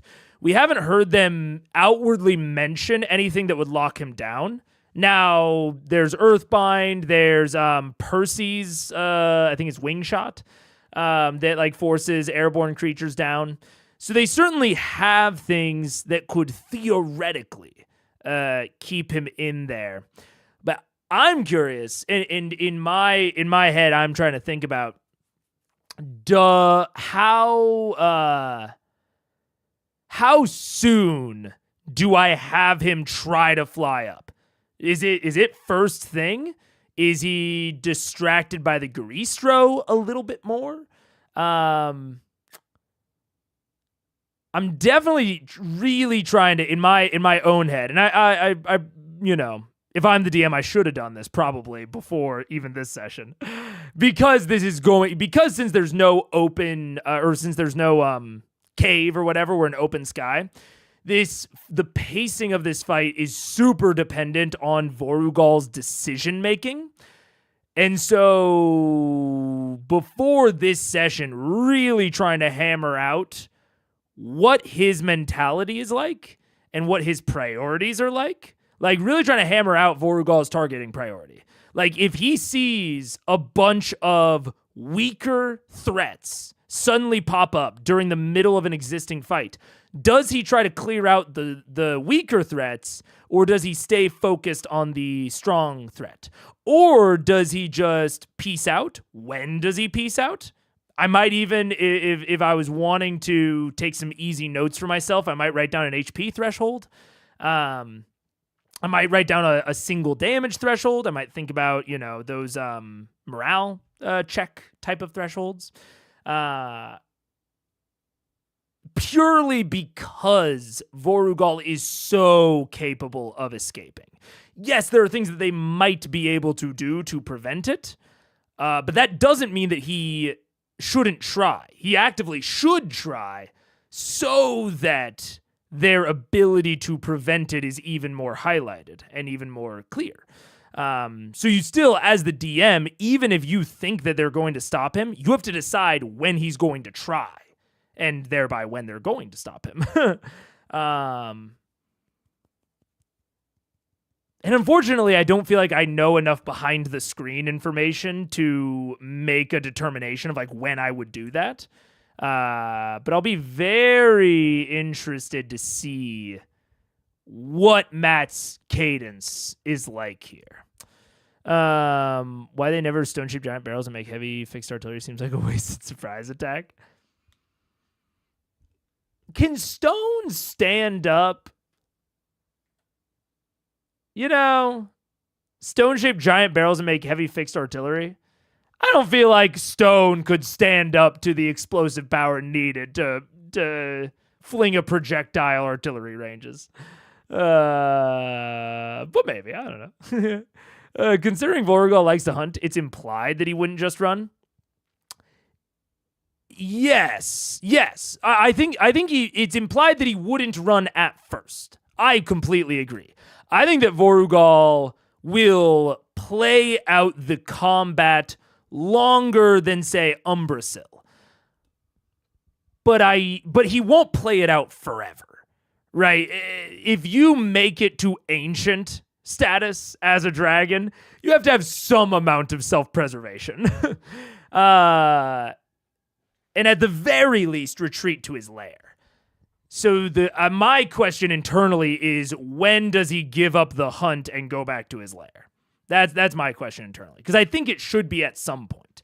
I'm really against almost all creatures, especially creatures that have to procreate. I'm super against all of them always fighting to the death. That's one of my least favorite D&D tropes. It is the thing that will immediately take me out of it. If a creature that should have some amount of survival instinct never runs, that ejects me from the story. But it can and will be very variable on when. Yeah. I just don't think he would leave when more combatants enter the fight. That's super fair. My thought process is more, does he turn to fight them or does he continue fighting the Garistro? Thinking about, because it's not necessarily just the cadence of when he runs. It's also thinking through his targeting priority, which Matt is much more capable of doing because he actually knows Vorugal's personality. Because my assumption with Vorugal would be that he would take out the weaker foes first. My assumption is that he would be... This is my assumption. I'm not saying whether it's right or wrong. Matt knows what's right in this situation. But my assumption with what I know of Vorugal would be that he would look for the person that visually looks the weakest. Probably Scanlan? Probably Scanlan. Keyleth probably second. Then Vex, Percy Vax, Pike Grog. I think that would be my targeting priority order. And I think that he would target people from least capable to most capable. I think he would want to simplify the combat as much as possible. To where it's the least complicated, kind of hinging on that like lower intelligence kind of thought process. Make it as the least complicated he can. So that would be my targeting priority. But I also wouldn't want him to utilize like actual battlefield evaluations. Like I would not want him to say, look at one of them and determine that even though they don't look weak, that they actually are weak. I wouldn't want him to make those sorts of determinations. I would want him to make his determinations based on what he can literally see or literally experiences. And based on those experiences, target the weakest. That would be my initial thought process. Again, Matt knows way more accurately what that should be, but that's my thoughts. Yeah. I would put Pike way higher on that list if we're going just on visuals. I'm mostly considering the plate armor in that evaluation. She's a walking tin can. Obviously, his teeth can go through it, but I'm considering armor, like the look of armor and the size of the individual, as like a combination factor. Almost all of the others are wearing light to no armor. Except for Grog, who is also wearing no armor, but he's huge. So I think he would go last, and then it would be an ordering of size and armor. But I think that armor would trump it in my head. But again, I think just thinking through this, no matter what decision you come to, it's your NPC if you're the DM, you know what I'm saying? Whatever decision you come to is correct. I would just definitely, going into this session, I would definitely have a plan as Matt. For what order, you know? Where is Trinket in the party threat assessment? At the bottom, I guess. Squarely at the bottom. Yeah. I guess he would go after Trinket first. Because, I mean, Trinket's a bear, for crying out loud. I think Vorugal goes for what is most fun for him. That's a very fair mentality to establish. That's super fair. If you're going into this DMing, that is a not only valid like targeting priority motivation, but I think that's an incredibly interesting motivation, especially if it becomes clear over the course of the combat that he's fighting the people that do that he considers the most fun. I don't know exactly how you would represent that, because you wouldn't necessarily want it to be the people that are doing the most interesting things, because that is sort of in a way discouraging interesting things, which you wouldn't want. But I think that's cool, and is definitely very valid. Yeah. Trinket is obviously the biggest threat. Yeah. Biggest threat to their success or stealth, maybe. Yeah. Yeah. But yeah, I would assume that coming into this, Matt has thought and worked out those things. Even if it's just like on gut instinct. This isn't like a long, drawn out thought process you have to have as a DM. This could be a 5-minute thought process of like, okay, what is it? What are his general targeting priorities? Generally, how low on health does he have to be to leave? Whether it's a third, a fourth, whatever. You don't even have to come up with a number. You can go based on vibes. But definitely thinking about those things ahead of time. Like, the best thing actually would be if he attacks us up there would be to jump. So using his face? But we're 100 feet up. Yeah. Then over here. 100 feet. Or you know what? Let me flank it. Let me do one on that side and one over here. Yeah, you think? No. So that's a lot of damage. Why 100 feet up? That's how tall it I'll have a rope. Can we just do 20 feet up? It seems like You have a broom, I have a rope. Is this excessive? Is this... Yeah, why 100 feet? Why not 20 feet? Why not 30 feet? I can't do that. We can't do it in the middle of the stone. We have to do it at the top. Why? I guess I It's just You moving could, ice technically. around, I guess right? I could, actually, because I can do flat one. Okay, all right, you know what? I could make little pod bubbles for you guys on the half edge of the cliffs. Make You want that? some pod bubbles. I'll do that. Aren't those going to be obvious? I'm going to start pouring water on this stuff, and it's going to be ice again so quickly. Yeah, if we try and camouflage it, spend the rest of the day to camouflage it. Looking. I've already started working on The ice DM camouflage keeps for looking this. at us like we're crazy. I'm trying to figure this out, guys. All right, here's what I'm gonna do. I'm gonna make little pod, little balconies. Yeah, little things. Get some lyrics, bro. So smooth. Yeah, like little balcony ledges that they can go on. Okay, we'll say... It's like, I spent a really long time carving this shit, you guys. How high up are you? Is there any point to having you sharpshoot from behind that wall down below? So like right there is what you're saying, a little shelf. Like a little... You will be using that for Yeah, like a little Actually, ledge so far they away. can, yeah, like a balcony. I want to make a cliff balcony. How far up? I think Matt absolutely wanted this to happen, but this is one of the, I would say, problems with scouting. Scouting ahead and then immediately going into the place that you are scouting is that the players are going to want to do things that you can't necessarily prepare for as a DM, which is not necessarily it's not a bad thing, but it does run the risk of miscommunication. I think that's the big risk with this sort of like, you go from scouting straight into the encounter that you're scouting out. If there's a separation there where you scout it, get information, and then come back and plan, miscommunications I think are less likely. But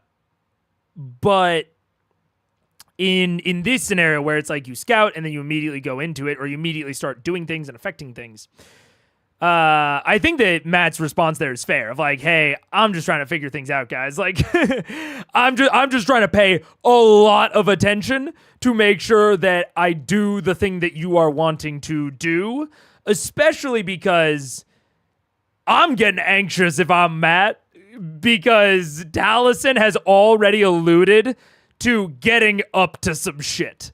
And he has already like kind of implied that he's been doing it, meaning that he has been doing it without checking with DM first. And so we're heading towards an area where we might have to retcon some things, or we might have to roll for some things, and he, like, as a DM, I can hear him building up expectation. But I can't focus on that because the other one is more complicated and more like people are doing it now and the rest of the party is focused on it. But I can hear him building up expectation. I can hear Travis like getting a little bit annoyed with how long this is taking.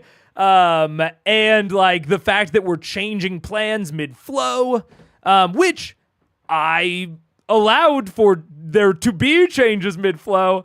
But it's definitely, I think focusing up on it. And I also think, slowing it down, extra confirming with people, probably like taking into account every single thing that they do, that they change. after. I would want to try and understand it during, and I would try to go along as best I can during. But then probably after, once everything is in place, as a DM, I am probably going through and individually confirming everything that they did. So it's like, you made these pods on the wall. What are you expecting those to do? Are you expecting them to do X, Y, and Z? And then they, say yes or no. Taliesin, you made these fucking water ice covers. Are you expecting them to do X, Y, and Z? Yes or no? Because this sort of chaotic scene in a high-pressure environment is rife for miscommunication. It is rife for a fucking windwalk situation. Where they make all of these things, they spend spell slots, resources, their opportunity to do this while Vortigall's gone. They spend all of that. And then they actually get into the combat and it doesn't work how they thought. And that can be rough. And I think that this sort of situation is going to come up. This isn't like a situation I think you can avoid or should try to avoid. This is going to happen. And so I would try to just slow down afterward and like reconfirm it in person. It'll take extra time, which I'm normally, I'm normally a little bit critical on things that slow down the pace. But this is a situation, especially before a big boss battle, that I would take the time to confirm. I think it's worth it. Also, thank you for the follow, Kindo Joy. I appreciate it. Thank you so much. 1 3-foot-tall gnome with his chest exposed, or a 9-foot-tall grizzly bear, the dragon. Tough call here. You know what? That's fair. That's a good point on Quixote. That is a fair point. To be fair, they'll probably only be on this map for 1 or 2 rounds before someone relocates the fight, or near TPK with almost total casualties by the NPCs. I don't think that they're going to near TPK in 2 rounds, but I do see generally what you're saying. And that is also a good thing to keep in mind as a DM. And it is ultimately, like, I think that's up to you to balance in that scenario. But you make a good point that if you're only going to be around for 1 or 2 rounds, and these things that they are implementing are only going to be used for 1 or 2 rounds, you probably have to spend less time on them because they matter less. And if there's a disagreement midstream, unless it's crazy different, probably just opt for them because 1 or 2 rounds, right? Now, if as Matt, you think that this fight might last a little bit longer, which you have a much better awareness of because you know when Vortigall is going to try to leave, and you know how much health he has, and you have easy access to how much damage your players do, you should have a sense of about how many rounds Vortigall even theoretically could last, and when he would run away. So I think that's a fair point in your evaluation of how long you take on this afterward. Also, 2 more Twitch follows. Thank you, Shanticom, for the follow. I appreciate it. I would take it to the far edge, like even further. If we're fighting, I'm not bound by shit, man. I can be anywhere. What do you want to see, Yeah, but you're not. It's not just you. Right there? One there and one, And we need a place which goes to the 2. And about, what, 40 feet up? 50 feet up? I'd say about 50 feet up. About halfway up the mountain. 50 feet. And make it look, I want to make it look rough. I want to try and camouflage it. And then I'm also going to help Percy and the rest of this excavation to use my gust and to start like blowing and like little create water spells over top of it to start covering them with ice. Okay. I'm creating a breakable ice shield for when it's time, but I'm just giving it a nice cover so that I'm like we're covering them it with and ice to make it look like the rest. Okay. Go ahead and roll a wisdom check. Just roll d20, add your wisdom modifier. He normally only asks me that when we're making a terrible plan. I know. Ooh. Check out the big brain. Check out the big brains on Brad. 23. Okay. As an Arashari, you have a very firm understanding of airflow, temperature of air, and how best it can quickly freeze water. And over time, utilizing the spells at your disposal, over the next 30 minutes or so, you do manage to coat the visible, recently created stone with a layer of ice that, in some regard, would help hopefully camouflage it. Oh, he let us do it. I thought he was going to tell us it was a I'm going to spend all my time also trying to keep hiding it, keep reinforcing it, getting what little. Once the mansion's available, I'm going to take water and like slowly add layers. Okay. Scanlan Pike, you guys do manage to return as you watch the party preparing these small little ledges outside of the cavern interior or the ravine interior. Hey guys, did you see the dragon leave? I saw him fly away, yeah? Should we be concerned at all? That what? He's going to get help? Well, maybe. But he's going to Not meet up come with back? Raishan and fuck us? No, he went He was heading west, right? Which is not the direction. Isn't that Raishan- direction was Raishan south. She was far south. Yes, we do. Can you do your detect dragons? I guess, yeah, I can. Kima at this point, by the way, is making an often keeping watch. Goes, I'm not sure if that was purposeful on Matt's part. I think it depends on how generous you're going to be. But I think it's possible that it was purposeful. Because originally he said, you can't pin down where Raishan is. And then after that, he ends by saying, never mind, you can pin down a general direction, which is south. And then he very distinctly includes that Vorugal is flying west, not just away from them, but specifically west. Which seems to me, it could have been purely accidental on his part, that, of what that implication ended up implying later, or what those statements ended up implying later. But I also think it's very possible that it could have been purposeful. Stuttering. And if so, good little drop on him. Good little drop of information for this to at least imply some doubt on whether or not the two of them are going to go meet up. You guys expecting anyone? Oh shit. Oh shit. And you see Hima kind of drops them all to the ground and kind of points up, and you see stepping down the ravine, or stepping actually up from the ravine from this side, this way. You see what looks to be a small, kind of stout-looking dwarf character walking up. Kind of bulbous red nose. You can see kind of a thick winter coat over, cloth tied over the top of the head. Kind of a crossbow to one side, and just kind of walks up and goes, "Hi, Larkin, the one you hired, the mercenary to help you with this exchange. Oh, right. We hired somebody? Yes. When was this? Back in Whitestone, we hired somebody to come help us fight. We did? When? Why on earth would we do that? We're super strong. Wait, what?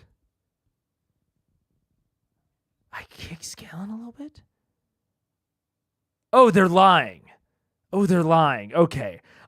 Dude, fucking Mega is Sam. I was like, what the fuck are they talking about?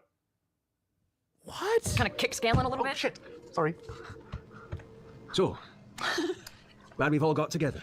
I see you've begun your plan, so tell me, what is your plan? Larkin, was it? Larkin, aye.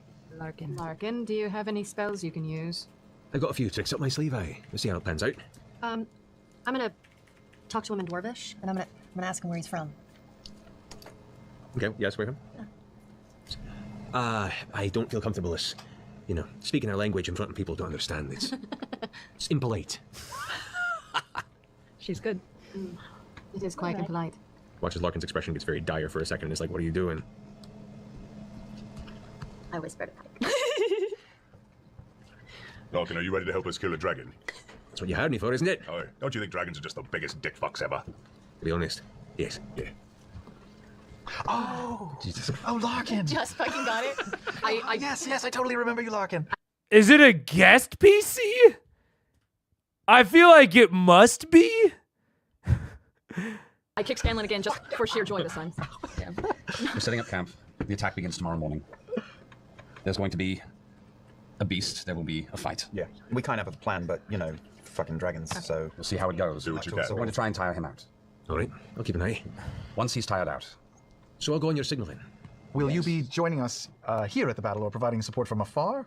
I'll be providing support from a comfortable space. What kind of support? Long-distance attacks or healing or... Yeah, man, what's your style? Let's just say at the beginning, I'll go ahead and bring some pain from a distance and only close that distance when things get real nasty and hot. And Larkin, the reason we hired you, now that I remember, was for your extreme knowledge of dragons and their behaviors. Tell me this. Should we be concerned when this one leaves his lair about hobbling its lair or somehow preventing it from returning? Do you know when it's returning? No. Well, we know that it'll be coming here for a fight. If you don't know when it's returning, don't step into its lair. Is there a way to prevent it from getting back to its lair? Killing it. Real simple answer, I think. it's not like a vampire. You can't just... Kima leans into you, Scanlan. Who's this? Mercenary. Larkin. We hired him. Yeah, he's a real deadeye. There's also going to be a field of lizard people. Ravenites. Vocal hire. Potentially. Yeah. I told you it was complicated, yeah? Kima kind of crossed her arms for a second. The fuck is going on?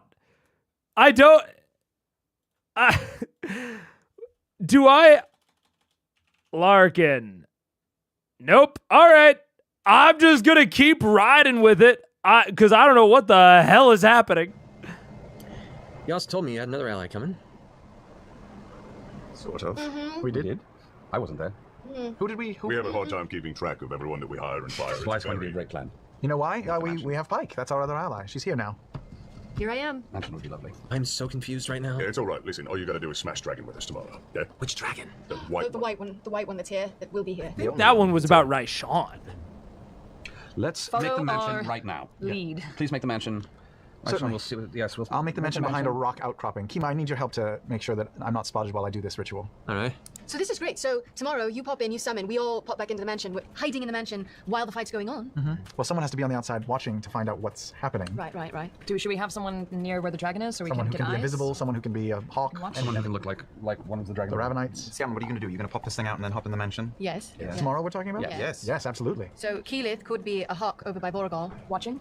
Is there any way to let us know though? Not if we're in the mansion. Yeah, because the earrings don't work Then through the there's no mansion, point. right? Well, Not from inside out. No, I think the same plane. Well, someone would have to be next to the doorway, pop their head in and say, oi, oi, it's on. Or just crack the door. But we also have these bubbles of watching around, don't we? Which will be you and I. I imagine you should be. Yeah, you should be in Or the I can just drop the mansion. Climb up and wait. Well, the mansion could be good if things go terribly wrong. Yes, it's a left. That's true. If the mansion door is open and hidden, say, behind that outcropping of rock there, you leave the door open, but behind it, Keyleth could take to the sky, I could find somewhere low and be hidden. And I can dart inside, I can be inside in a second. And at the very least, Kima can be waiting inside the mansion. I'm sorry, we're all just ignoring Larkin? Who is this?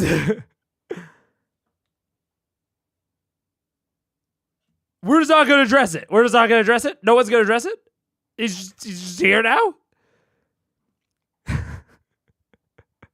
Is this the great fucking Critical Role gaslight of 2016?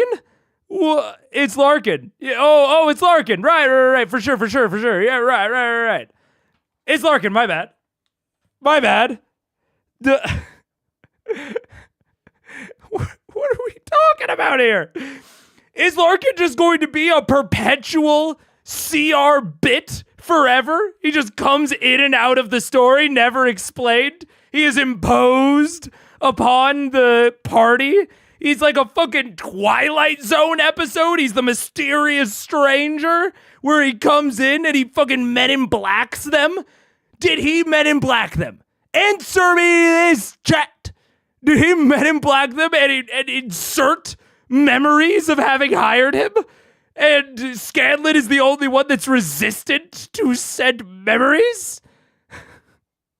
What are we talking about here? Dawn in the Buffy S5. Yes!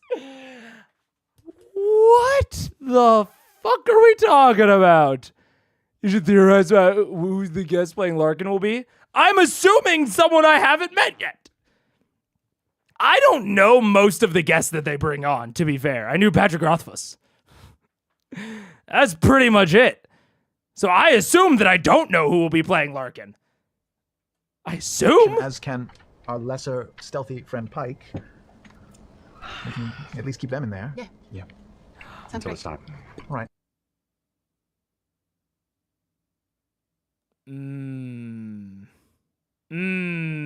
Oh, okay. I got it. Okay. All right. Egg on my face. I once again forgot how the dragon's polymorph works. In my head, Raishan was going to walk up and be assume. Totally forgot that it was probably just going to be someone totally different. That's fair. Shut the fuck up. Shut the fuck up. You even mentioned Raishan. I know. Shut up. God, it's so hard for me to remember that they can change what their human form looks like. I still, even knowing it still feels wrong. Yeah. Yeah, they did tell Raishan that, huh? Fuck, dude. Oh, man. Hey, John, don't worry about it. I will admonish people if I want to. Brady, you're good. You're good. Don't worry. What do you even mean it's a Larkin? Right. Has Kree's Summer been introduced as Larkin yet? I don't even know who that is. It's a plan. It's something. It's a plan. I don't know what anything All of this is immediately fall happening. apart when anything shifts. Yes, we're doing the best we can under very shitty Actually, can I circumstances. do What tipped you to this idea, Mega, when they mentioned someone else coming and then Grog was like, don't worry about it. The web eventually connected in my mind. the sense primeval awareness and search for dragon stuff to see if Borgle's even in the area at all? Anymore? Sure. As you concentrate, you get a very strong nearby presence. She came in the mansion with us? No. Well, there's no mention yet. I haven't done it. No, we haven't done it yet. Never mind, And sorry. you sense a closing dragon presence, at which point you hear in the distance. Mansion. All right, I will cast the mansion. Okay. Behind a rock. And run into it. Yep. We will see you in the morning. To Larkin. Okay. Right. Thank you. Truly, you guys all leave Seriously, the get in the mansion. mansion right now. Go, go, go, go. You glance off the side and you can see Larkin looking off the distance, and the white dragon, Vorgal, is kind of like curling in the air, currently like wrestling with something, and then shoots down back into the ravine to the lair. Can I get like a glimpse of it before I run in on what it is? 27. 27. It's yank. Brief view you have, it appears to be, by its size comparison, small looking, but glancing at that point, it looks to be some sort of a dire bear or dire wolf, some sort of a large bird entity that is currently being torn apart midair and... So I went hunting. Apparently. A normal bear, only dire. They've been hungry. Okay. Snack. You guys make your way into the mansion. Leave him a respite. Keyleth kind of, carries out the end of it, sits inside. I don't trust that dwarf. Excellent. Good. That's why you're here. That's It's why. who you think it is. That's why he's not in here. He can't know that you know. Good to know. Hema, if it would help, I can erase your memory of this whole thing, and you wouldn't know. You finish that sentence, and I will destroy you where you stand, Scaly. I think we should do that anyway. I'll let it alone for now. Good idea. Near me. He's lecherous. Before the sun, we wake up early. Before Very the sun rises, those of us who have to hide. Once we see them bringing him to the summoning circle, we call the beast and we wait. We are going to be in the most danger because we're going to be right in the thick of it. What if he sees you, Percy? I'm better at hiding myself. We're both going to be hiding inside an ice-covered cubbyhole. Honestly, if you take... of white. So... It's not possible to get to those cubbyholes without a difficult climb, is it? I can always bring you up on the broom. You dropped off by broom. The door on the bottom right. Where's the mansion door again? Behind the bigger rock where you've got Percy stationed right now? Yeah, in that little... Yeah, we should wake up before sunlight. Okay, so we'll say, as you guys all vanish from there, the entrance is right there to the mansion. Who is going to keep an eye on Larkin? I think it's hilarious that we can. Larkin can take care of Also, herself. with no fucking idea where Raishan is or what she's going to do, if anything. We know that the one place she isn't is in here. Larkin is Raishan. Really? Holy shit! You're the last one to realize that? No, are you kidding me? Or on the internet? Stop it. Stop it. No. It's me. I'm the last one. I have no idea. I got it faster! I got it faster than Liam! Let's go! Mega's Liam. No! Mega's somewhere between Liam and Sam. Let's go. I beat one of them. Wait, I gotta rewatch that reaction. Y'all were holding that too. Everyone had it fucking typed in. It was just waiting to press enter. I know it. I know that you all, you're bastards. You have no idea how big of a smile I got. God.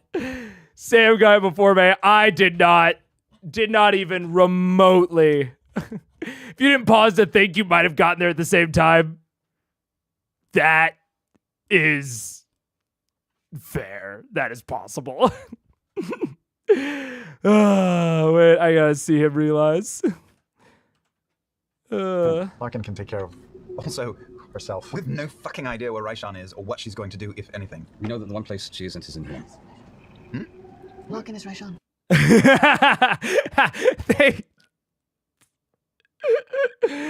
They all look so funny. They're so confused at his confusion. She's going to do, if anything. We know that the one place she isn't is in here. Larkin is right on. She's looking at Taliesin. She's like, he doesn't know. Really? Holy shit! You're the last one to be nice. No, come on. Or on the internet. Stop it. Stop it. No. It's me. I'm the last one. I had no idea. It took me like 5 minutes. Oh my god. Oh my god, we're going to die. We're going to die. Ashley figured it out before us. Oh, no, she told me. I can't take this. As you guys rest to prepare for your next excursion, we're going to go ahead and take a rest break. Sheesh. We'll see you guys back here in a few minutes. First and foremost, we want to thank our sponsor for many, many weeks. Oh my god, dude. Thank you so much. Tim, do you have something prepared? Dude, ludicrous. Absolutely ludicrous, dude. Timestamp for after the break. Wait, let's see. We're gonna see if the old timestamp go to timestamp button works. Zoop. Roll for $3 off. Oh, it didn't work, but that's for the new loot crate. I know whose why. theme is horror. Because it wasn't full. It was full screened. Wait. Let's try it again. Let's try it again. Wait. God, I can't. At least I figured it out. I wasn't told. That's fair. That's fair. Welcome back. Hey, it worked. It works. Let's go. It went straight to the time code. Oh my god. I was literally like, is this a prearranged bit that some of them just forgot about? That is what I thought it must have been. This is this is going to be a CR bit for all time. Oh my god. Gotta have a running timer in the clip. Yeah, dude, this is the most obvious edit it into a short I've seen. I so agree. Yeah, see if I got it faster than Liam, including the pausing. Oh my god, dude. It's a game of touch your nose and Liam is last. Yeah. Oh my god. I want that Larkin note to remain unchanged. No, I have to. Oh, fuck. I did. Oh, I wrote so. Oh, man. I'm a dummy. Mega is Liam. Larkin is fucking Ryshawn. Sad face. Shit. The whole VM interaction with Larkin is... Well, I remember Larkin looking at them and looking at them weird.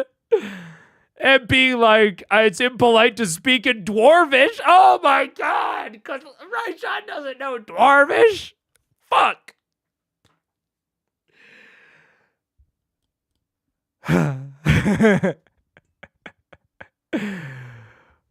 Fuck, dude. And I was like, I literally was like, Marisha is doing a terrible job of keeping this bit under wraps. She's making this real obvious that this was pre-planned. Motherfucker, dude. No thoughts in head. I only know eat hot chip and sleep. Not even know ABCs. Not even know dragon polymorph. A brief break. You guys have taken your time in the evening to rest up, get your spells back, prepared for the coming confrontation. Your now 1 day delayed confrontation with Vorgal. As your evening comes to a close, the next morning is now before you. Hang on. We weren't done. We have to do at least two things. Yeah. One last thing. Then let's do things. We have to eat. We have to do the hero speech. We have to do the hero speech for sure. I am continually stumped by Ryshawn. Ryshawn, the goddamn deceiver, is maybe one of the things that I have had the most trouble with predicting. I feel like I've at least gotten in the ballpark of some other shit, of most other shit. But Ryshawn continues to elude me. At every turn. Shit. Sure. Who's gonna do it? I am. Boom. All right, Pike drops down Hero's Feast, 1,000 gold out of your queue. That's okay. Worth it, man. Worth it, man. But all of you enjoy your first non-chicken related meal within Scanlan's mansion. Oh, it feels good. Well, first in a while, at the very least. So, as part of the Hero's Feast, guys, if you recall the details of that circumstance... Immune to fear. Immune to fear, definitely. Saves on wisdom throws. Yeah, wisdom saving throws with advantage. Also plus 2d10. D10 to your maximum hit points. Temporary hit points. That's good. And I think that's it. And you're immune to diseases. And immune to diseases. Or immune to poison. Oh, immune to And you're- poison. Immune to poison. Yeah, that's right. That's right. Fuck you, Rachel. Oh, sick. 2d10. Advantage on wisdom So- saves, immune to poison. All right, so marking hit. Let me know what your maximum hit point totals increases are currently. So Increased 14 points. 14 points to Scanlan's maximum hit points. 17. 17 to Percy. An additional 11 to Keyleth. 11 to Keyleth. 15. 15 to Vax. I got 2 10s. I got an additional 20. Holy crud. You got 2 10s? Uh-huh. Right. I got 9, so that Okay. brings me to 97. Awesome. I got 11. 11 to Grog, and then for Kima, 8. Write that down. Right there. Right. And are we sure we don't want eyes on her? I'm not concerned about her well-being. Clearly, I'm concerned. Whatever her name is. she's saying she's right My now. theory on LARKIN. that subject is that she's clever enough that eyes on her would not be helpful in the first Yeah, place. she's probably It's just- invisible right now It's just anyway. best to assume that even if we could see her, that she would be tricking us with what she's doing. Okay, and Alright. if she starts killing us, what do? We hide in the mansion, regroup? In the mansion. Hide in the mansion, and worst case scenario, scream that she betrayed us and that she promised that she would help kill the White Dragon and see if they'll just fight it out. All right, so worst case scenario, we'll pull back towards the mansion if she starts wailing on us. Yes, and definitely inspire some conflict. Okay. Okay. Okay, now we can go to sleep. Let's go fight. Let's sleep. Now we sleep. Oh, sleep. So your Pick my spells. evening meal complete. Fuck this up. You all find yourself back to full rest, preparing yourselves for tomorrow's grand showdown. I'm at -1. Oh my god. You're now -1 to all of your rolls. Not Ability bad. checks, Not saving bad. Not throws. the damage up. No, just your d20 rolls, essentially. Get all 19s. I'm going to sleep. I want to This new try gun is so mean. Seneth on Fenris. Okay. Oh, who? What? You don't know. Okay. All right. So, evening's rest complete. Spells chosen for those who need to choose spells. Prepare yourselves for this confrontation. The morning comes. That early tension of imminent chaos kind of fills the air. Conversation is short. What preparations do you wish to make this morning? Vex is going to put me in that. I believe in that pocket. Yes, I can't cast Pass Without a Trace on him from We have the that dust of far away. tracelessness. We can. Yeah, but that's only tracks. But while we're over there, before I go over to my side, I'm going to try to cover his area with Natural Explorer and try to hide him. We could fly over there as well, Jan, please. And then also we're attaching a rope just in case. Yes, yes. Attaching a rope to the wall, just so I have something to climb down with if I need to. It's not going to be hanging out all in. Okay, the stone is like a smooth wall that comes out and then upward for the protective point. Are you? I have climbing gear. You can use it as a grappling hook. Maybe that work. You can fashion something. Make an intelligence check. 6. It seems like it'll hold. All right, Oh no. I'll do. But you have a metal piece wedged into a part of the stone. It seems to be pretty taut with the rope attached. All right, that'll do. Can I ask a logistical question? Sure. How wide and alive are those trees? They are about maybe a foot wide each, and currently it looks like a lot of them are dying or dead from the perpetual snowfall and coverage that they're unused to. So tree stride probably wouldn't work on these guys. Uh, I'm just wondering if I should waste my time. tree stride. Sorry. Must be the same size as you. That was a ringtone. Some of them maybe. All right. Am I making us all Ravenites, or does that not even matter anymore? I don't think that recognizes. Matters. Okay. Have we left? Are we already out? Are me and Percy outside already? Maybe for you. You guys have gone outside if you're going to place them up in this perch there and So I'm gonna help cover the spend a area. while. I mean, Okay. you have to do it, right? I mean, You're the one releasing this thing. I guess if I'm going to be out in the open, I probably should. And if you're doing it, does it take any more mojo to do it to all of us No. or just yourself? No. It can't hurt to do it to all of us? Sure. Make us all white Ravenites. At least. You mean wearing white clothes? Sorry, I just meant so we blend into the ice, not so that we're white. That sounded so terrible. Yeah, really. I just meant so that we are the same color as the ice. Yeah, and I we're understand. camouflaged. It's a good idea. It's a good Like idea. chameleons. Are there actually enough like albino Ravenites that we would stick out, or is that a common color for? You haven't really encountered any. Oh, then I would recommend not. I would recommend that got it, cool. white clothing. Sorry. White grey. We've seen they've had varying shades of, All right, so we need two. chromatic and metallic. All right. Just snow camouflage. Snowy. Okay. White. Just So, some white. what are you doing? Casting. I guess I'll make us all white Ravenites. Just normal Ravenites with lighter colored clothing that can maybe blend in. But also, we can't dance very well when we clap on the 2 and the 4. So yes, I'll make us all Ravenites. Okay. So, does that include Kima? I can do 8 people. So that's everyone, including Kima. All right. So you're all Right, currently, yeah. for purposes of this, visually Ravenites of varying sizes and bulkiness. Okay. Is everyone currently out and about right now? Outside of the house? I'm going out. Who was leaving? Oh wait, before I leave, doesn't someone have to buff me up for this spell? I do. Yep, I do. I'm gonna cast enhance ability on your charisma. How long does that last? An hour. Okay, then So if we're ready to go. Yeah, what time is it? Is when it dawn? we're ready to walk out the door. You're not entirely certain. Make a survival check. 18. To be fair, Jonathan, 8. she is a no, it's dragon correct. who is born. Seems like it's about noon. From where you gather where the sun would be around that time based on what bits of shadows you can see. However, the sleet storm is just starting to kick in, and you can see now the sheets of really cold rain with kind of a slush to them are beginning to hit and pound across the bottom of the ravine. The wind's picking up a bit, and the temperature's dropping significantly. Bundle. Yep. Okay. How will we know when it's time for me to release? We have to wait for Tuma to go report. Who's gonna go Is on scouting? back? He's back. I assume. Should we? Do we see Larkin around? No, you do not see Larkin around. No. Do we want to go? Max, do you want to go look? For Larkin? Or No, for no fuck Larkin. To Just see look if to around? see when Tuma's coming. I don't want to release this thing before Tuma's there reporting to Vorogal. Well, maybe if we How cause long enough does of a ruckus as soon as we release him. I mean, if we trust Tuma to hold up her part of the bargain, that dragon is coming here. Yeah. But we just need to when? make a lot of noise and then release it. Attract attention, release it, hide.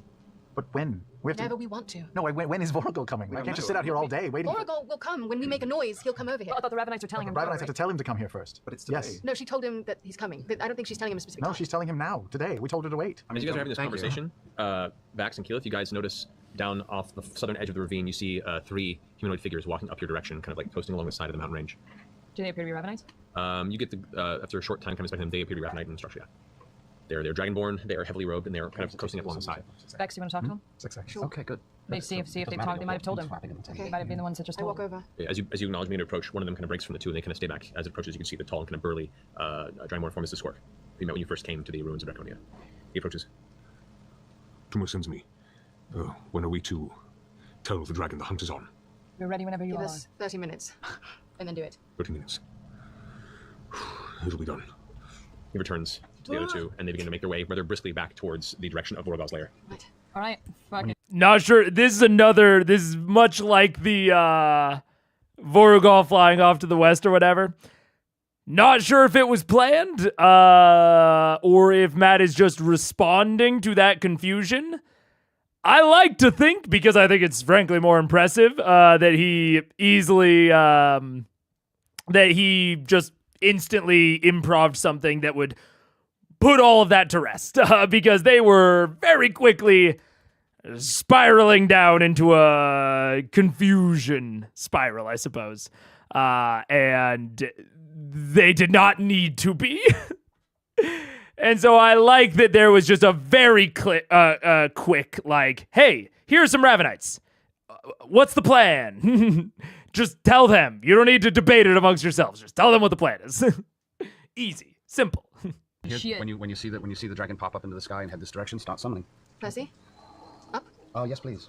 All right. I take Percy up top. Okay, so you bring Percy up onto the top. The rain starts. I think he improv'd it too, and that is good and impressive. Yeah.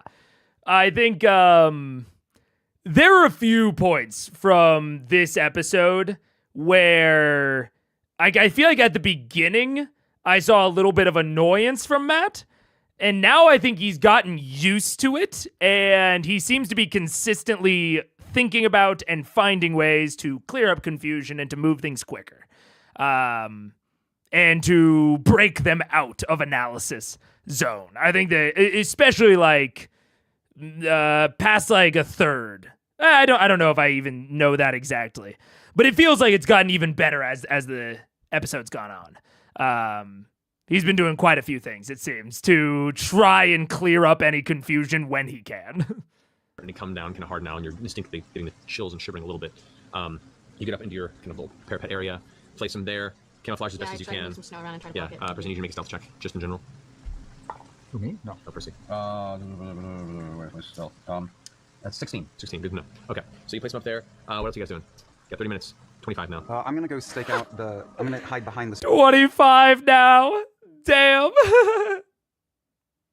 Fucking fair though. He's just like, come on. Come on.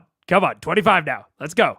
Stone that's all the way in the bottom end of the screen I'm looking at to the far end. Nope, opposite side. Nope, opposite wall. Again, speaking of him trying to get them there, he's just like, fuck it, fine. You can do whatever you want. You got 30 minutes, and I'm gonna let you know that it's ticking down. Sorry. This side? Yeah, behind it. Here. Yeah, no, I'm good. He's got it. Okay. Percy died. And I think Don't say that again. and I think I already said it, but the Deathwalker's ward is set to cold. Yes. Does anyone want to be invisible for an hour? Are we not going to be in the house? Yeah, make it. Some of us will be. Yeah, make You want to wait everybody in the house, invisible Grog? you Yeah, I'll be in the house. And Pike too? You're outside, aren't you? Yeah, I'm gonna stay in the house for a little bit. Okay, I'm going to cast it and probably go into the house. Okay. So Pike is staying up in the house. I would not object to invisibility. But... Yeah, can you make us invisible? I can make a couple of you invisible. Yeah. Keyleth, do you want to make anybody invisible? I can't do that. You keep forgetting that's you who can do that. You can't do that? No. You know what? I can't do it anyway. I think Gate is a concentration spell. Even if No. I'm reading it off a scroll, It takes an action to cast. it is a concentration spell. It is, and as part of the casting of it, it would drop concentration. Okay, then I can't make anyone invisible. Okay. Cool. Can I fly up and see if I can see Percy before I head over to my side? You glide up into the air. Make stealth check. I don't want to go too high. 17. Okay. You coast up. Make a perception check. 32. Against the white snow and the ice, the parapet structure itself is slightly off color to the rest of the ice, and you do see the gleaming of Percy's cloak through the cover you've placed. Shit. I dive back down and try to cover him a little bit more before I head over to my side. Okay, that'll be the rest of this 30-minute preparation for you to Okay. do that. All right. Who else is doing right now? Love it. Love it. Love it. Love it. Love it. Love it. Love it. Love it. Love it. Love it. Start locking them down into shit. I've talked before about how I think more often, and this goes for myself as well, especially since playing Baldur's Gate 3 and using like the out of combat like initiative situation. I was already a fan of this general concept before that, but that has solidified it, of not necessarily using initiative strictly out of combat, but saying, okay, in this time period, you each get this many actions, general actions, whatever. Go around and tell me what each of them are. Matt's not obviously doing that exactly. He's kind of doing a more flexible version of that. But he still is setting up a time frame, and actions that they are doing are spending parts of that time. And I think that is a good way to make sure that they are not infinitely prepping and infinitely spinning forever. You know what I'm saying? Oh, we are about to go into ads, but I'm going to say no ads. I'm going to say no ads. We're close to where we're going to end anyways. I'm just going to turn off auto ads. There we go. But Laura traumatized after the Glint Shore where the 2 times they made Percy die joke. Yeah. It's like a very short downtime. It's like a very short downtime. Yes, precisely. Yeah. You're taking a period of time and saying you can conceptually do one thing.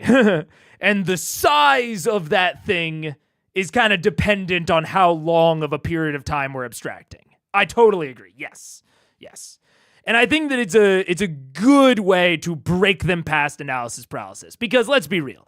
They have planned and replanned and overplanned this fucking combat. They had all of yesterday to do it. They are fine. They do not need to do a bunch more. So giving them this 30 minutes and saying, you can do stuff, but it's going to use up the time. 2 huge thumbs up from me. It definitely seems like, this is a bit of speculation, but it seems like Matt went into this not necessarily expecting all of the spinning their wheels, that he was in analysis paralysis. I don't think he was necessarily expecting all that. And I think you can kind of tell at the beginning, but I think that he has really, he's really gotten into it, and in my opinion, seems to be very clearly thinking about strategies to break them through it. And very clearly not really getting annoyed at all, is just trying to be productive. He's just trying to get them where they need to go, which is ultimately that's one of the DM's jobs. And I think he's doing a really good job of it, especially when it seems like you didn't particularly expect it. It's a good show of like flexible DMing. Yeah. I think I just beat a little. You got a buff. Gil just being a little. I'm gonna cast Pass Without a Trace on myself as soon as I get to the other side. Any thoughts on why this fight plan seems more awkward than the one before Umbrasyl? That one had the same problems, but not the slow feeling. I think it is because of the length of the Chroma Conclave arc. I think that this fight and these fights in general have had such crazy buildup, and they have built them the expectations of them up so much in their mind. And with Umbrasyl, they weren't quite sure what the repercussions were going to be. With this, they can be very confident that the repercussions will be them getting into a fight with Vorugal very soon after. So I think part of it is that not even that the repercussions are necessarily worse. I wouldn't say that. But that the fact that the repercussions for it are more concrete, regardless of if they win or not. Because the repercussions are more concrete, I think they feel a pressure for their plan to be more concrete as well. I think that it is having an effect on their mentality, at the very least. I also think that to an extent, it has to do with the repercussions of Percy dying in the Ripley fight. Someone mentioned it earlier. Yeah, Laura is traumatized after the Glinshore battle. It's like, obviously it's a skosh of hyperbole, but I think to an extent, they did not plan in Glinshore. They did not go slowly. They rushed forward, even when there were clear, bright warning signs, and Percy died. Largely because of that. So I think it's all of these things. I think it's kind of the culmination of the arc, the repercussions being more clear, the fact that they are working with unstable tools. I think someone mentioned the gate scroll. I think people, them being nervous about the gate scroll not working, them being nervous about Raishan's involvement, them remembering and having a bit of memory from the Glinshore battle. I think all of these are kind of working together in concert to make them incredibly nervous about this. I don't really blame them. I blame them and Matt for certain aspects of how we got here.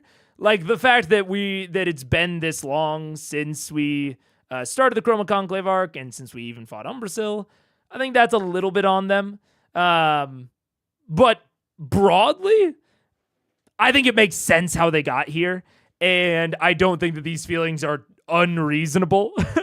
And I think that seems to have really emotionally clicked in Matt's mind as well during this session.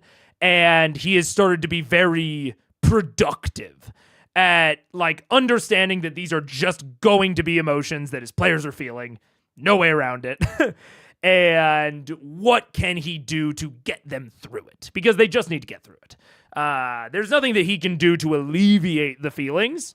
He just has to push them through it without them feeling like they're being pushed off a cliff. They need to be pushed through the door, not off the side. And I think he's doing a good job. Yeah. And G-Erka asked right after Sarah, lol. Yeah. Not gonna lie, Raishan showing up here makes her seem pretty desperate. The gang seems like they're being very obvious that they want to kill her too. I agree. And hey guys, calm down. God, I thought someone was coming in the front door. I got scared. The dogs are just fucking with it. Yeah, I think it makes Raishan either seem desperate, and desperate people do stupid things, or it makes it seem like a trap. So I think that's also a layer of the nervousness. They've committed to using Raishan for this. But I think that they are still nervous about it because she's fucking sketchy, dude. She's sketchy as hell. So that's going to cause nervousness no matter if they all agreed about it, you know? Yeah, Glenshore was only 3 episodes ago. Yeah, it's only 3 episodes ago. Yeah. They've got their good buddy Larkin. So true. So true. Do you think they'll be able to kill Vorugal, Yank, and Raishan all at once? Ooh. I don't know. I don't know enough about Garistros. I don't know about their alignment, like not in the classic way, but like I don't know enough about like their motivations. Are they fucking murder machines? Like I said earlier that I don't love it when an adversary is just like mindless murder and has no self-preservation. I'm a little bit more flexible and understanding when it's something like a Rakshasa that can come back, or a demon, or a devil. Something that, you know, I referenced procreating. Something that doesn't need to survive to pass on their genes. I am more forgiving of that not having a survival instinct and just throwing itself at something until it dies. So I don't know if Garistros are like that, a little bit more mindless. I don't know if they're more strategic. I don't know anything about them. So it's hard for me to say how this is gonna go. But if Yank immediately was like, yo, Vorugal, like daps him up and is like, are we gonna kill these fucking mortals, yo? And then Raishan immediately also flips. So they go immediately into that sort of combat. I don't think they win. I don't think they win that at all. I think they can handily beat any of the dragons. Well, save Thordak. I don't know. Thordak is magically infused. I don't know how much more powerful that makes him. Obviously some amount, but I don't know how much. But I think they could easily beat Raishan or Vorugal in isolation if they can't run away. So if they like walk into a cave, like they did with Rhymefang or Umbrasyl, right? If they get Umbrasyl, or if they get Vorugal or Raishan in a cave alone, I think they beat them no problem. Like, not even a question. If Raishan immediately flips on them, it's gonna really depend on how weak that curse makes her. It's gonna really depend on that. Because we don't know the exact amount weaker that she is. So, depends. I think there's a chance. If it's the two of them plus Yank, if Yank immediately turns around, teams up with them, and Raishan immediately turns around, I don't think there's a chance. I think they get TPK'd. I mean, well, they don't get TPK'd. They can, you know, some of them go and at least go and hide in the mansion. That's that, yeah. So I think I think most likely they win here. But I'd say with Larkin at their side, there's a good chance. Right. For sure. I totally forgot about that. My bad. Maybe Larkin is Yank in disguise. I mean, if Yank shows up, won't really be up to him. Or up to me. It's up to the roll of the dice. So who knows about Yank? Imagine if in this fight Raishan planned to betray them, but Vorugal sees Larkin and doesn't get it either. I mean, if there was any dragon who wouldn't. like a zealot. Yeah. Like, I can see it for certain creatures in certain contexts, but broadly, I think it's too overused. The whole, like, fight to the death thing.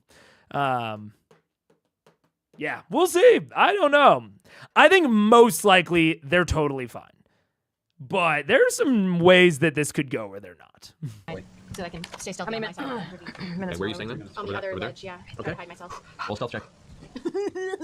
And trinket staying within your necklace? Yes, sir. 32. 32, good enough. All right, Pike, what are you doing? You're staying inside the mansion right now? Stay inside the mansion for right now. Okay. Any other spells? Cast preparation. Consider what spells you have that are not concentration that help defend. This is the time to do it. I'm gonna go ahead and wait till the 15-minute mark. No, I'm gonna wait till the 10-minute mark, and then I'm gonna enhance ability on Scanlan. Okay. Gotcha. If you pour poison on a blade, do you get poison damage if you hit them with it? If there's a blade that you can apply poison to, then yes, you would probably do a little bit of poison damage. You know what? I want to pop Trinket out. I want him to be in the mansion with Pike and Grog. Okay. Go, go, go. Oh. Okay. Grog in the mansion as well? Already? Yep. Kima's kind of like... Is that right? Hi, Kima. Is this what we're doing right now? Guys, we are almost done. And then I'm going to take you guys on a walk. Isn't that so exciting? What's the time code? Yeah. Yeah, we got like 9 minutes. We're fine. You guys, you're fine. And I don't want to hear any complaining out of you, Miss Bug. I tried to take you, and you did not want any part of it. Yeah. Don't even pretend. Don't front to the audience. She's eating my hand. Oy, oy, oy. Puppy, puppy. No, they want to go outside because she needs to go to the bathroom, but we keep going into our backyard, and they smell something that freaks them out.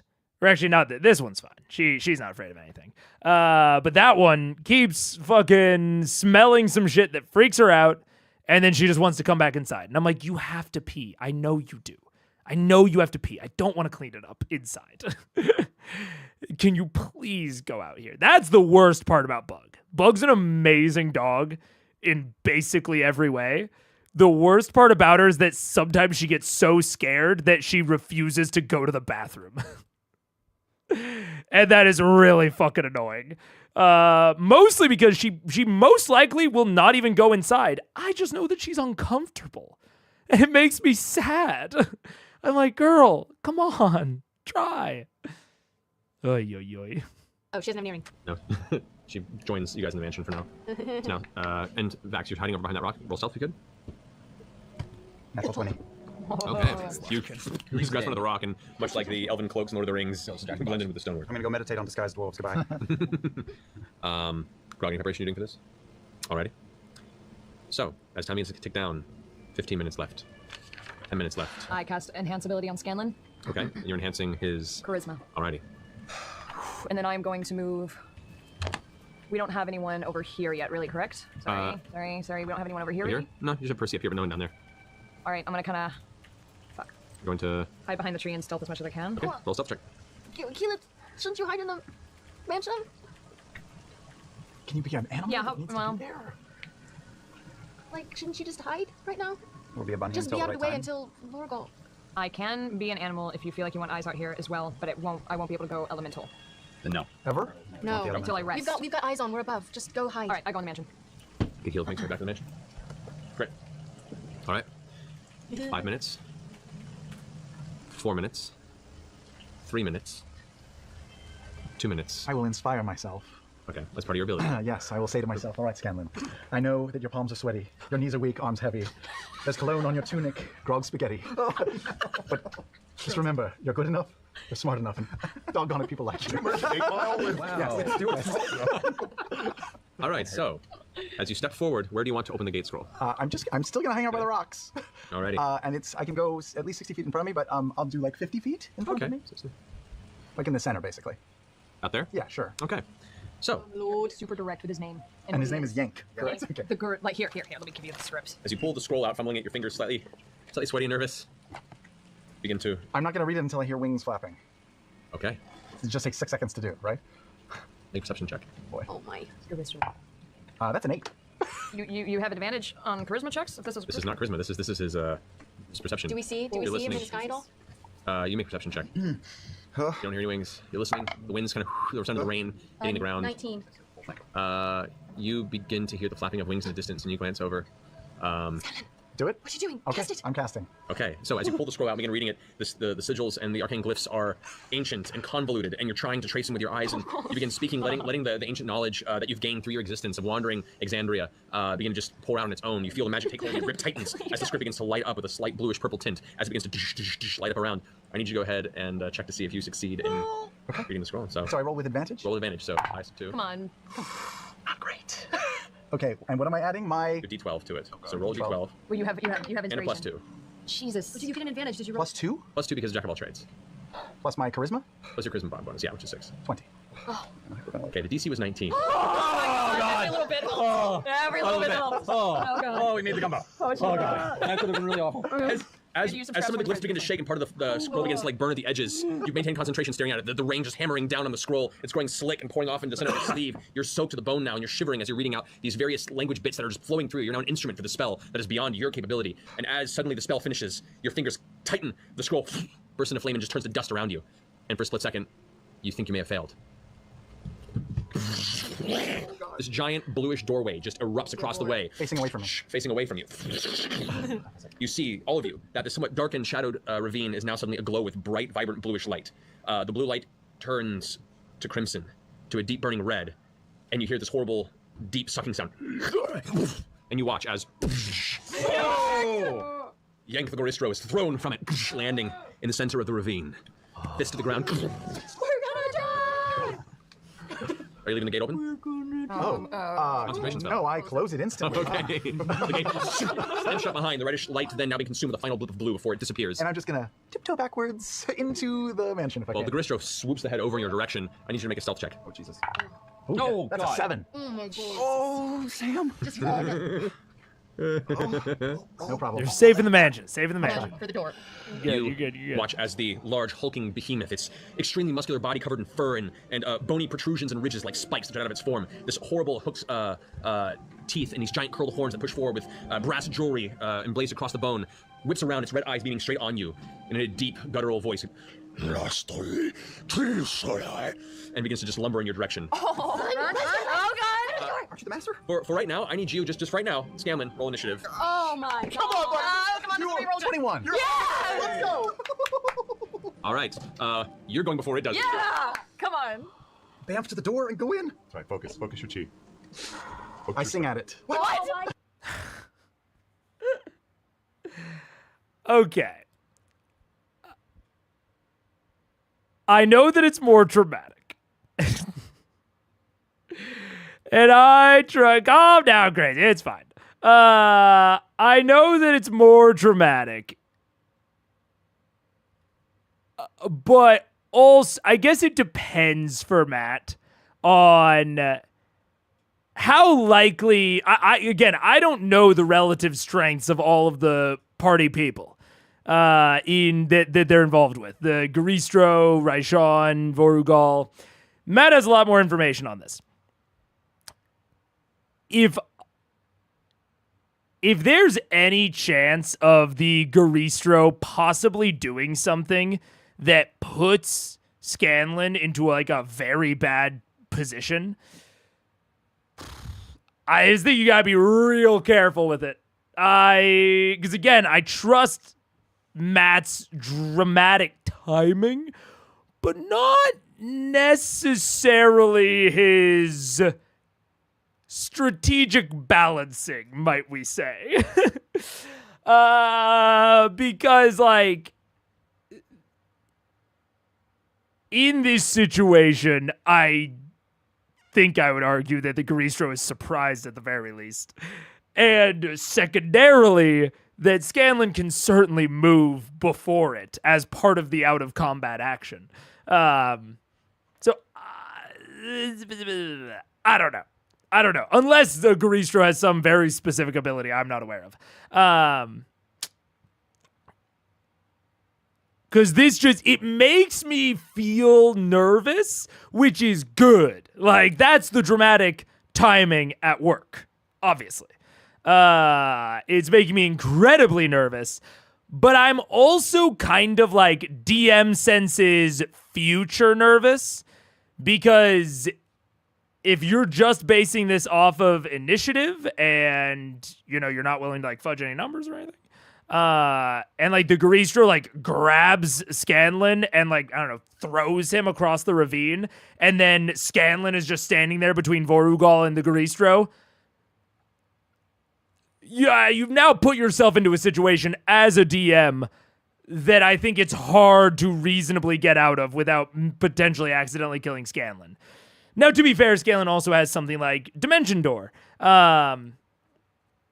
So it's possible. I don't know. I get very nervous when it comes to especially executing pre-planned stuff and having that go very wrong. I think it's cool if there's a twist or a complication or goes somewhat wrong or has the chance of going somewhat wrong. But I would really not want it to go too wrong. Not even necessarily because it going too wrong is itself bad, but because it can put you in a situation as a DM that it is hard to work your way out of, you know? Fantastic delivery, though. Very good delivery. I mean, that's what I'm saying. Like, it was great, and it was good timing for it, and it was great delivery, and it is making my anus pucker. In a good way. But it also is puckering a little bit in a whoa. I don't know about this, Matt. This is a little risky. Crazy Fiend potentially charging down a gnome. I sing at it. Oh, Scalen's delivery is great too as well. Yeah. Yank is not a fan of Xander's Got Talent. Yeah. Like it's oh. And this is also inherent in knowing your players and also inherent again in having that knowledge behind the screen. Maybe not my assumption. I think clearly it's probably not my assumption. But my hope here is that Matt has enough awareness to know that this is not going to go insanely bad. Yeah. To where this is not going to go insanely bad. Because it's a great moment, but great moments can easily go insanely bad, especially when you're playing a little bit fast and loose with the anticipated rules. I would say, a la the ambush and them not detecting Ripley's illusion. I think that was Matt playing a slight bit fast and loose with the rules. I think there are some ways that you can justify it, but I don't fully buy the justification. And I think it did ultimately end up with a very cool moment, but a moment that put them in an incredibly bad situation where I don't want to say it was inevitable, but I am not surprised that one of them died. And so this is the start to one of those, right? It's possibly not. It's possibly just a great dramatic moment. But I get a little nervous because this is how one of those situations starts. Is a certain dice rolls don't exactly go the way you think they might, and all the way down. Ashley too, yeah. Travis and Liam loving it. Ashley just, what the fuck? Laura eternally stuck in a no face. Yeah. I mean, it's a great moment that is clearly resonating, but I get nervous. Oh. God. Oh, he's got a movement and an action. Okay, all right. I sing at it. Should. I will sing. Yank, you will be our friend. Travel through the portal and back again. Your heart is true. You're a fiend and a confidant. Boom, boom, boom. All right, so I will dominate monster. Oh my With God. the hand cone. Right, all right. Puts you at a full DC of what? 21. 21. No. That is a 13. Oh! You guys watch as those who are watching, Yank comes barreling and then comes to a stop and just stands there looking down at this tiny gnome about 40 feet away and just nods. Holy I shit, say, Seven. you will stay here and you will kill a white dragon. You see the steam kind of shoot out from the nose. Now you notice the sound of the wings. And I will toe back into the dice. That was the coolest thing you've ever done! Oh my. Oh, I don't know. At which point... Oh my God. No. Huge! Oh, what? Oh, fuck. Make all the action figure sounds, Matt. Wait, no. Alrighty. Wait a minute. So, Oh, God. Oh, That's God. a biggie. So big. at this point in time, Vorgal lands. I think. And unleashes just a torrent of frozen ice in this direction. And that is about where I am going to stop as well. That is the time code that was given to me. Actually, a little bit beyond, and I trust it. Okay. Sam does great work in high-stress scenarios. That appears true. I have a player like that. I have a player that has a tendency to actually kind of similar to Sam, who tends to sometimes kind of tune out during longer planning sessions and or come up with, frankly, bad plans. But when you put him in like fight or flight, his brain becomes something else. He transitions into a different state. And has some truly great moments, yeah. What is there any chance we can rewatch the Skeleton Summoning Yank on Sunday? I think it makes the beginning of the fight better. I mean, maybe. Sure. I don't know. We'll see. I think, honestly, that is... I almost want to write that down in the book just to use later, because it's a good point. That the summoning does make the fight dramatically better. Because I have talked about that I don't love, and it was even the end of Fantasy High, where they have like they end on roll initiative with Doreen the lunch lady, and I was like, man, I don't like ending on roll initiative. I think it's fine for us, you know. But I think that it can be a fucking pace killer, mood killer. Not necessarily for the end of the session. I think it works as an end, but it makes the beginning of the next session so slow. Because a lot of fights are dramatic and tense because of the lead up to them. And as Crazy is pointing out, watching Scanlan do the whole summoning with Yank and charm him and then going straight into the combat from that, I think is so much more. It builds it so much more for the players than it would if like we, ended the session there and said, oh, we'll fight them next week. We don't have that momentum going into things. We just start out, looking at our sheets and like rolling some dice, whatever. We can still have some nice dramatic moments in a combat, but combat is always going to be slower. Well, at least it should normally be slower than out of combat. So that's fair. Yeah, we could do that. We'll see if I remember it. I will try.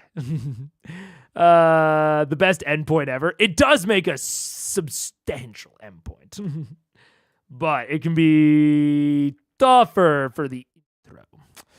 I think it depends on the fight. The initiative for the Kevdak fight ending the episode is one I think works. Also, it's only 2 minutes. I can remind you if you want. Sure, whatever. I do think it depends on the fight. I also think, honestly, it kind of depends on how long and interesting the fight is going to be.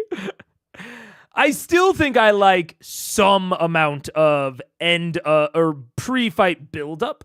Like I said for the Fantasy High one that I would have ended right at the scream. There would not have been a lot of buildup to that fight. It would have been, I probably would have come back in on the next session on the scream. And then, gone from there. It would have been like, 2 or 3 minutes essentially between the scream and rolling initiative. I also think that it depends on if there is a place to end it before. Because like with the Kevdak fight, it was like Vox Machina fuck shit up. That's like a very like, I don't think Matt could have predicted that, And there's no real place to end it between him saying that and them rolling initiative. Like, in that case, I do think that initiative was the most natural place and the best place to end it. But there are other times where I don't think it's as clear-cut or as good, yeah. Another problem with ending at roll initiative is that you then start the next session with a fight. What if a PC dies 10 minutes into the session? Yeah, especially if you are playing in like a more open, more lethal scenario, and where dying is a much higher likelihood. I guess in those sorts of situations, you might have a backup character, but it's way harder to introduce a backup character, really early on. It's easier to do it later. Yeah. How can you know in advance how long a fight will be? Chronomancy. Yeah. Man, I miss Larkin. Oh, I had thoughts on Larkin. And by thoughts, I mean more accurately, no thoughts. I was so goddamn confused. I figured it out eventually. And I was confused as hell. Also, there was a bit of one-on-one combat with Grog versus Kevdak before the episode was called, if I can recall. Yeah. So they were kind of already in it. Yeah, that one is complicated, or maybe not complicated, but I think that is a good example of one where it makes more sense to end it on initiative. But I think a lot of times, Matt, and I don't think this is just a Matt thing, but I think there's a little bit too much of a focus on a good ending rather than a potential good beginning. Also, to an extent, I do think that Matt does good recaps, and that does help accelerate the mood a little bit at the beginning of a session. But the players aren't actively involved in that. They're more, they're more of an audience role in that. So I think that there being at least some time where at least one of the players is able to act out of combat. It just helps everyone kind of get into the characters a little bit. I'm going to go back and rewatch the Larkin bit again. I will be watching it as I'm editing it, I'm sure. God, I was so confused. I think it's easier to find a good ending versus a good beginning. Yeah, I think you're right. I think it is easier, which is one of the reasons that I try to point out the whole initiative thing, because I think that it's not very intuitive, but it's also something. It's a heuristic that you can remember, or that is easier to remember. I think it still doesn't do all the work for you, but I think it's a helpful thing to remember for myself as well. This initiative isn't the end of the session, just mega session. That's also true. Yeah. But I thought the reason I brought up this whole conversation, it really is not even applicable really here with how Matt's running this. But it was more just funny to me that someone was like, can we rewind to before the initiative because it's a better way to enter the combat? And I was like, it is. You're so right. It's a great point. So, yeah. But anyways, I'm going to head out. I will definitely see you all on Sunday. Hopefully there will be both a short and a long before then. Ideally, I released Last Fantasy High on Saturday. Ideally, Friday or Saturday will become like the long day. I don't know. I'm not going to commit to that yet. At least until I have more of a backlog. But ideally that there will be some, I don't know if it'll be Fantasy High, or actually I shouldn't even say that. It probably will not be Fantasy High episode 2. It will probably be a separate long. But hopefully that comes out that day. And with that, I will see you all later. Thank you so much for joining. I hope you have a good rest of your night. That was a good episode. And I will catch you all later. I hate signing off, so I'm just going to keep talking.